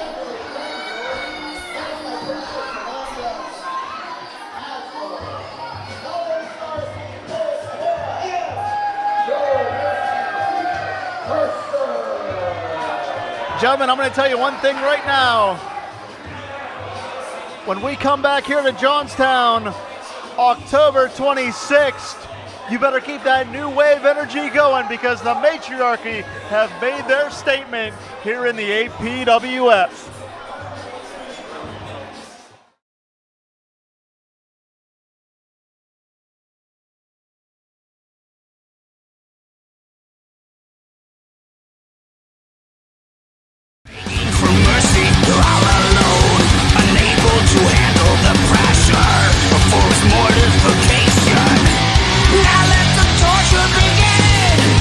Well, hello, friends. I'm your pal in the mainstream media. And I'm the Riz. And, you know, Riz, it takes years of strenuous, dedicated training before you're worthy to step inside a professional wrestling ring. But it takes even more time to develop complex, highly astute opinions about professional wrestling. Am I right? That is correct. And you know where we can find that? Yes. On the Wrestling Mayhem. That's right. Sidekick Media Services. We are your sidekick in business for social media, video production, and more. Find out more at sidekickmediaservices.com. Ladies and gentlemen, this is your main event of the evening. It is a no disqualifications affair, and it will be contested for the 880 Wrestling Championship. Introducing first the challenger, emerging from a nightmare that not even you can fathom. This is the masochist. This is the new age plague.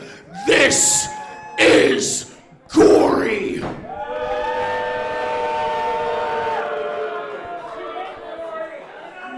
Introducing his opponent, the champion. Fighting out of Pittsburgh, Pennsylvania by way of the motherland. Standing 119 centimeters tall, weighing in at 87 ready kilos. He is the reigning, defending 880 wrestling champion. He is our Italian strongman, presenting Gianni Michael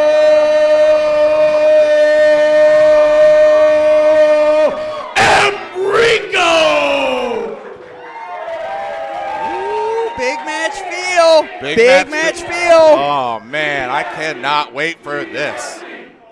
As I mentioned the other day, nipples are hard, lips are wet. I'm ready to go. The Thick Daddy Devil alongside Toddy Tondera here. Here we go. Referee George Ross raising the 880 championship. Sure thing. Oh, tried to go for that mist again right away. Yeah, that whatever comes out of the mouth of Gory tried to hit GME immediately. Look at do you see the ring move? Gianni is so damn strong. Just sifting. Oh, planting down, middle of the ring. I think GME has learned a thing or two since the last time he saw Gory. He was ready for that miss, TRK. Absolutely. You learn from your mistakes. You know your opponent. You're ready to go. It's main event time. Gianni Michael Enrico, the heavyweight champ of 880, ready to put on full display of everything he knows. First ever two-time 880 heavyweight champion.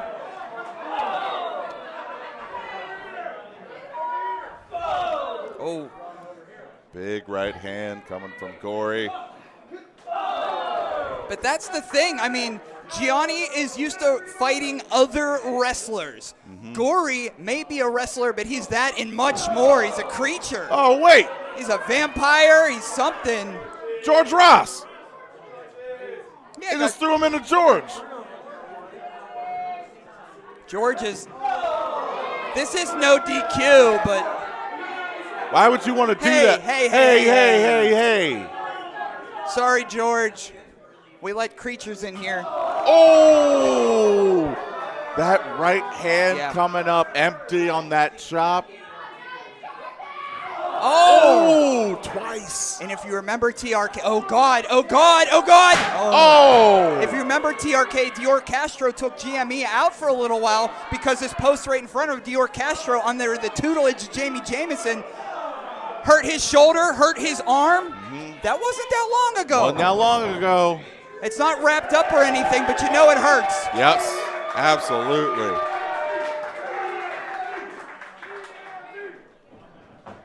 Gianni, Michael, and Enrico getting back. Oh! The 880 emotional support twink said, wrestling in skinny jeans feels like a power move. Well, when you're the Italian strongman. Yeah, EST. Right on the money. Chair. Gory comes back with a chair. Of course, Gory represents Evil Ways as well. Next week, Evil Ways in Pittsburgh. Casey Ward's going to be part of Evil Ways. Ooh, all right. Oh. Come on, G. Come on, G. He's trying. Oh! Says the Italian strongman. I mean, he has the strength and height advantage, but he doesn't have the creature advantage. That's right. Gory's a weirdo. It's almost like when you're playing Mortal Kombat and you're fighting Reptile. Yep. That's a very good point. Also want to thank everybody again for watching all night. Yes, Dan, thank you. Dan behind the camera, Missy Sorg, Michael Sorg, Ari, CL, Matt Flash, TRK, me, you, all of us. EST. The emotional support twink, the EST of 880. Oh! What a night it's been. Nick's Wilds painted black. You know, sometimes if that chair shot doesn't hit your bone, it's going to hit your organs, your kidneys back there. You get hit to the kidney, it's hard to continue. This is not familiar territory for our champion, and that scares me.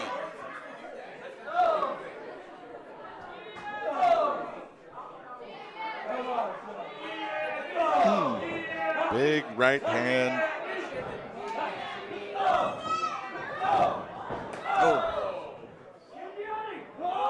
Oh. Shot to the face there. Bounce against the ropes. Oh my goodness. Big drop kick. Right in the nose. Not so much a shotgun drop kick or I don't know what that was. The unorthodox style of Yeah, Gory. it wasn't pretty, but it made its mark. If you get smashed in the nose, your eyes water, your head hurts. Bounce against the ropes off the second rope. Oh my gosh. That cross body. Off that second rope, all the weight. Oh, well. And this is what we've been talking about. This is a different atmosphere for GME. Gory with a few words for the 880 faithful. You see on the replay, boom, right to the top of the head. That'll ring your bell. Oh. Still attacking that. Oh, I think Gianni's busted open. Busted open. I am not. Nobody is used Have to we seeing seen this. this? No. Nope.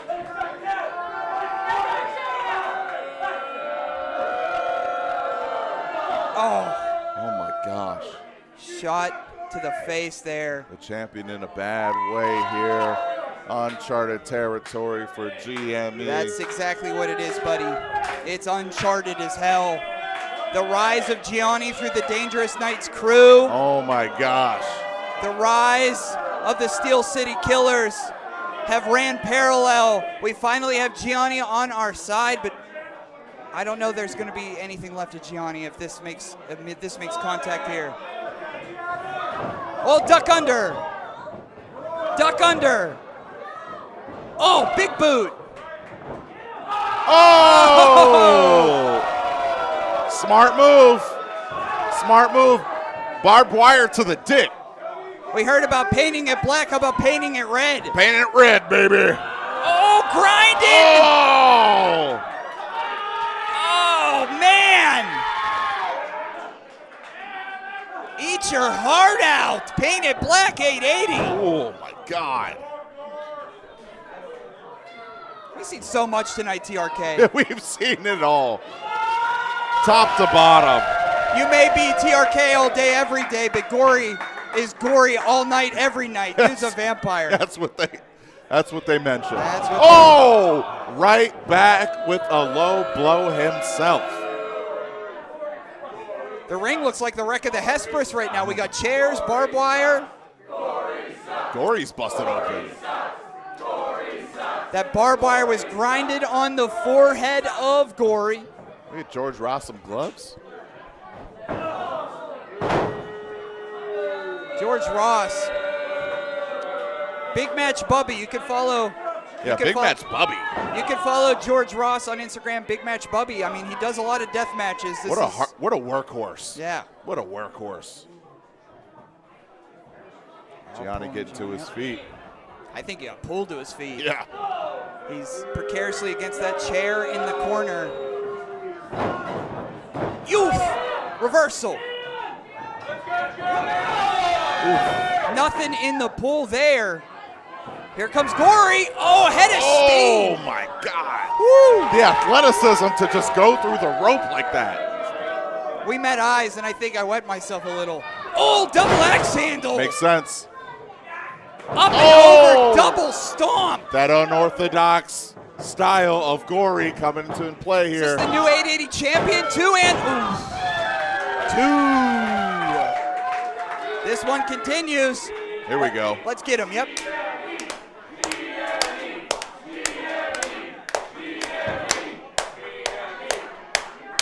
I feel like we rolled a 6 there. Well, they were doing other stuff. They had their own thing going. They didn't need us. Oh. So you see Gory slowing things down now. Oh! Look at that. Look in his eyes. He wants it, Ka. He wants the violence. He recognizes the violence. Big forearm. Bounce against the ropes. Big move. Oh!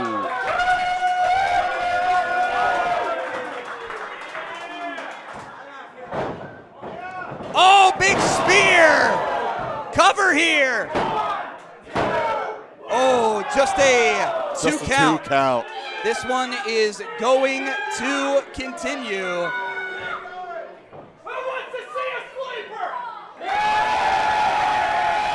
Do it, GME. Do it, baby. The GME, the champion of 880, stalking Gory. Oh, there we go. Sicilian there it is. Sleeper. Since then. Oh. Jawjacker of some kind. There we Since go. the back end.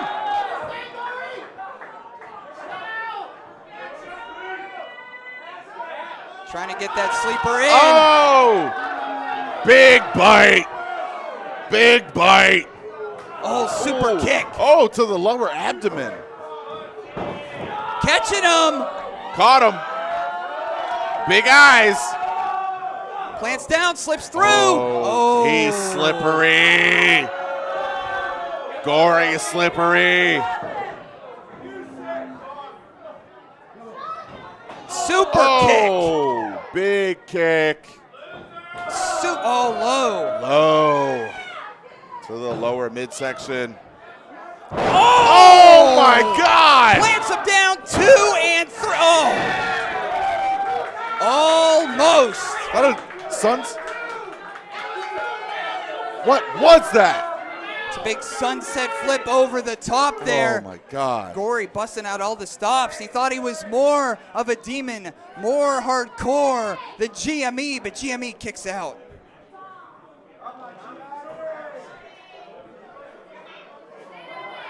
Trying to put down that chair.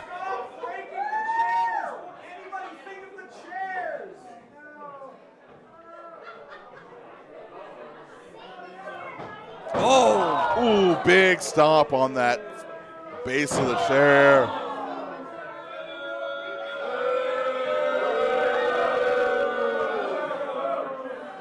Oh no. Oh no, this is looking devilish here. Oh my goodness! Oh, that would have ended his life. Sure would have. Oh my God. Oh! On the chair! 2! Bring it up! And still! Giovanni holds on. Here is your winner. And still the 880 Wrestling Champion, our Italian strongman, Gianni Michael Enrico! every day. That's what they say, baby. Thank you so much, everybody, for watching here live or in the future. What a night it's been. 880 Wrestling, 6 Wild, Painted Black. I'm Tony Tondera. GME is still the champ. And get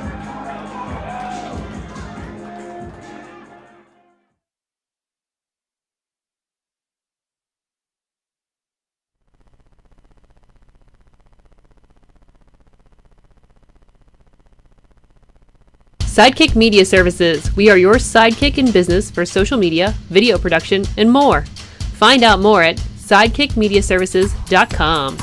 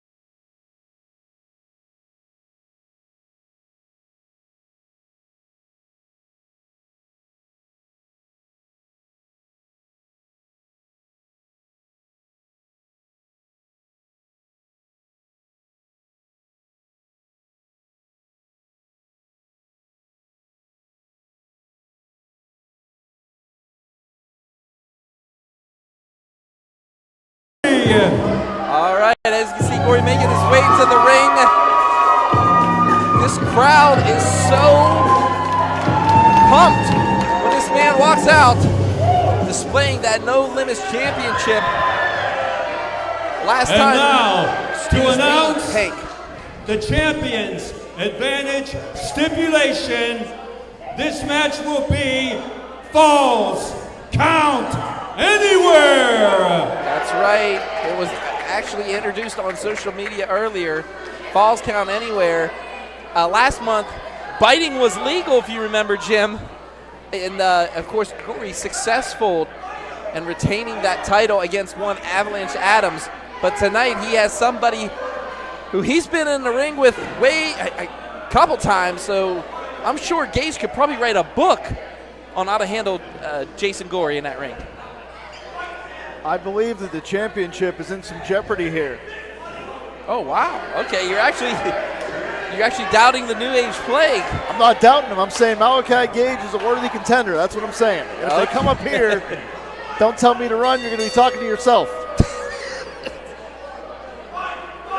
Jim, I'm kind of with you on that one. I mean, we're trying to save ourselves. You run your own direction. I'm running my own. Okay, well, as this match gets started, you can hear this crowd already just chanting the words bite. Oh, here we go. And kick to the midsection, and Gage starting things off early here. Now Malachi Gage squeezing the head of the No Limits champion Gory. Gory has defended that belt for the last couple months, capturing it. I think it was a fatal four-way. The champion was Beastman at the time. And you can see Gage already trying to get the crowd behind him. It's not going to work, especially with the New Age Plague Gory. Catches him, sends him into the ropes, misses that clothesline. Up and, and there goes the New Age Plague, already spilling out all over the circus here. And Gage, caught with the right hand. Gory is a combination of aggression and grace with how he can move inside those ring ropes. Misses that clothesline. Corona and a beauty. Gory is an aerial assassin, make no doubt about it. He's signaling for it. And, he went for the bite, but no. Now remember, no count out, false count anywhere. Malachi's not safe out there. No, he is not, especially when the New Age Plague, that aerial assault. Oh boy, this crowd getting started. I hope Gage is ready. I don't think Gage knows. Just stomps right on the hand of Malachi Gage. Malachi Gage looks in a lot of pain, Jim. Oh boy. Gory is a crazed cannibal in there. He hasn't stopped. He's biting the forehead. He is snacking on the flesh, and he may literally try to tear Malachi Gage to bits. Can you see the pain in Gage's face? Sets him up on the apron and catches him at that back elbow. And now Gage delivering the goods. And now Gage has Gory. Everybody's out of the way, but no. Throws him into the ring. The joke's on you, Wes Newton. Gage can't turn his back on Gory. You can't do it. Gory is just too dangerous, and Gage is going to find that out right here. Going for that baseball slide, but Gage, there's cat-like maneuvers there. What in the hell? This is dangerous territory out here. The falls count anywhere, and face first, right off the steps. Covering is legal. That is right. You can pin him on the floor, you can pin him on the ramp up here. Hell, they can pin him on their own table, which I don't wish for anybody. I don't wish that on anybody. Nope. When it comes to the escalation of violence, I believe Malachi Gage is one of the very few that can match Gory step for step. Yeah, but I hope Gory's ready because, Gage has been wanting a victory over Gory in this building, which Gory is undefeated against Gage in this building. So, you know, see, I mean, like, again, these two like to tear each other apart, and they're doing that as we speak right here. Face first off that steel beam. Gory just took that and went sideways. 1, 2, only a 2 count. And this has to be disorienting for both Gory and I'm assuming eventually Malachi Gage, that they are going to have to be aware that pinfalls, they could be vulnerable to a pinfall attempt on the floor or anywhere else in this building, like right there. I mean, when you're kicking out of a pinfall, man, your back, everything, every muscle's being used, and it's on the mat. It's a hell of a lot easier. I mean, these guys are using that floor face first, right off that steel chair. I mean, biting's legal. Anything's legal when it comes to fall count anywhere. Am I right, Jim? Well, I don't think we're going to have a disqualification. I can say that much. Oh, what is this now? Oh, he took the chair out of the fan's hand. Was the fan actually trying to help Gage there? 5 minutes. Oh, shot to the midsection. 5 minutes. Sets him up on that chair. Oh, face first. And again, Malachi Gage. Okay. This is a rare situation where Gory's in trouble. Yeah, I mean, like you said, very rare situation. And again, another face first right off the steel beam. And that shows you how sadistic Malachi Gage is. He's using the ring and anything that's not nailed down as a tag team partner here in this effort against Gory. Setting up a contraption. It stole the poor fan's chair, seriously? He took his girlfriend's chair. Oh my God, what is this contraption of hell that he has set up for Gory? But wait, Gory's trying to fight back here. Oh boy. I told you the violence is going to escalate here. But Gage has blocked him twice there. Oh, now turns the tables. And, oh my goodness. Right across those steel chairs. And you can see how the steel is bent from the impact of the bodies of both Malachi and Gory. No, only a 2 count. But I will say this, Jim, you know this as well as I do. Malachi Gage and Gory both have this on their resume. They are not afraid to sacrifice their own body to hurt one another. Or any of their opponents at this matter. Oh boy. That is a place you don't, that is one fan participation you don't want. Gory has a seat right on this fan's lap. Oh no. Oh boy, we're seeing pure chaos. And now Gage goes. Reversal, throws Gage through the chairs. I think Gory just threw a strike. He just bowled a perfect game with that one. Good Lord. The body of Malachi Gage just wiped out. Oh! 5 rows, double stomp across the back. No, only a 2 count. Look at the pain on Malachi Gage's face. Steel has been bent and bodies may have been broken in this No Limits title match. Oh my goodness, have yourself a soft drink, Malachi Gage. There wasn't anything soft about that. When it comes to Gory and Gage, there's nothing soft. These two go all out. And now back in the ring. Oh boy. Could we see another stomp assault here? Gory to the top, about to feel it. And why is Gory looking? Oh, that's right. Malachi Gage, I didn't get to see that, rolling out of the ring there. Oh, drop kick. Takes Gage out. Gory's gonna fly. Oh, he's about to go. Here we go. And oh no. Telegraphed it and paid for it. That's why young Malachi Gage is still a seasoned veteran, despite his prime years may be ahead of him.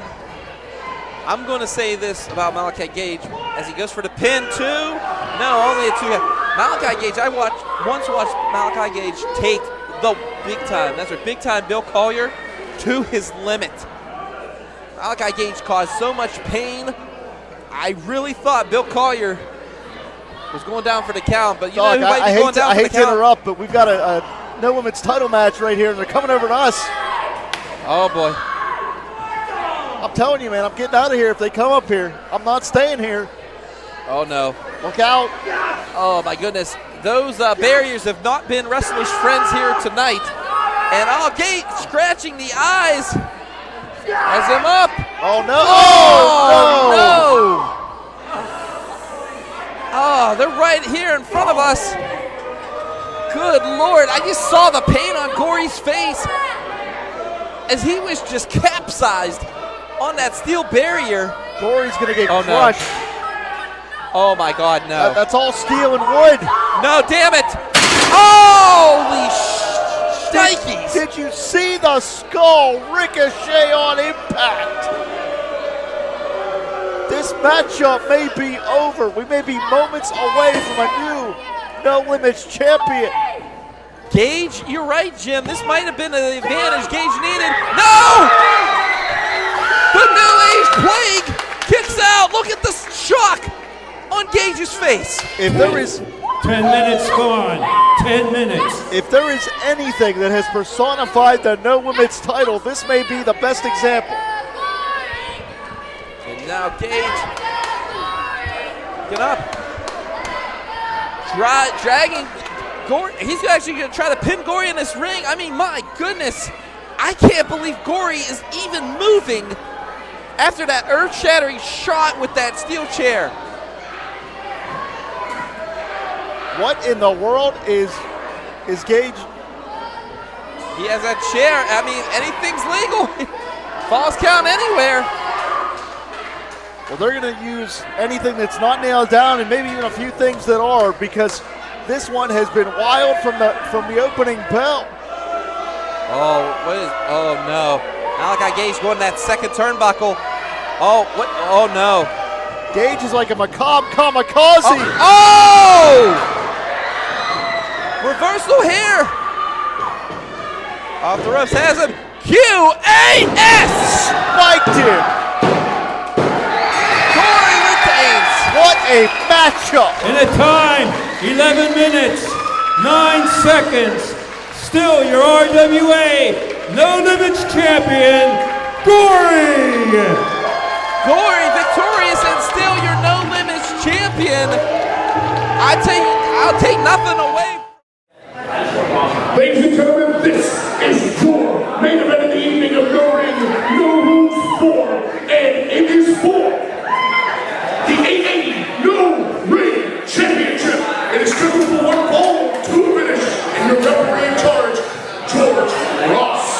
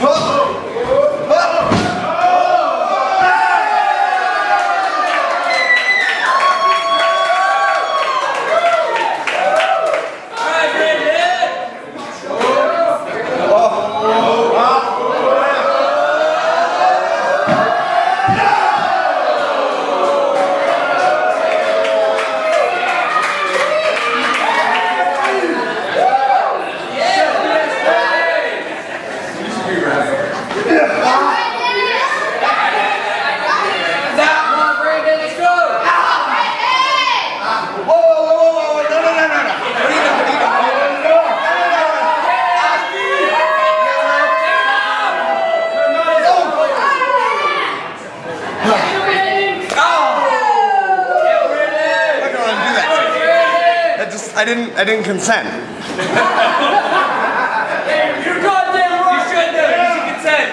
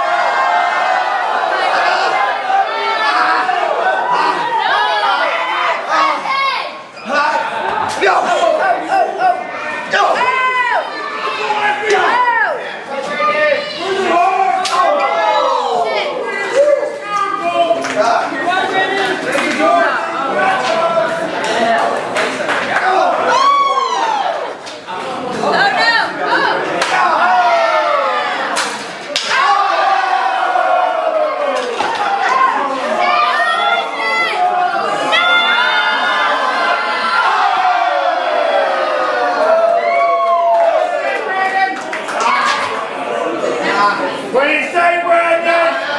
BJJ, what is it?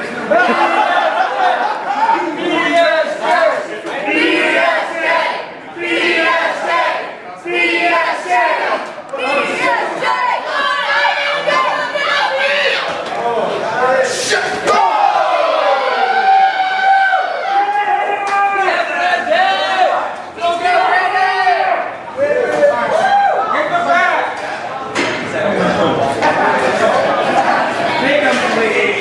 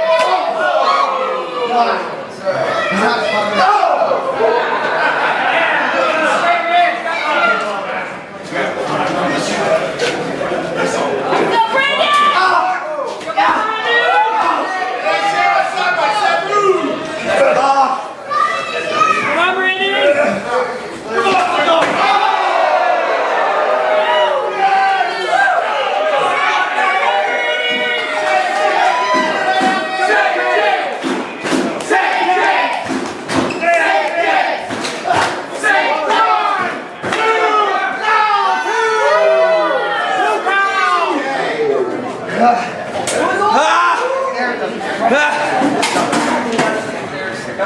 on, guys, go all the way in!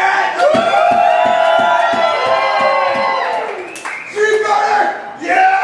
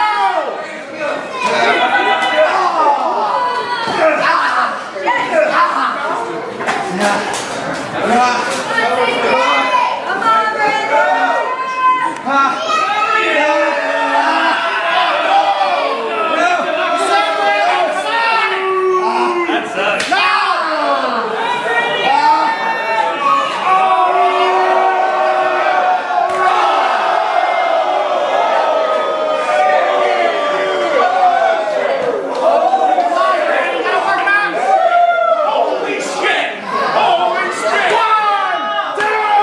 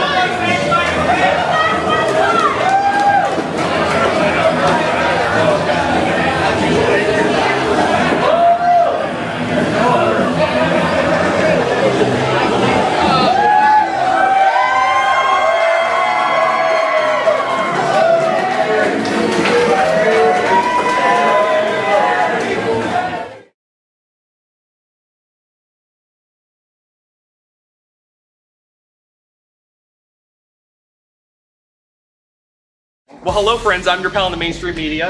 And I'm the Riz. And, you know, Riz, it takes years of strenuous, dedicated training before you're worthy to step inside a professional wrestling ring. But it takes even more time to develop complex, highly astute opinions about professional wrestling. Am I right? That is correct. Yes. And you know where we can find that? Yes. On the Wrestling Mayhem. That's right. For another partner. Well, he's got 3 tonight. 3 partners to tango with here for the Thursday Night Fights Championship. Oh, and Marco getting a head start. I guess we're starting early, Toddy. Well, Sway attacks CPA on the outside. Marco attacking Mateo, and Sway and Marco. We said Sway was a bit of an unknown coming into this, but it looks like Marco and Sway in their early heavings here are working together. Well, it's hard for Marco to make friends now ever since what happened to the Den of Desire originally at the shop, but I guess he has a temporary alliance, but so does Mateo.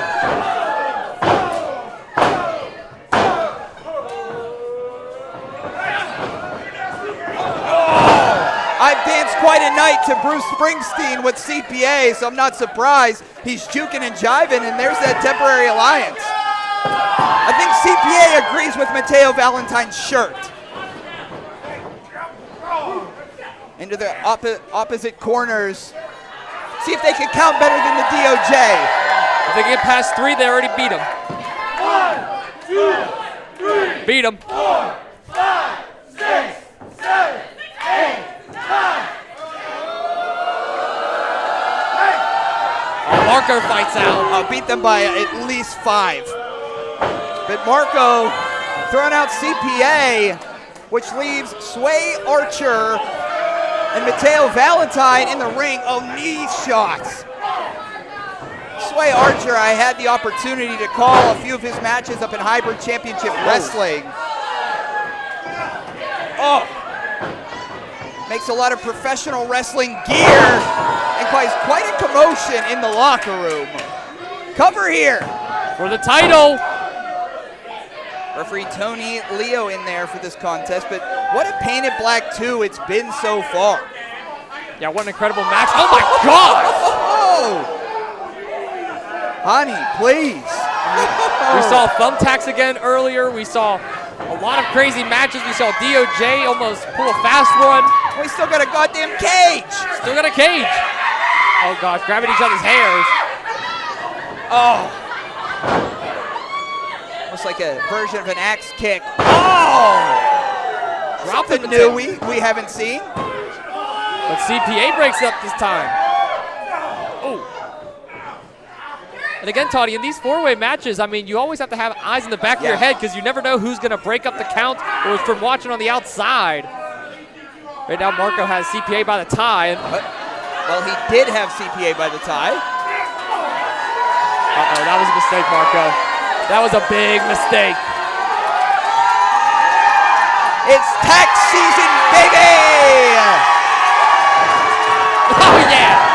Big kangaroo shotgun drop kick, the best drop kick in the game.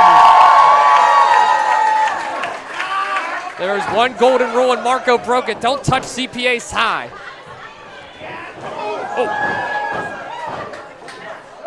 Oh, Sway Archer. They're grabbing the ankle of CPA from the outside. And don't forget, in a fatal 4-way contest like that, the champion doesn't have to be pinned. I think Marco understands that, which is why he quickly tried to go for a cover to put this match away, but CPA survives. It is 1 pinfall per finish. And what? Sway looks a little consumed, no? Whoa. Taking a knee? Oh! Well, out goes Mateo. But this alliance between Archer and Narciso looks to continue. I guess Sway Archer sees something in our champion. Of course, Narciso defeated Liberty L in our buy-in painted gold #1 contendership battle royal for the TNF champion. Bro Hemoth will face the winner of this contest on Thursday night, right here on Thursday Night Fights, 8 p.m. So I'm sure Bro Hemoth is glued to a monitor backstage. And with the way things are looking right now, we may be calling CPA the new TNF champion. I love that. I would too. Oh! Side of his neck, bouncing off the ropes. Oh, God. Those big pump kicks. Oh, bit of a crossface. We're seeing a lot of new innovations for Narciso this evening, Austin. And it feels like we've been seeing new innovations every week with Marco Narciso, but look at Mateo. Oh my gosh, hooking both legs. Well, that's why they call him the Bridge Queen of the Steel City. And oh, big double stomp by Archer. If it wasn't for Archer, we may be calling Mateo Valentine champion.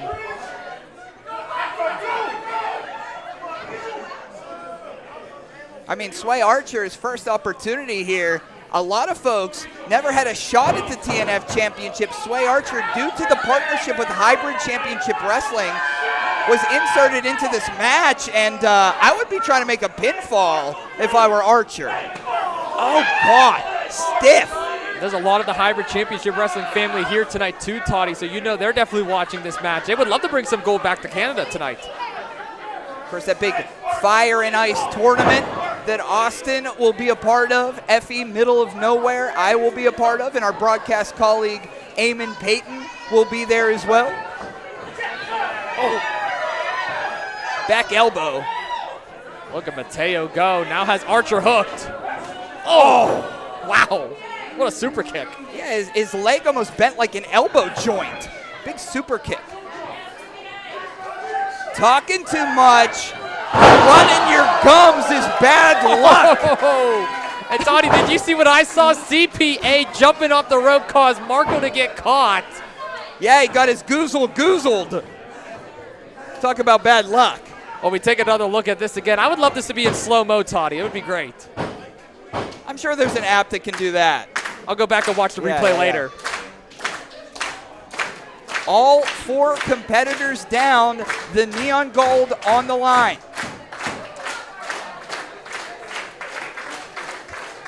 This is honestly evenly matched so far. Yeah. I couldn't see any of these four walking away with the title. Both back to their feet at the same time. Yeah, it's hard to pick a winner in this one, especially if the champ doesn't need pinned. Oh boy, stiff shots.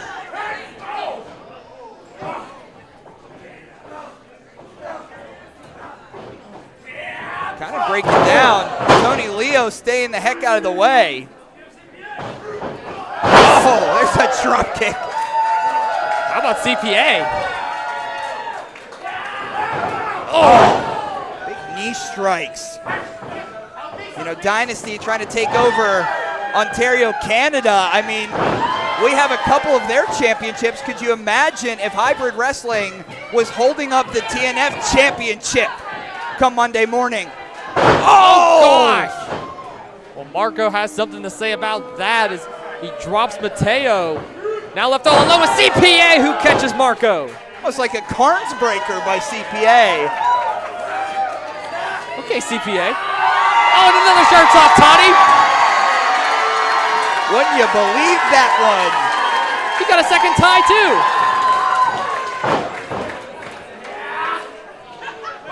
Oh, wait a second, from behind. And CPA catches Marco that time. He'll hang out on the ropes until, cast the line. Comes Sway. Sway may get one for himself now, too. And as every independent contractor knows, that 1099 is deadly. The reversal of odds. Oh, big gate rights by Mateo. We may have a new champ. Wait, Marco. Wait, shoulders trapped under Sway. He's under Sway. Damn it. Damn it. So Here close. is your winner, and still TNF champion, Marco Narciso. Another W in the win column for the TNF champion. Was it controversial? Possibly, but Marco Narciso still slithers away with a victory. We see again on the replay, rolling in just at the right time and catches Mateo Valentine off guard. All three of Marco's opponents this evening traveled a hell of a... We got to New York City and we ate at Anthony's Bodega. Anthony's regular bodega. We had, you know, they're beautiful. People love them. They brought their championships. You could hear them. It burned down when we left. Wow. It burned down. They burned down the house. So Blizzy Blake had the last hamburger ever served at Anthony's. Wow. So you can look that up. It's true. Damn. We ate there. We went to the venue. Not and connected at all, I'm sure. No, we smelled smoke when we were in the venue, and then someone said Anthony's is burning down. Huh. So the last hamburger ever served at Anthony's, Blizzy Blake's. It's currently in the colon of Blizzy Blake.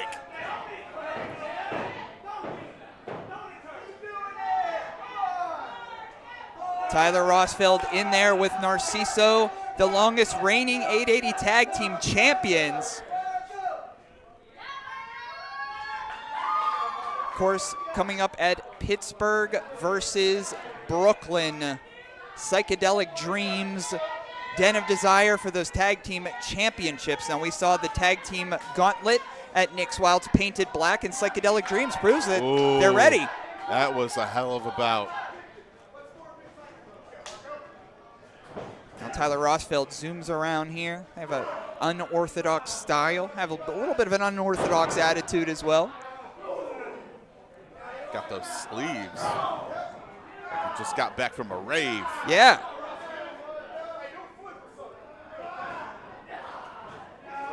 Oh, stretching that arm out. And you don't see this often from Den of Desire, this chain wrestling style. A little bit out of their element. Oh, a little hey! Serving a little cake boss action. There we go. That's familiar. We know those cakes well. Oh, roll through here. How about that, Marco? 2. Oh, just a 2 count. Embley in the chat says, can confirm Blizzy got the last burger from Anthony's. Okay. Oh. Across the ring. Den. Oh, a little drive-by. Tramp stamp there.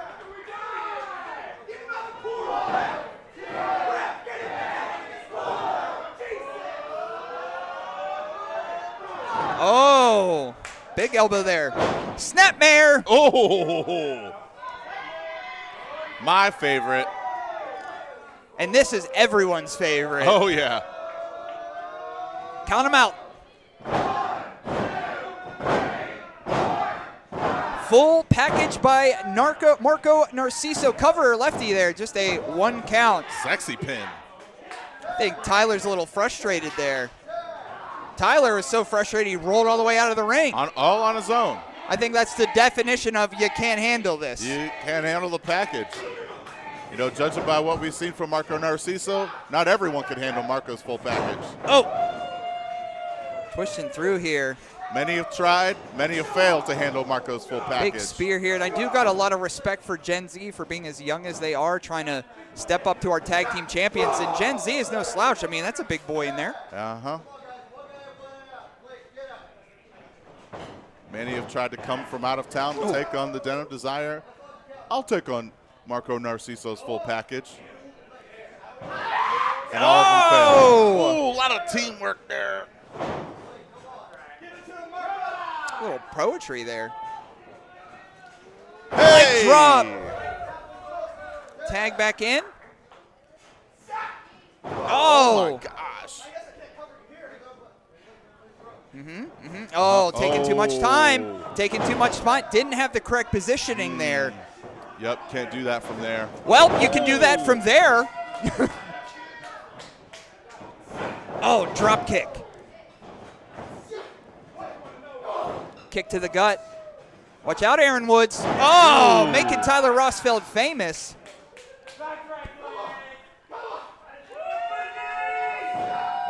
Oh, there we go.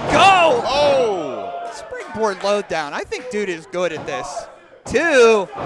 Pretty good. Pretty good, this Blizzy Blake. Good. Pretty good at wrestling. Have you heard about this Blizzy Blake guy? He's I have. Pretty good. Pretty good. Pretty handsome.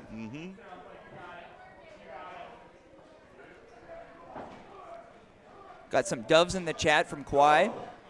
Lane Alexander said, anywhere Blizzy goes, smoke is going to happen one way or another. Good point. Good point. Oh, there's a super kick that would make Chris LaRusso proud. Oh, my gosh. God. You could hear the wind expel from Blizzy Blake.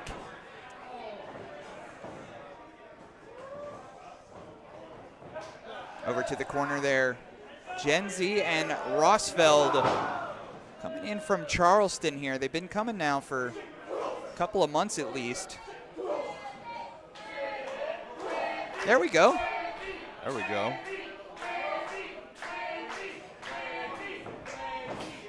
Reversal. Oh, sling blade. Uh-oh. Hope Marcus Mann didn't see that. 2. Oh, just a 2 count there off the sling blade, says Lefty. Oh, man. Working that left arm. And Blizzy Blake uses that left arm to help himself get on the top rope. That's a great point, TRK. Jump off the ropes. To tag even. Yeah. You see Blizzy Blake crawled and climbed all over Dottie Block. Down here at the shop does the same. And those arms help power Blizzy Blake, and they're being worked on here by Gen Z and Tyler Rosfeld. Also, Blizzy Blake, some of the biggest arms in the locker room. Yeah, it's very true. Oh, my God. Just the raw power out of Gen Z. And see the cocky and brash Gen Z really stepping up to Blizzy Blake. And you saw after that suplex that hit so far, you saw the ring apron and a dust up fly in the air. That hit so hard. I think some of Jamie Jameson's blood flew out of the ring that time. Kawhi said the height on the Poetry in Motion. Yes, I know. Den of Desire could rock it.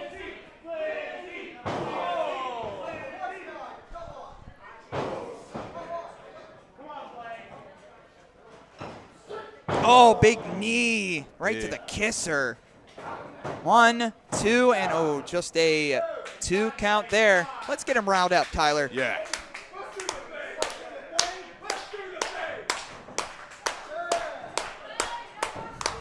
I think our sound's going out the door this week. Yeah. Oh.